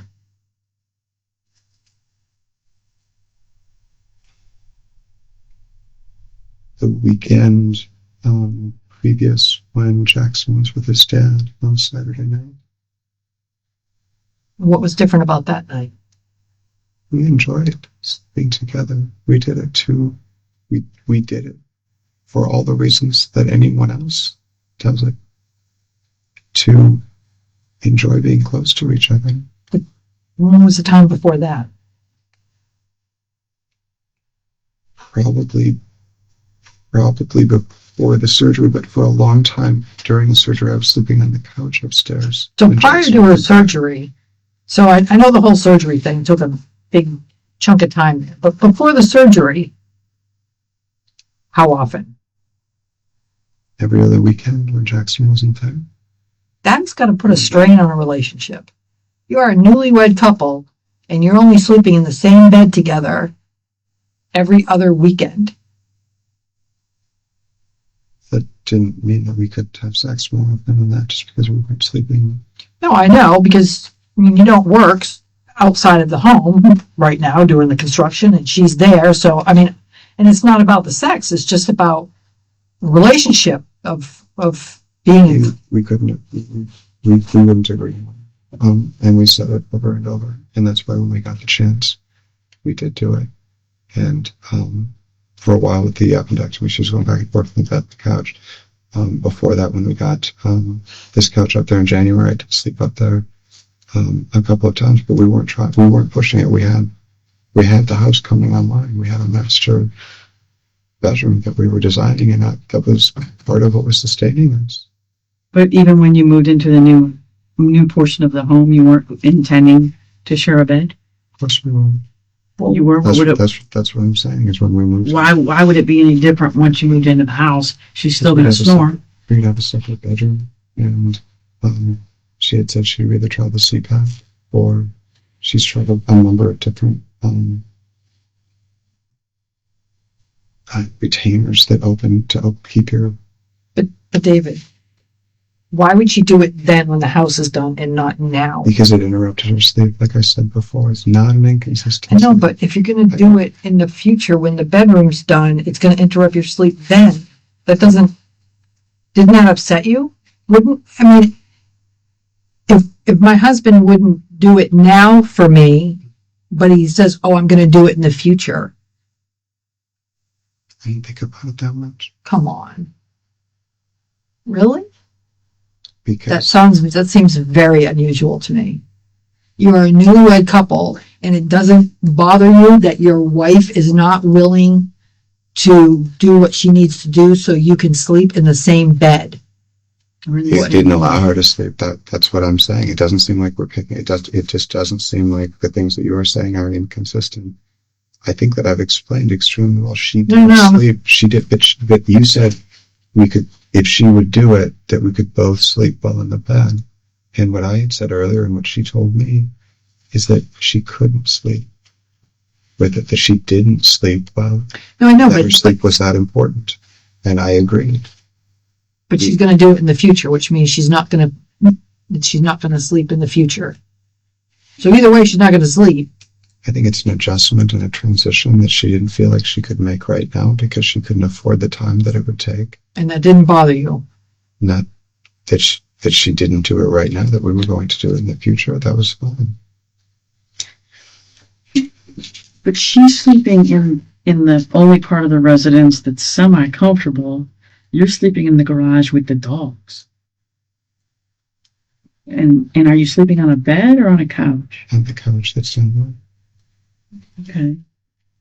And she didn't tell you to sleep down there? No. So you had an option. Yeah, she wanted me to sleep over there as much as I could and as much as we could afford. We both get a good night's sleep. So and that's why we did start sleeping on the couch more. She was doing it after the surgery. I was doing it before the surgery. We didn't get that couch until January. The couch that we had before that wasn't as comfortable, but we did start doing it once we got the new couch. You were sleeping upstairs or down? I was sleeping upstairs more often. So one night during the week, and definitely on the Saturday night when we didn't have Jackson. So the couch upstairs is new? Or the one downstairs? New use, the upstairs one we got in January. Like, it's used? Yeah. But it's a nice couch. It's comfortable. Do either one of you have life insurance? We both do. You both do? Who's it through? We purchased them through Patrick McCarty, who represents. You spell McCarty? Yeah, MCARTY. And he works for who? AXA Investments. Is he local? He is local, and Is his number in your phone? yes. Did you get? I got mine in November Of what year? last year. 2017? Mm-hmm. And when did you all get married? In February 2017. 2017. When you say I got mine, you mean on yourself? Yeah. How much? $1 million. $1 million? And when did Shanti get hers? She's had hers for quite a while. I don't know if she got it. Before She the had it marriage? before. I'm not going. She had it during her first marriage. And what is her policy with? Same. Which is? How much? I think hers is $250. I thought you said same. I missed it. I thought you said who is it through, and I meant it's through the same person. Through Patrick McCarty? Correct. Did she have you call him because she already had a policy with him? He's her advisor, and so as long as we've been together, he's been trying to get more business from me. So you have $1 million on yourself? Correct. And how much was her policy worth? I think it was worth $250. $250,000. And she's had hers since she was married to her ex. They got those together. She kept hers on Jim. She what? She has a policy on Jim. On Jim? So she owns that policy. So How much is that worth? I don't know. Who's the beneficiary on her policy? I am. You are? Not her son? Correct. Since she had the policy while she was married to Jim, when did she change the beneficiary to you? Sometime after we got married. Do you know when? I could trace it back, but we went down there together. We went down to his office together to change it. After you were married? I believe so. So sometime between... Because her name, I believe she had changed her name. at that point. So I think it was sometime between when we got married in February and I think some of her name change stuff came through maybe 6 weeks or 8 weeks after that. Driver's license and that kind of thing. So when did you go down and meet with Patrick in order to change the beneficiary, the two of you?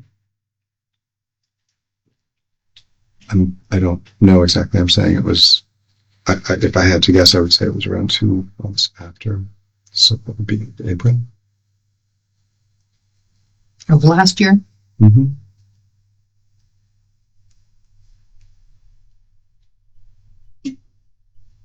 So it was several months before you got a policy through him. Correct. 6 or 7 months before you got the policy for $1 million. Who's the beneficiary on yours? She is.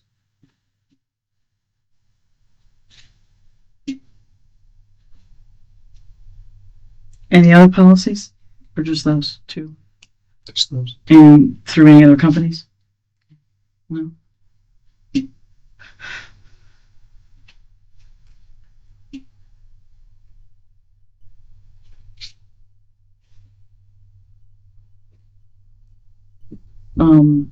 The glaring issues, obviously, Detective McClellan's pointed out to you, and I don't know if she has any more points to make with you, but it's pretty evident to me that Shanti's been murdered.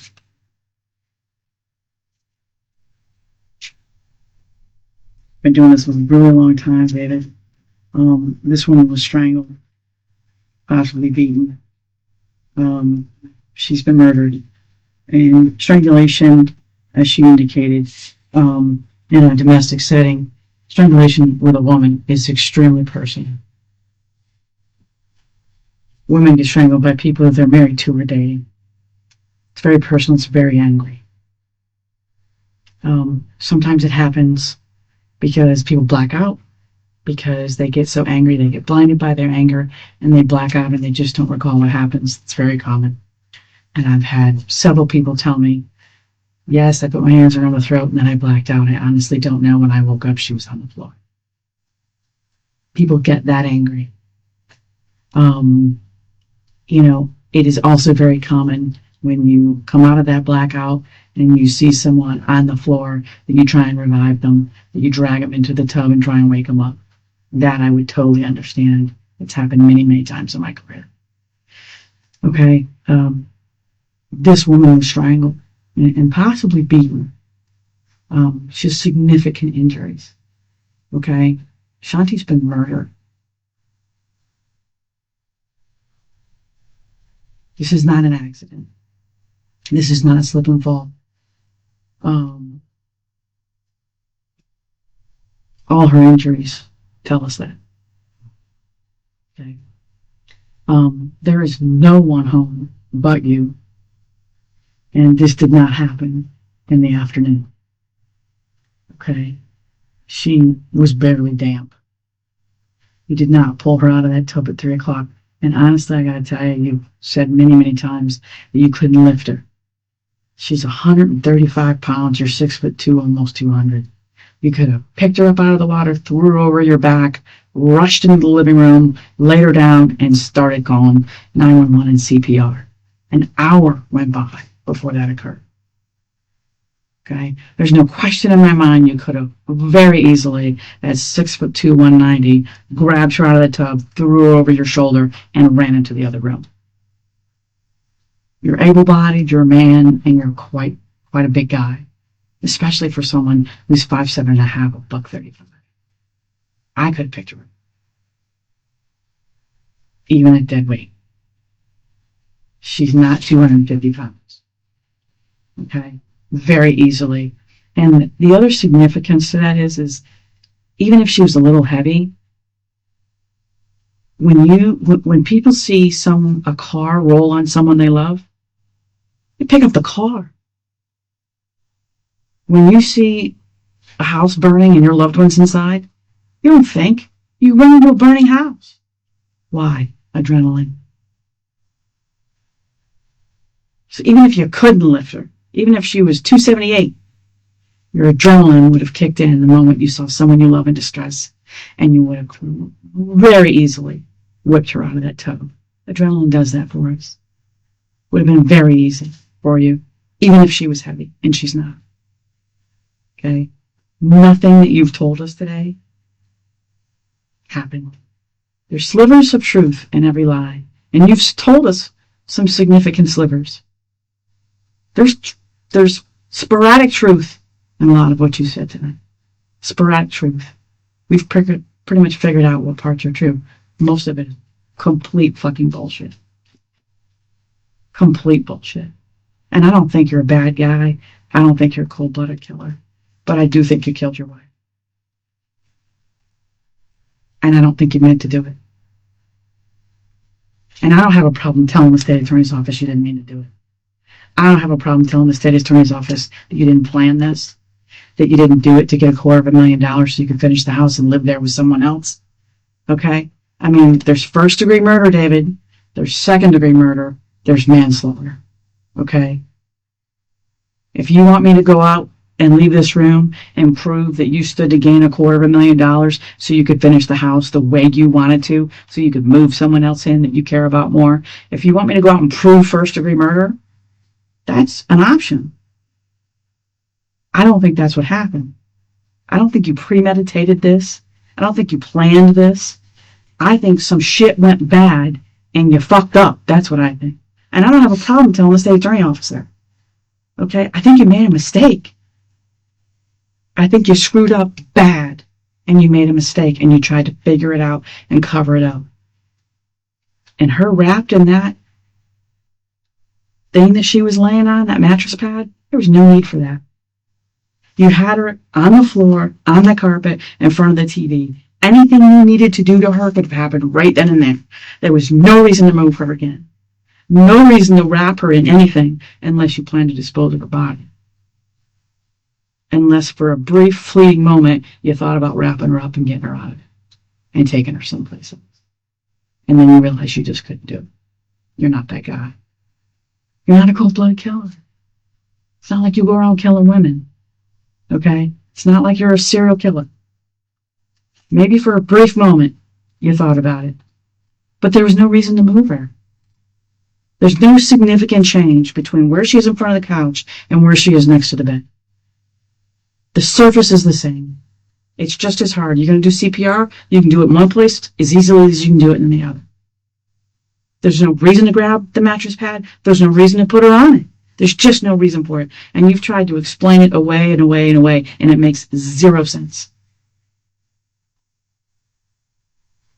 You've made some significant errors in whatever plan that you decided to tell us that you've been making up all day. It's not jiving. We're not buying it for 1 minute. You got to tell us the truth, David. This is not looking good for you. And if you want me to go out and prove first-degree murder, I'll make you a cold-blooded killer. It's not a problem. I'll prove you withstood that you were going to finish the house with a 250 thing. Okay, it'll make you look terrible, and you'll end up with nothing, and you'll face the first-degree murder charge. That's not what happened. I don't think you did that. I don't think you're that guy. I've sat toe-to-toe with a lot of murderers who killed their wives and couldn't give a shit. That's not David. David cared about this woman, probably loved her. She's a beautiful lady. Beautiful lady. But we talked to her ex-husband. She's also a bitch. At least that's the way he described it. He told us how she can be. He told us how she can get.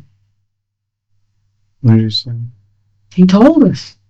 He told us how she can be. He lived with her. He called her a bitch. More than once. Smart, ingenious, financial whiz, but she can be nasty.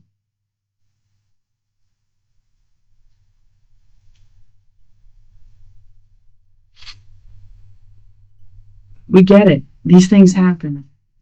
Okay? You wouldn't be the first, nor will you be the last. But sticking to this line that you've given us today is going to make you look like a fool. The truth is going to be the only thing that minimizes what happens. It's got to match up, Dave. It has to. It has to be consistent with what we know. And that's how we're going to know the truth when we hear it, because it's going to match.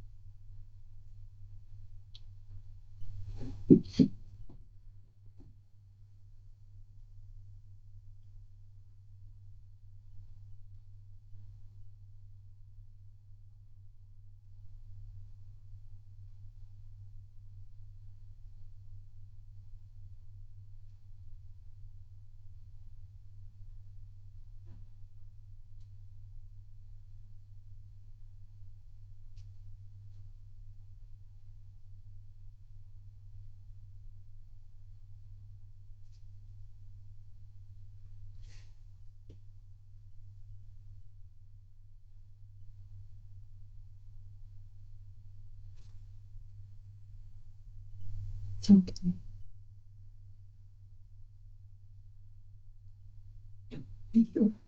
It will be okay.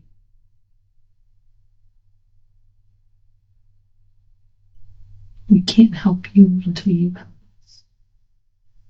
We wouldn't spend this much time with somebody that we thought was just a cold-blooded killer and that didn't give a shit. I understand how difficult it has to be for you to come forward after making such a mistake. I get it. But you know, in your heart, what happened. And you know what the right thing to do is.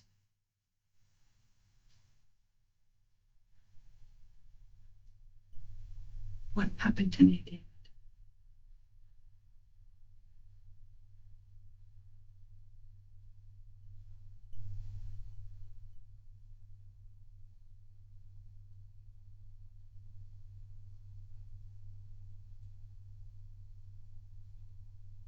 I promise you, you'll feel better.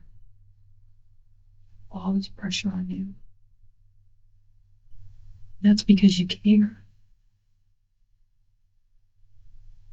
It's because it's not part of who you are. You didn't even plan it. You didn't intend this. This was put upon you. And now you have to figure out a way to deal with it.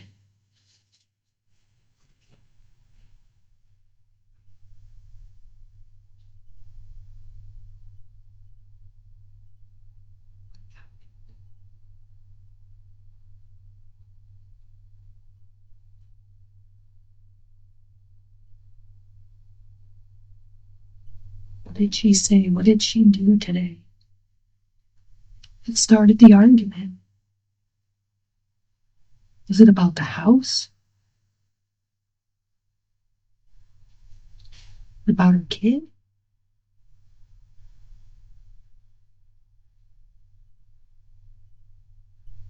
Who was she mad at?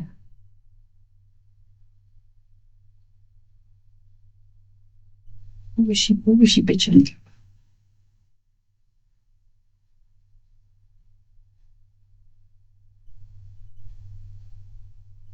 Money, finances. getting the house done. Dogs. I mean, who knows? Women get pissed off at everything.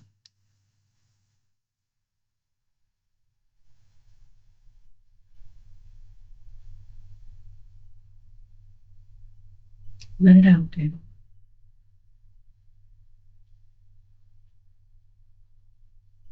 Promise you feel better. You deserve to feel better.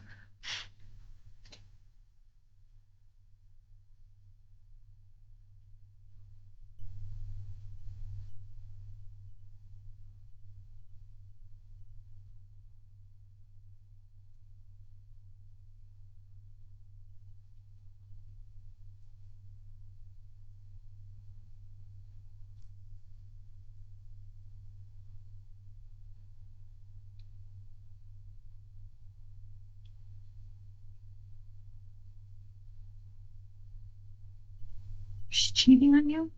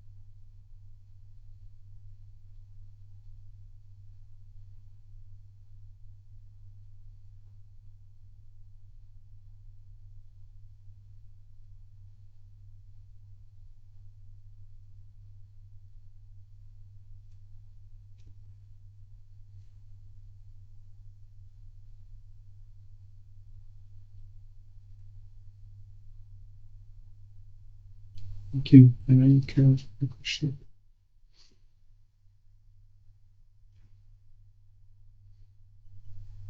We do, David, because we just, we've been around so long, we just know, we can tell how people truly are, and this is not your heart. I mean, this is not who you are, and I know you hate what happened. I know you hate it, and I know you wish you could take it back. And I know you hope that you wake up and this is a nightmare. And I know you, but until we hear the truth and some sort of remorse, I'm just not convinced this wasn't planned. And I think I'm reading you pretty good. I don't think that's who you are. I don't think you've been planning this for weeks on end. Okay? So, I don't think your intention was, financial. I hope that's not who you are.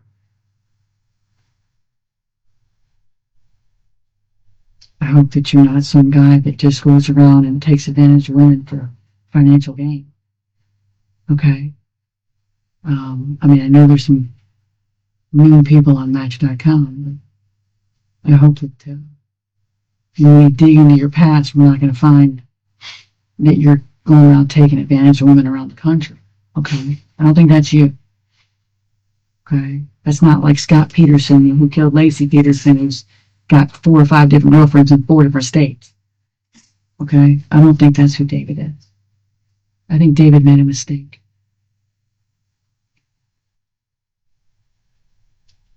And I don't think David needs to pay as severely as someone like Scott Peterson.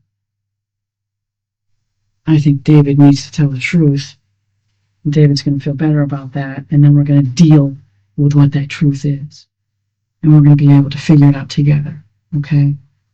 We can figure it out together, but I got to know the truth, Dave.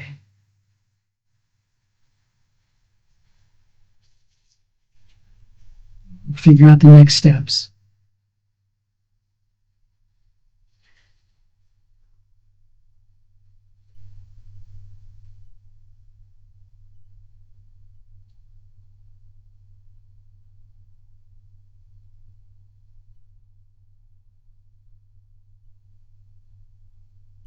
Just get it off your chest.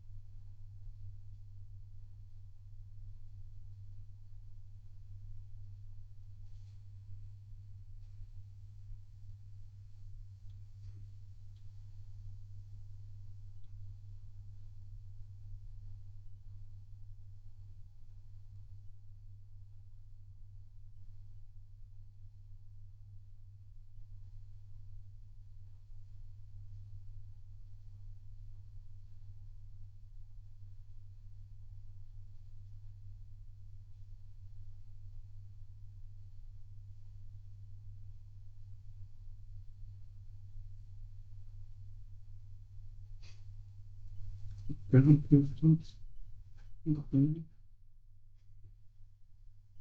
do. Because every time you close your eyes, you're thinking about telling us the truth. And every time you close your eyes, you're seeing this happen. You're never going to be able to close your eyes and not see this happen.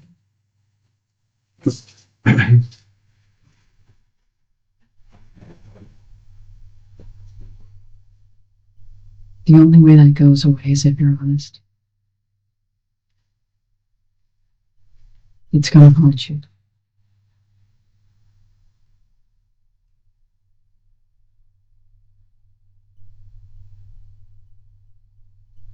But all we have right now is what the evidence tells us, what Shanti tells us, and a whole lot of bullshit from you, and that's not going to work. Okay? Her body doesn't lie. People do. Unfortunately for us, decedents do not lie.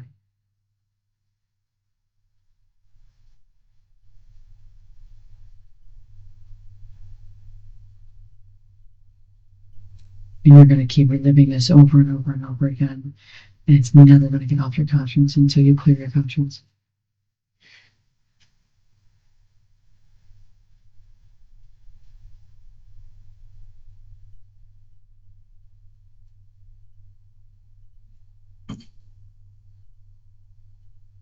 David, if it was a mistake and an accident,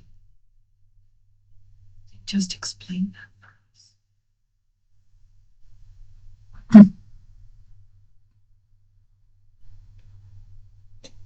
You didn't know your own strength. You didn't mean to do it.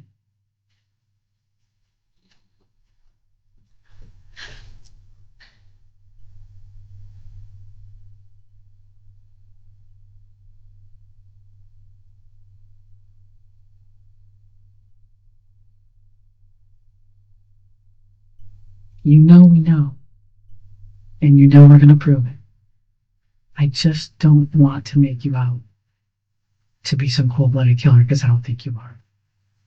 And that's the one thing that we can be in control of here, okay? We can be in control of the narrative. We can be in control of, this is first-degree murder, second-degree murder, manslaughter. What is this? Is this an accident? What is this? We can be in control of that. Okay?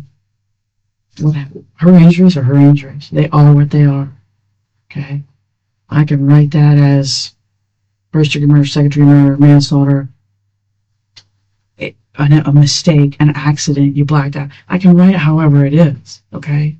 I don't like to make shit up. I like the truth. And that's all anybody wants in a situation like this, is the truth. And that's what her dad deserves. That's what her son deserves. That's what her grandmother deserves. Her friends. You just want the truth. And you're close to her family. I'm sure you're close to her friends. I mean, what do we want these people thinking about you? What do you want your mom to think about you? Your mother wouldn't want you to maintain this lie. Because God forbid we paint you out to be some sort of monster. I mean, that's not fair. And she's got to sit through that? And she knows that's not her boy.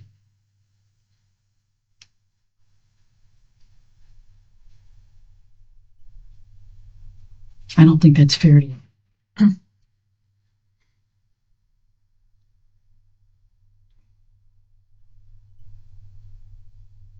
I don't think what happened to Shanti is fair either, but I don't think it's fair to you to make you some sort of cold-blooded killer and monster who was out greedy for money. I don't think that's who you are. But those are your choices. You either made a mistake or you're a monster who didn't really care for this woman, who didn't love her, who married her because maybe she had potential to make really good money or had some money, or maybe for the life insurance. Who knows? I mean, that's what people are going to think unless we are able to say the truth.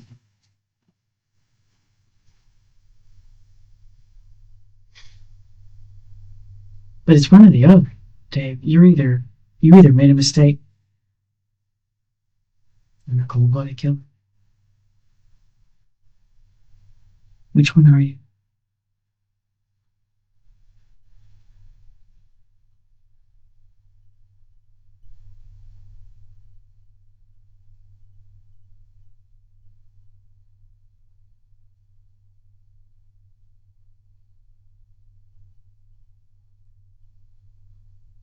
Dave. Was it a mistake?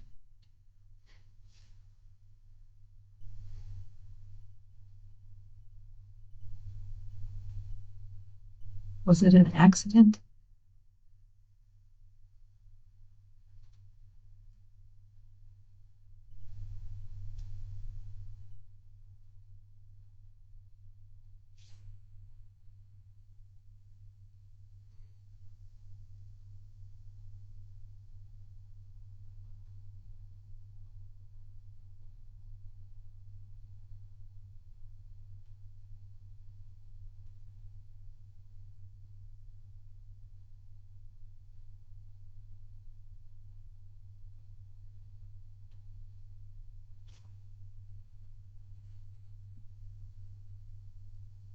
What if we start from the top again?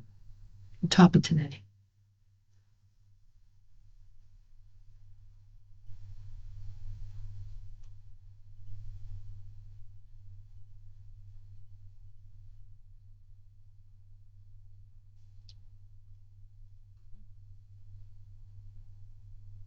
You get up, you take the dogs out, right? Where'd you sleep last night? Downstairs. You got up. Was it light out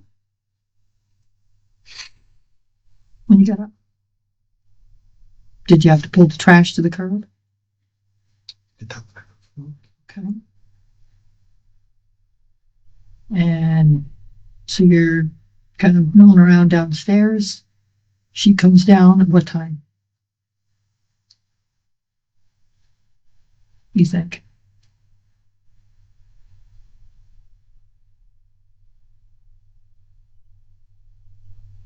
I think it was before 7:30. I think it was after 15 years. Okay. She normally come down first to have a cigarette. It's like that. Usually the first thing she does in the morning. Okay. So she came down to smoke. What did you guys talk about?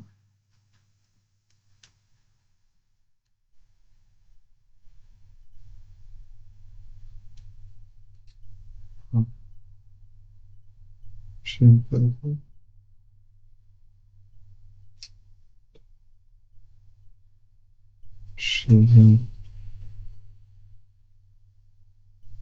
didn't feel like going to the dentist. And she was happy she didn't have to jump on a pole or do anything right away. And she just wanted to enjoy the little sleep. Just a minute.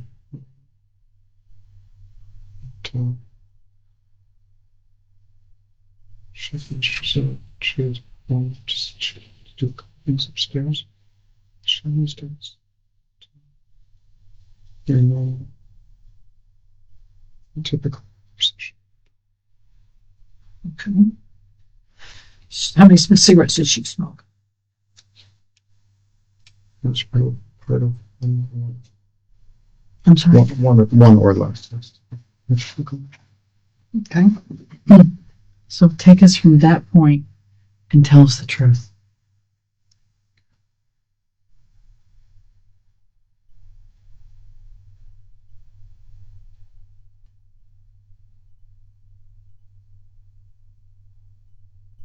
Are you religious? Hmm? Are you religious?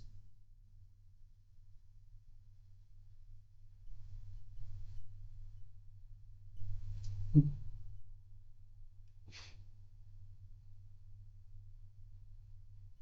want to pray?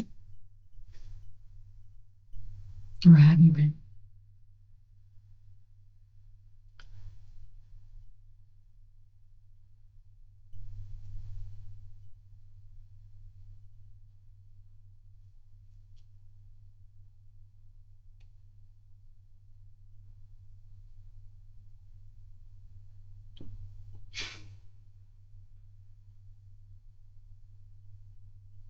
So she goes back upstairs.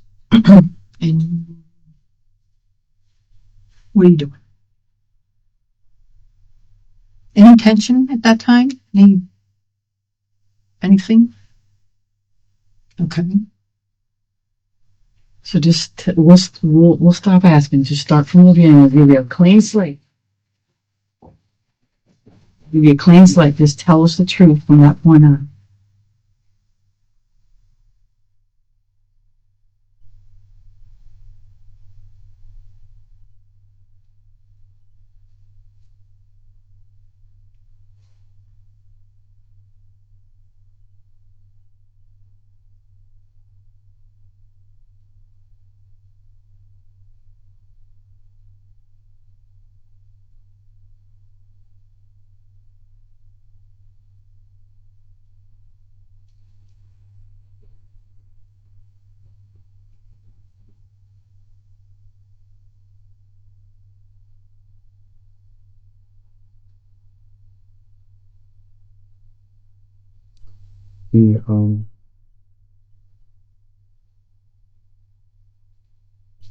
We also discussed what I would do. Discussed the vendor list that I'm looking to. I'm just gonna say we're both tired and brush it up together. Late.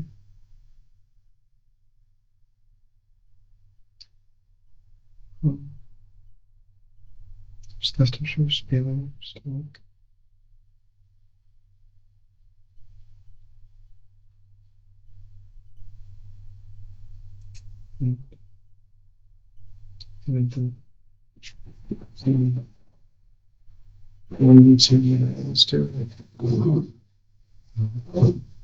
Usually we're driving down.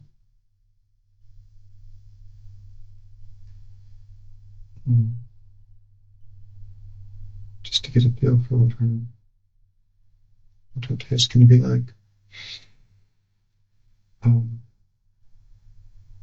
should check with her to see, but like I said, what we can coordinate on. In a busy week, that might be all she have the time to talk about until she's done.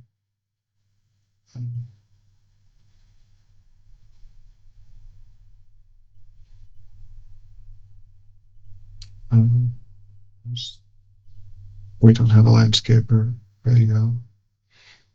Or grounds crew. I do everything with the yard. Everything.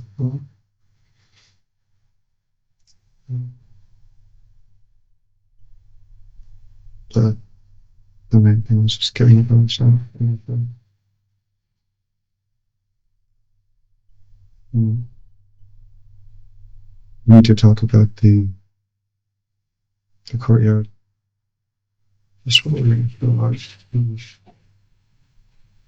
Almost the day that we put big pieces of whatever out. We had some junk back there we wanted to get rid of.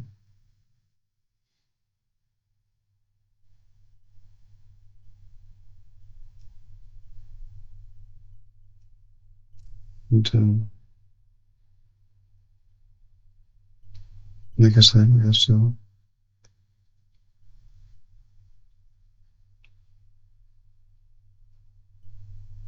talk about me going on a walk. Some exercise.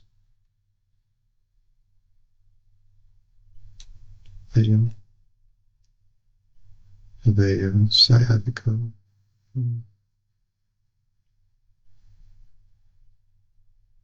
Condition stuff all the time. But when I do overdo it, it does slow me down, so usually walking is good for them. Relaxing is good for them.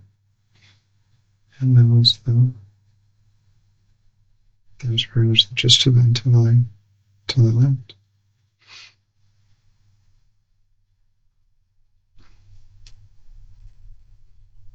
The only thing that changed when she came down, she just sounded more positive about going to the dentist. She had been on the fence. She's been up for a while. She just seemed more positive.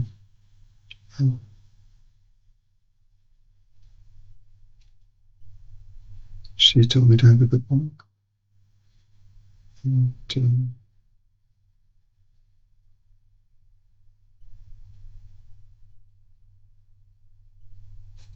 So that's the need to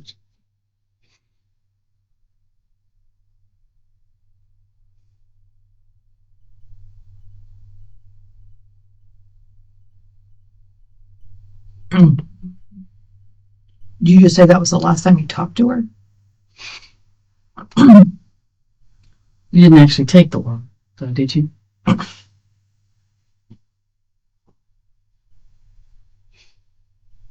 Yes or no? Yes. When you took the walk, was Shanti alive? Yes.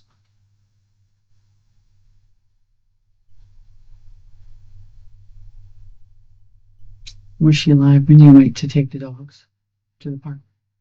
I don't. From everything that I'm hearing, Well, before we said anything, you told us you felt like she was deceased before you left.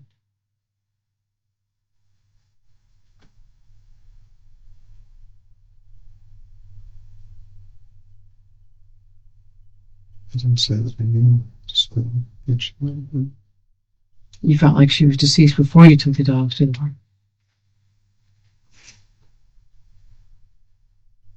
Mm-hmm. What would make you feel that way? Because she didn't go to the dentist. So someone doesn't go to the dentist and you think they're dead? No. No. She told you she might not go.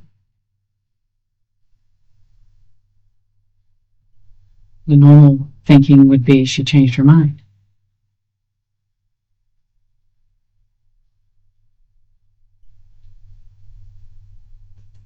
Mm-hmm. Or just that something changed or something happened. Something did happen, and you knew something happened. That's why you felt it. You didn't feel it because you're psychic, you felt it because you know. Because you knew.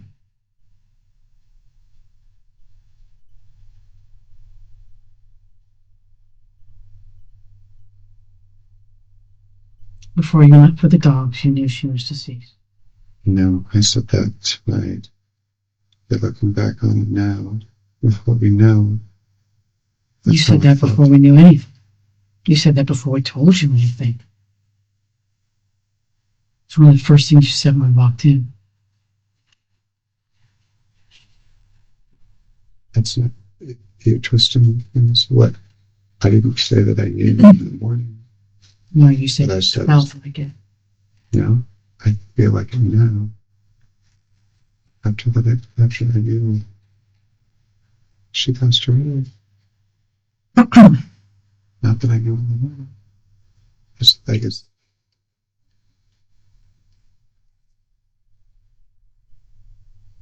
What would make you feel like she was deceased before you left? What would make you say that? I didn't have that feeling before I left. No, what would make you say that to us? I didn't say that to you. I said that looking back on it. I didn't say I never felt like that. I'm not saying you did. I'm saying what would make you feel as though she was deceased? Why did you feel that way?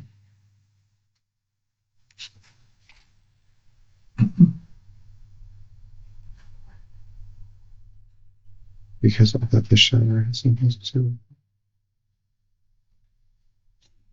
And that's what I said before. That that's when she would be getting ready.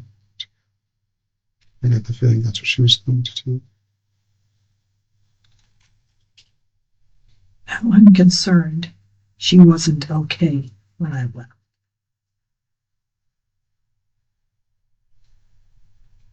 It's no one else.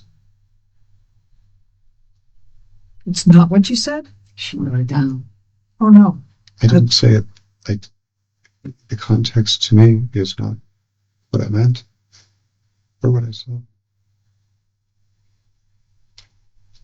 I'm concerned that Now I'm concerned. now. I'm sorry, I don't. She wasn't okay When I left.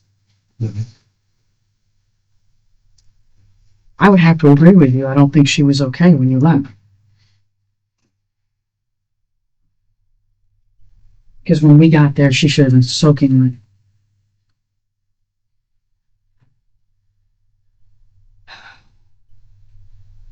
The clothing should have been soaking wet. Her hair should have been soaking wet. The floor should have been soaking wet. The bathtub should have been soaking wet. David, you're a smart guy. This isn't rocket science. Don't look like you're puzzled. You're a smart guy. And you know now. You panicked. And you panic. Exactly, I'm sorry. And The floor was wet. no, it wasn't. No, it was not. The bathroom floor is not wet. The tub's not wet. I know that you didn't plan this because none of this makes sense. If you had planned this and this had been intentional, this all would have made much more sense and it would have been a lot more difficult for somebody to figure out. But it's so obvious. And that's why I know that it wasn't intentional on your part. And you're not a good liar. You're terrible at it. Terrible. Because none of this makes sense. Because it's not in your nature to be like that. You weren't raised like that. I'm certain that your mother instilled good values in you and did not raise you to lie and to make stuff up. That's why you're terrible at it. It's not a bad thing. And because you know you want to do the right thing. For you and for her. It almost sounds to me like she treated you like you were The help. the help. That's what it sounds like to me. I got to do the yard. I got to take care of the pool. I got to do the work on the house. I got to clean the pool twice a day. I got to take care of the dogs. And I'm sleeping in the garage. So it sounds like what the ex said about her being a strong bitch. Where she say goes. Yeah. You're so mild mannered that you don't want to stir the pot. You stand up to her when it's necessary, but you pick your battles. But I think you just want it to be right and good. You don't like to fight.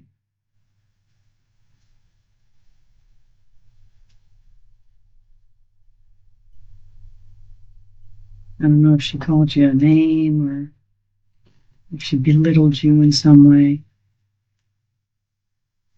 or made you feel less than a man.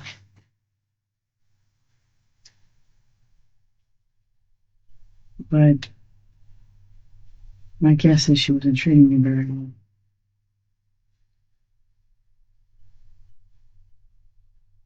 And there's only so much anyone can take before they snap.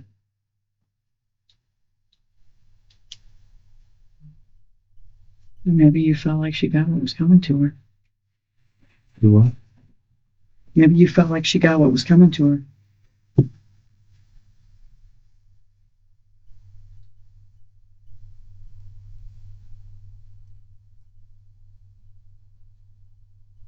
What were they today?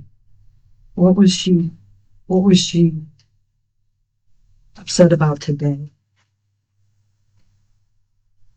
Her tooth and going to the dentist. Or not going to the dentist. And how it was going to make her still, you know.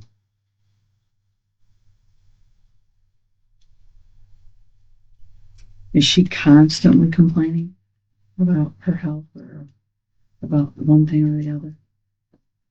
Is she kind of always sick, or is it kind of all about her all the time? Woe is me. Everything's about me. Take care of me. Come sit with me. Come smoke with me. Stay in the bathroom with Stay in the me. bathroom with me.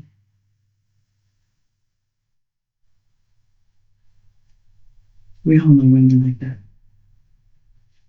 It's all about them and what you can do for them and what have you done for me lately. And where, and I found it interesting when you mentioned that so she could have more time with her son. A husband should come first, and then a child. Was that a suggestion of hers? Did she comment that she needed more time with her son?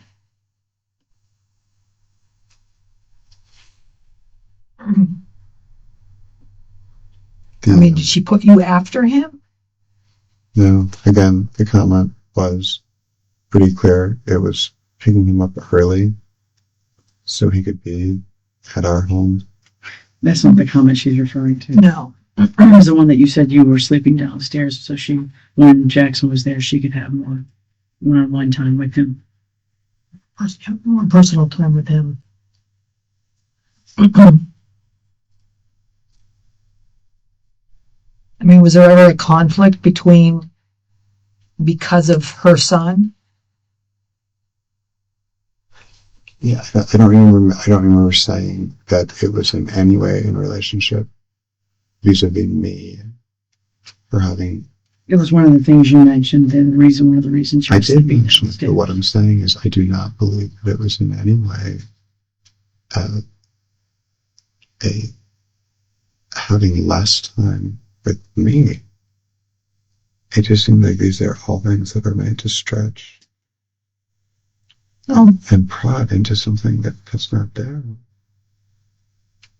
Just asking. You made the comment that you sleep downstairs in the garage, so that one of the reasons is so that she can have more personal time with her son. If you're going down there, We're all asleep. Okay, so I made it very clear that's when we're all going to bed. Right, but you also made the comment very clear that so she could have more personal time with her son. I said on the half nights that he is there, because as a parent and as a child, when you only have partial custody, it's completely normal and completely natural, I think, to feel like you don't get enough time with your mom when you can only be with her 3.5 nights a week. Every child's going to feel that. Every child is going to feel Nobody that. said that any different. What does that have to do with you? I don't think it had anything to do with me. That's my point, is I don't think it had one thing to do with me. But I wasn't leaving her up there alone, and I wasn't leaving her. I don't think we were depriving our relationship because they slept in the same room and woke up in the same room. I don't think that changed. I really don't think that changed anything, but they did have a nighttime routine. As far as what time and exactly what he was going to do the next day. And as a step-parent, you're not as involved in every one of those specific decisions as the biological parent of the union. Does his stepmother at his dad's house sleep in the same room with his dad? Or does she sleep somewhere else? Because I think to an 8-year-old kid, that's got to be very bizarre. My mom married this guy, but he doesn't sleep in the same room. I think it's very nice. All the time. You're making a global universal statement on something that isn't. Well, there's more. And I think he understands that we do things sometimes. In fact, sometimes he would want to have a night where we stayed up watching movies and we would sleep together. We hadn't done that since the house. We had done that for about a year and a half since the house had switched, but we were talking about doing it more. I just don't want to paint those things to be any. You're right. That's not who I am. I would never look at something that's so understandable and so benign and think something. Then what happened? But you're also not investigating someone's murder, and we are. I granted.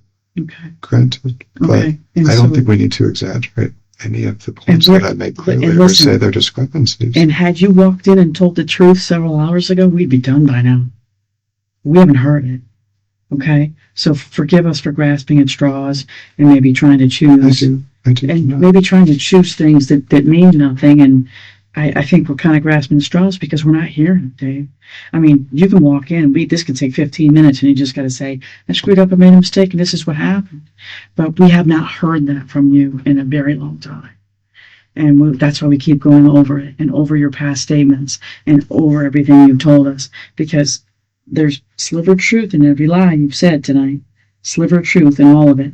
So maybe we're hitting on that, making it a big deal, and it's not a big deal. But we're missing something. Maybe it was extremely stressful to walk in and see your wife in that condition. And if I miscalculated marginally the amount of water that was there, she was certainly wet. She was certainly. I don't know why you would have been shocked seeing that when you knew she was deceased before you left. I didn't say I knew she was deceased before I left. I didn't say that until tonight, looking back on it. That I thought it was more likely she had gotten in the shower before I took the dogs than after. That's all I said. Okay, look at. So I was still Dave, she didn't stick her foot in the shower and slip. That didn't happen. If she did, she would have fell backwards. And you didn't find her at 3 o'clock. It didn't happen. I don't know that. You don't know that? Common sense would tell you if you pull a woman soaking wet out of the tub at 3 o'clock and call the police within 6 minutes, then everything will be soaking wet when the police arrive within 3 minutes of that. Yeah. That's common sense. So how did everything dry out? That's our question. Because It she happened. wasn't pulled out at 3 o'clock. It didn't happen. No. There's a science behind evaporation, and that science is not matching It's not magic. 3 Okay. o'clock. I can take a shower at 6:30 in the morning and at 10 o'clock at night, my towel's still wet. The shower even stays wet. I mean, it's just common sense.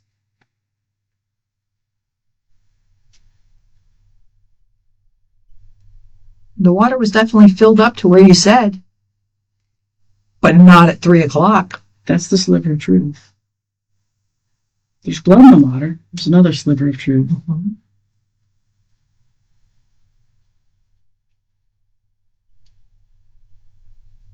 I know you think you thought of everything, but you didn't. I don't think I thought of everything. I've told you over and over. I don't know. You do know. You have to stop saying you don't know, because you do know. You do. You do know. You know exactly what happened, because it was only you and her there. There was nobody else there.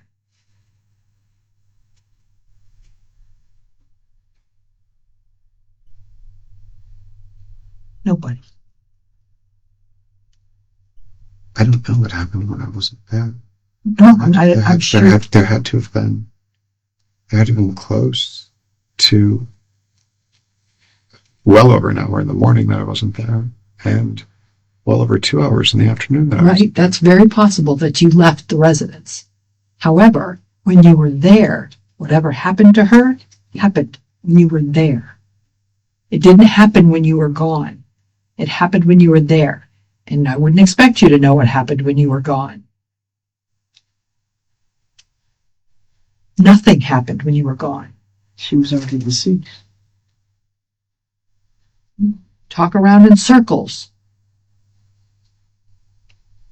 Trust me.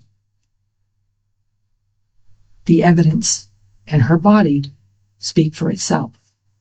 And your story is BS.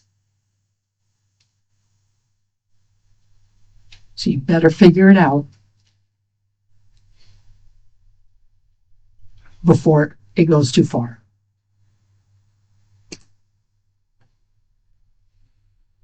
Because I'm telling you right now, nobody is going to believe that.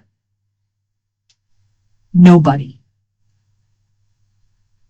If you maintain that, you're going to look like a fool.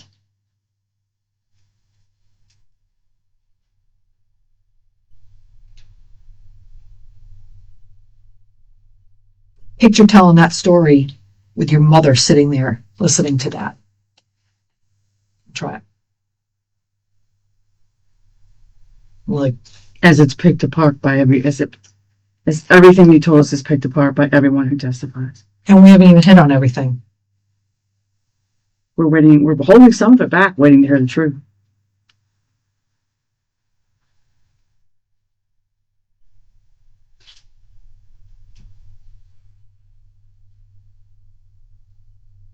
People can be sympathetic when they hear people be honest and remorseful. They can be empathetic to a situation that gets out of hand.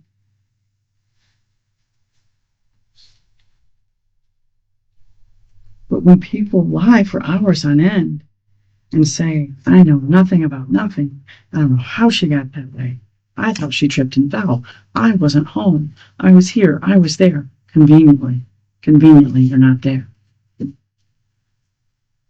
It's complete hogwash.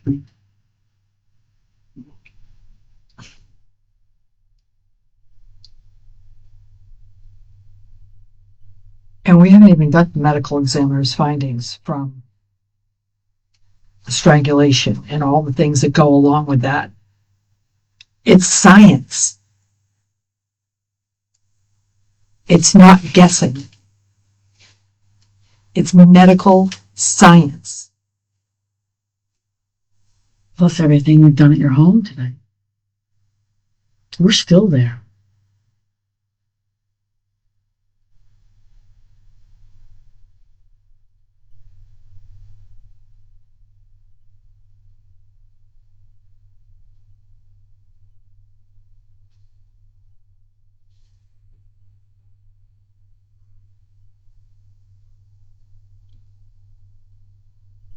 So what time did it happen? Was it before you took the dogs or when you came back? Let's start with that. What time did this argument ensue?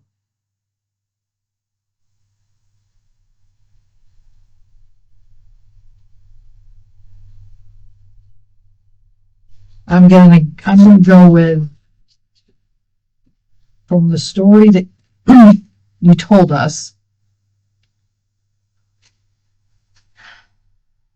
I'm going somewhere around 11:30. 11:30, 12:30-ish.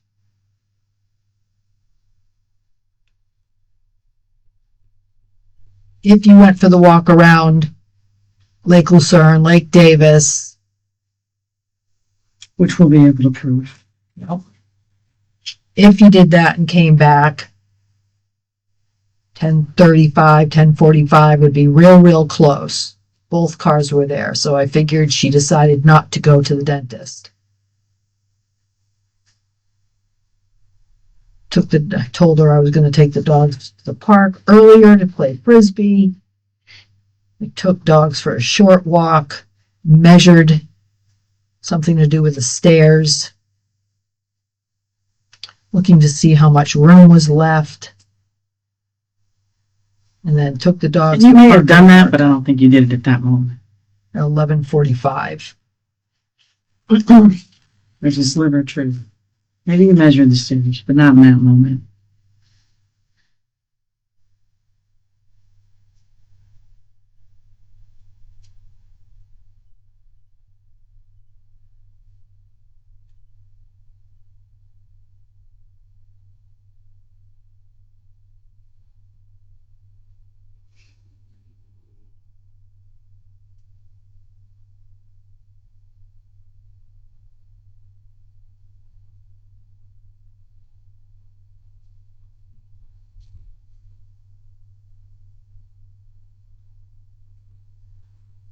Do you guys normally text each other during the day at all? Like if you go somewhere, you shoot her a text, hey, I'm here, do you need anything at Publix? Pick you up lunch. Thinking of you. Have a good day. What time are we going to get Jackson? Sometimes, but we're so close. She would usually come down. She used to do that at Mama when she was free. I find it very odd. We've all been in relationships in this room. That your last communication with her beyond the phone was the day before. The evening of the day before when she tells you that Jim's on his way. I find it very odd that at no time at all on Tuesday that you all communicate via phone. That you're gone on the walk for over an hour, that you're at the park for over an hour and a half, or an hour and 45 minutes, 2 hours.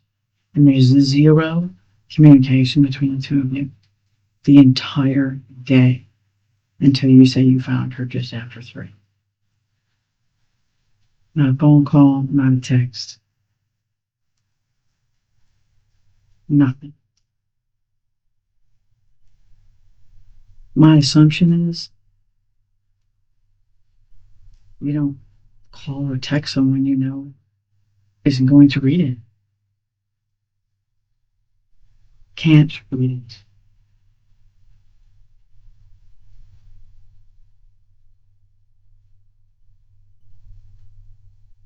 It's all going to show in a pattern. And when the pattern breaks on Tuesday, It's going to look very, very odd. They communicate every single day. But on Tuesday, her communication stops on her phone at this time, and oddly, so was his. David, what we're telling you with all of this is it's all going to come out in the wash.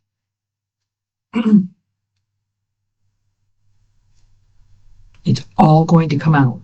We're trying to afford you the opportunity to say what happened. And because we know everything but that right now.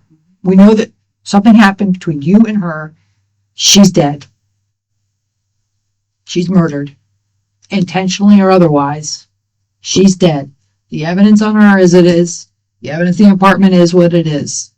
We can't rewind. I know you wish that you could rewind today. Believe me, I've had those days. Probably not to this degree, but I've had those days. But you can't. You have to move forward. And the best course of action for you is to tell the truth. What happened?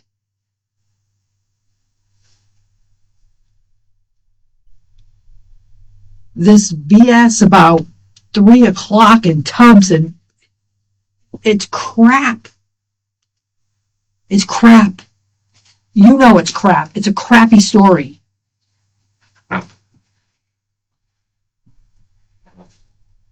Yeah, you don't know what happened when you were gone. I get it. But you know what happened when you were there. And that's what counts.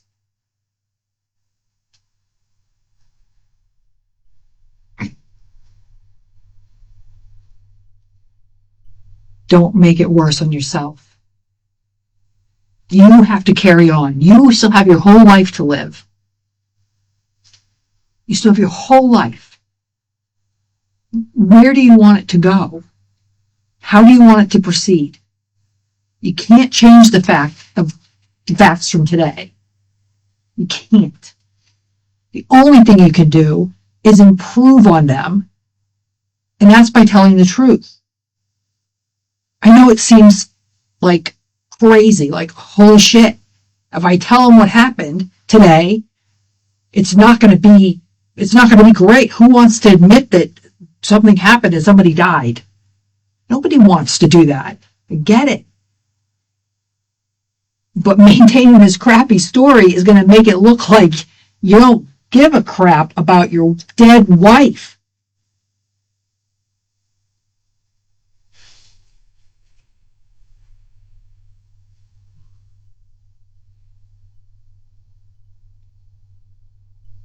Think about where you want to be in the future. You still have a future. Now's your opportunity to make it the best it can be. Do you want to elaborate on that? What do you mean it's still future? You still have a future. You still have a life to live. You're still breathing. You're a young man. You still have the rest of your life to live. I can't tell you what's going to happen to you. I don't know, because you're not telling the truth. I can tell you that she's a lead detective in this. And if you maintain this BS, she has one choice to go with. The narrative I choose to write. Based on the facts that we know. Right. Whether it's true or not. But it's what we have. You don't want me to surmise what happened, do you? Just based on evidence, testimony? You want me to tell your truth, or do you want to tell your truth? Because if I tell your truth, it's probably going to be first degree, premeditated, and I'll make you probably look like I am. I don't think that's fair, but you're not leaving me a lot of choice. Okay? And then what happens? You face the music.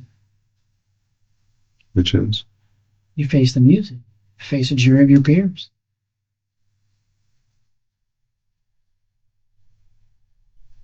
You gotta understand, we're in control of the narrative here. You and I, Detective McClellan, are in control of the narrative here. We're gonna know the truth when we hear it. David, we've been doing this a really long time. Okay? We're gonna know the truth when we hear it. It's gonna match what we already know.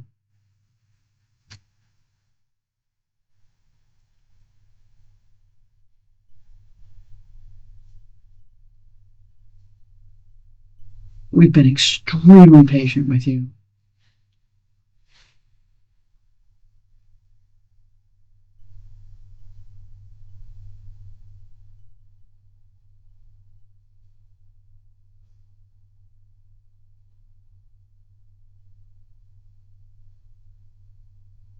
You're not going to be able to just BS your way out of this.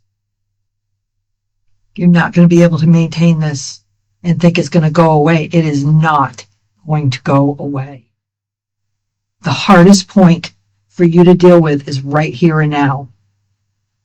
Right here and now. This is the pinnacle.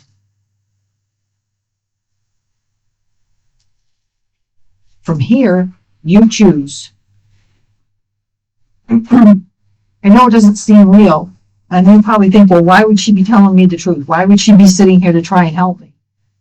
Because you're not the kind of person that we both dealt with in the past. You're not that person. I could be home sleeping. I got a kid at home. No, don't be sorry, because this is my job. And I put forth what I think people deserve. And I think you deserve that. And I can't imagine how hard it is to sit there in your chair right now. But I know you have the ability, and you're a strong enough man to step up when you made a mistake.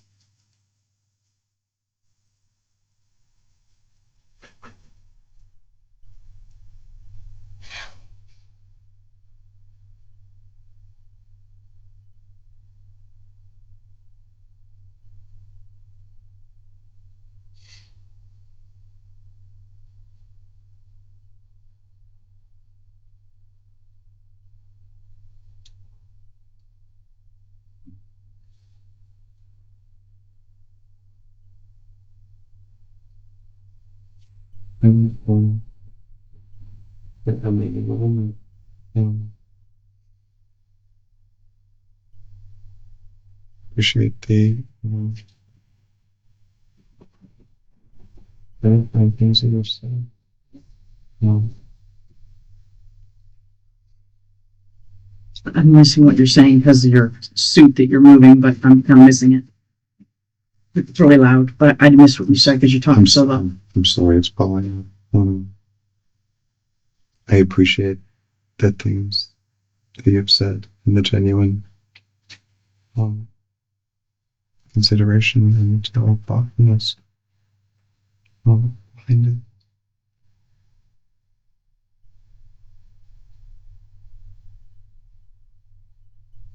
it. I don't know what it's like considering. The truth.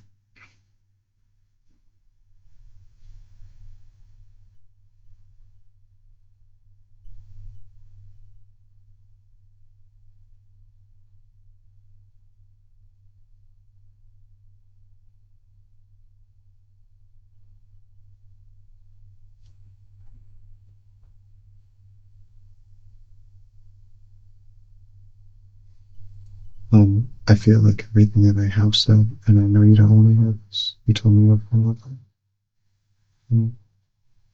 the things that you call discrepancies still ring true and are, if not perfectly accurate, directionally correct to everything. If not perfectly accurate, directionally correct. What? You're talking about things like evaporation, right? And how wet something was. If I miscalculated how wet. Directionally correct? I don't know if I know what that means. It's just doesn't mean anything in this context. Okay. Well, there only seems to be one thing, and I don't have that. I don't have the information that you're looking for. I'm so sorry. You don't have the truth?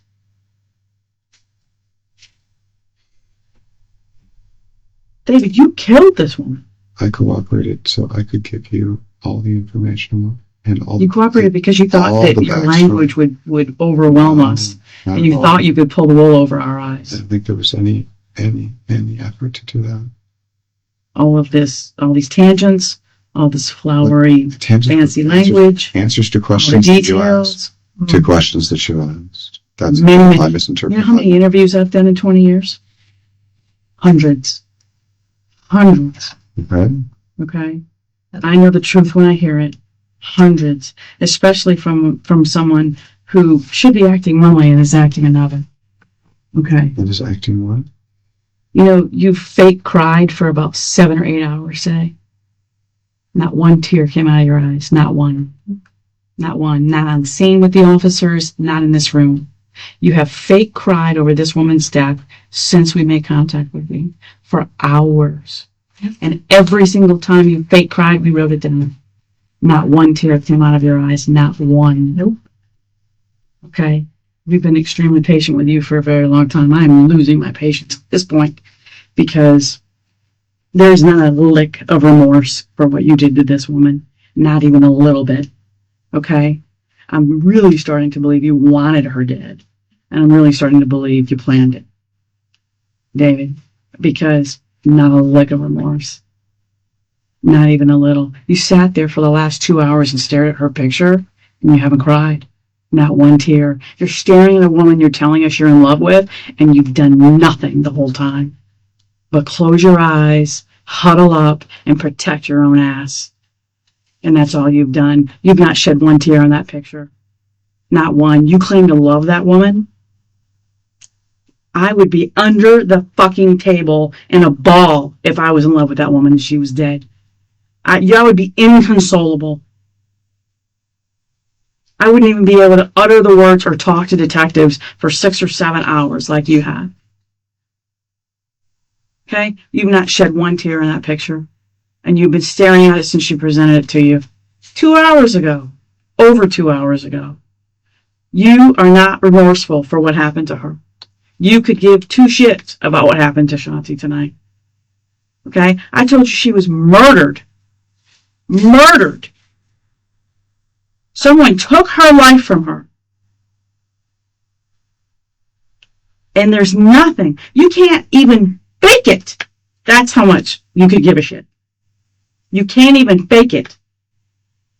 I know you think your theatrics and your maybe some drama that you've had in your past was good. It was terrible. The officers on scene didn't believe you, and neither do we.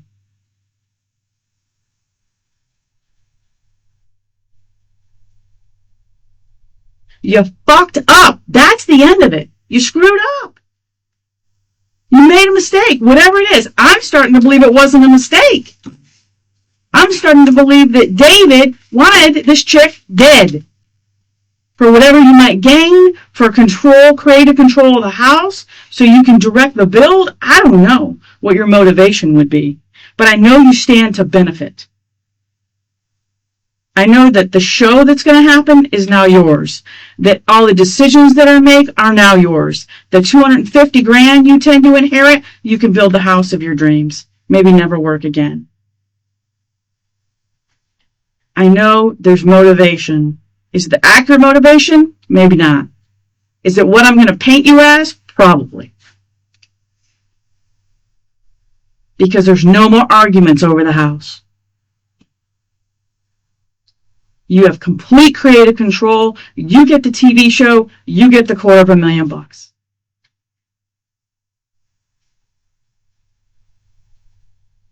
You get it all. And you get to sleep where you want to sleep. You don't have to sleep in the garage with the dogs. Are you kidding? I don't get anything. You don't have to deal with her son. How do you not? The house is in a trust in your name. You never even filled out the notary paperwork to get her name on it. It's in your name. You get everything. You don't have to put up with her. You don't have to listen to it anymore. You don't have to sleep in the garage with the dogs anymore. On a couch. On a couch. You don't have to deal with it. She's finally out of your life. Just like you wanted. Get your Lexus back. Get your car back. You don't have to listen to it. You don't have to listen to her telling you how she's working her ass off and you're not doing shit. Clean the pool when you want. Not mow the grass. For 3 years she's been bitching about it. You know what Jackson said? If Dave would just listen to me, that's what his mom says. If Dave would just listen to me, this would get done. He even mimics her when she says your name. And he does it perfectly, just like Shanti did it. If he just listened to me. But you don't listen. Apparently. She rules the roost. She's a pain in the ass. She wants it done her way. She wants flat ceilings and flat floors. Okay? She probably set the build back by God knows how many months. Because she didn't listen to you. And bitched about having to live in one room for 18 months. She bitched about it. Her son told us she bitched about it. His father told us she bitched about it. And she blames you. She has blamed you the entire time.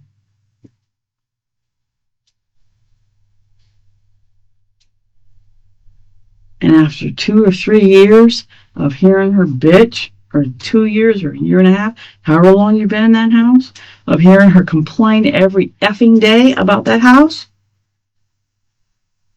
and blaming you, belittling you, forcing you to sleep with the dogs in the garage. Talk about being in the doghouse. Treating you like the hired help. Take out the trash, clean the pool.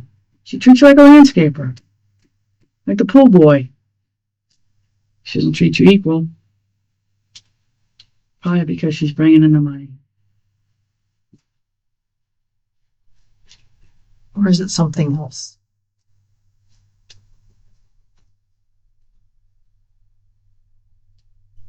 And when we're done talking to her friends, and going through her phone, and talking to her family, and they tell us all about your relationship. And video. And we prove your story is full of holes. And we prove when she died. And we prove where you were.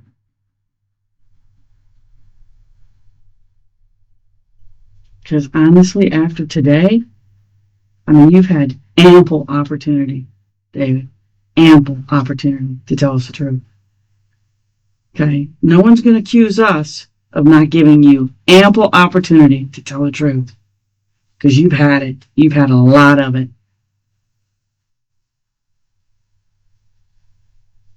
So we're just going to prove you're full of shit and solve this case. And I'm glad you think that's funny. I'm glad you think that's funny. Glad you think that's funny. Okay. Because every time you smirk and smile, okay, that's going to be seen as well. And what do you think? What happened?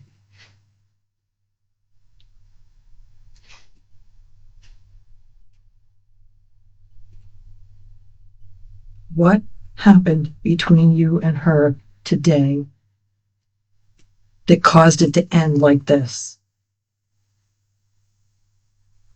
What did she say to you?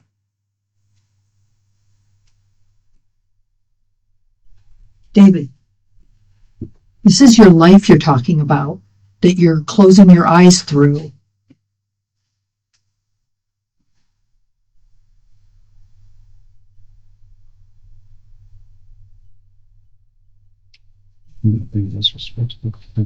I don't think you're being disrespectful. I don't care about a level of respect right here. I think you're being ridiculous by closing your eyes when you have to think about what's ahead.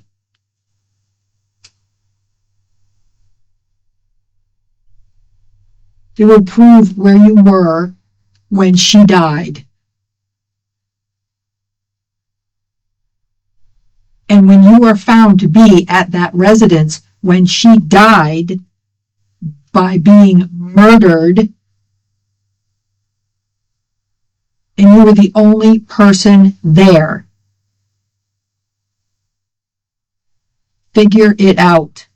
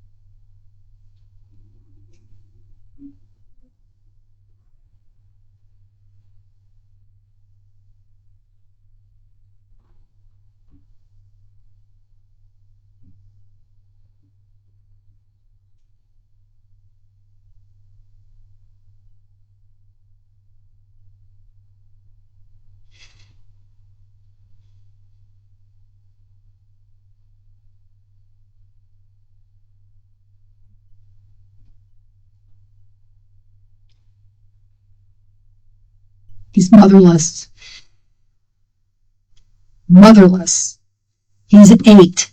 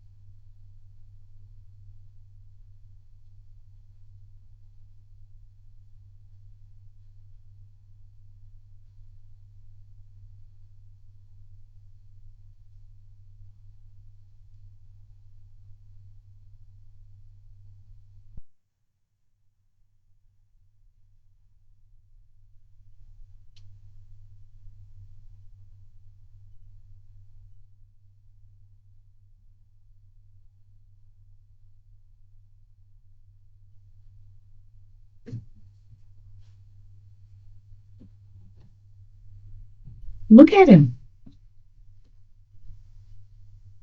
Look at Jackson, how happy he was. Now think about what you took away from her and from him. You're kind enough to let them spend time together, quality time together. Now, what do I tell Jackson? David's a monster.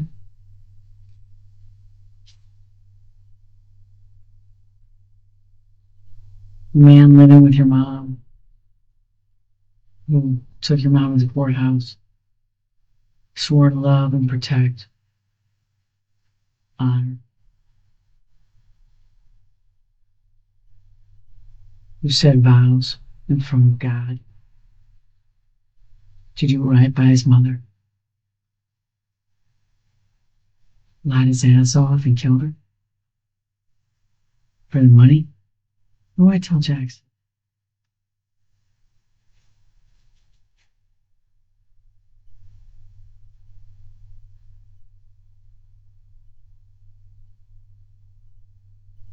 Jackson knows you guys fight. He knows you argue. He's young, but he's bright.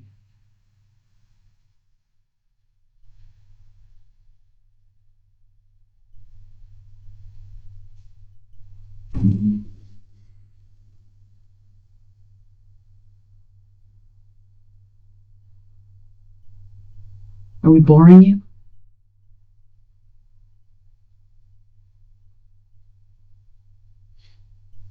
Look at his picture, David. Yeah.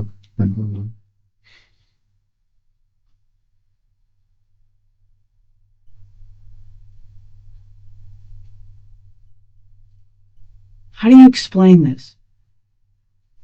What are you going to tell Jackson?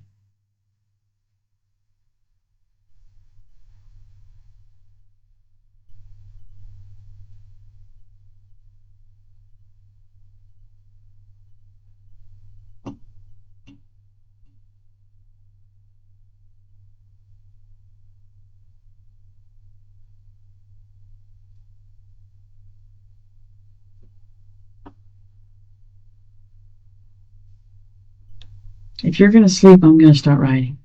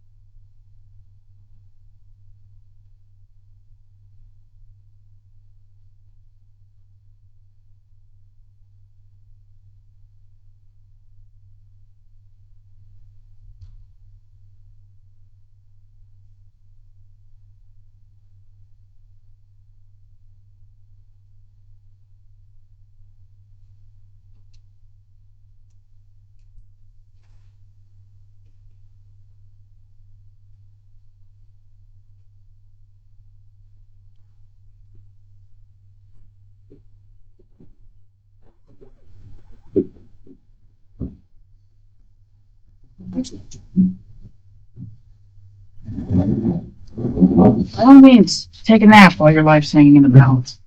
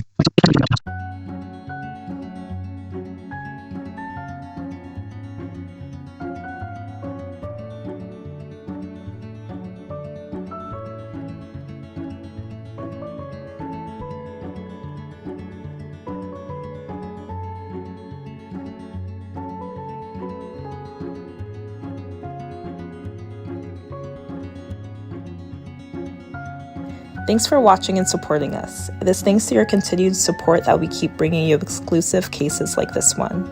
Keep in mind that we have expanded our channel to include many types of content, from talk shows and interview shows to deep dives in the files of criminal cases. Until next time, this is Tracy and I'm signing off from Atlanta. Deep Dive True Crime, Mentor Lawyer Justice Network, True Crime Locomotive.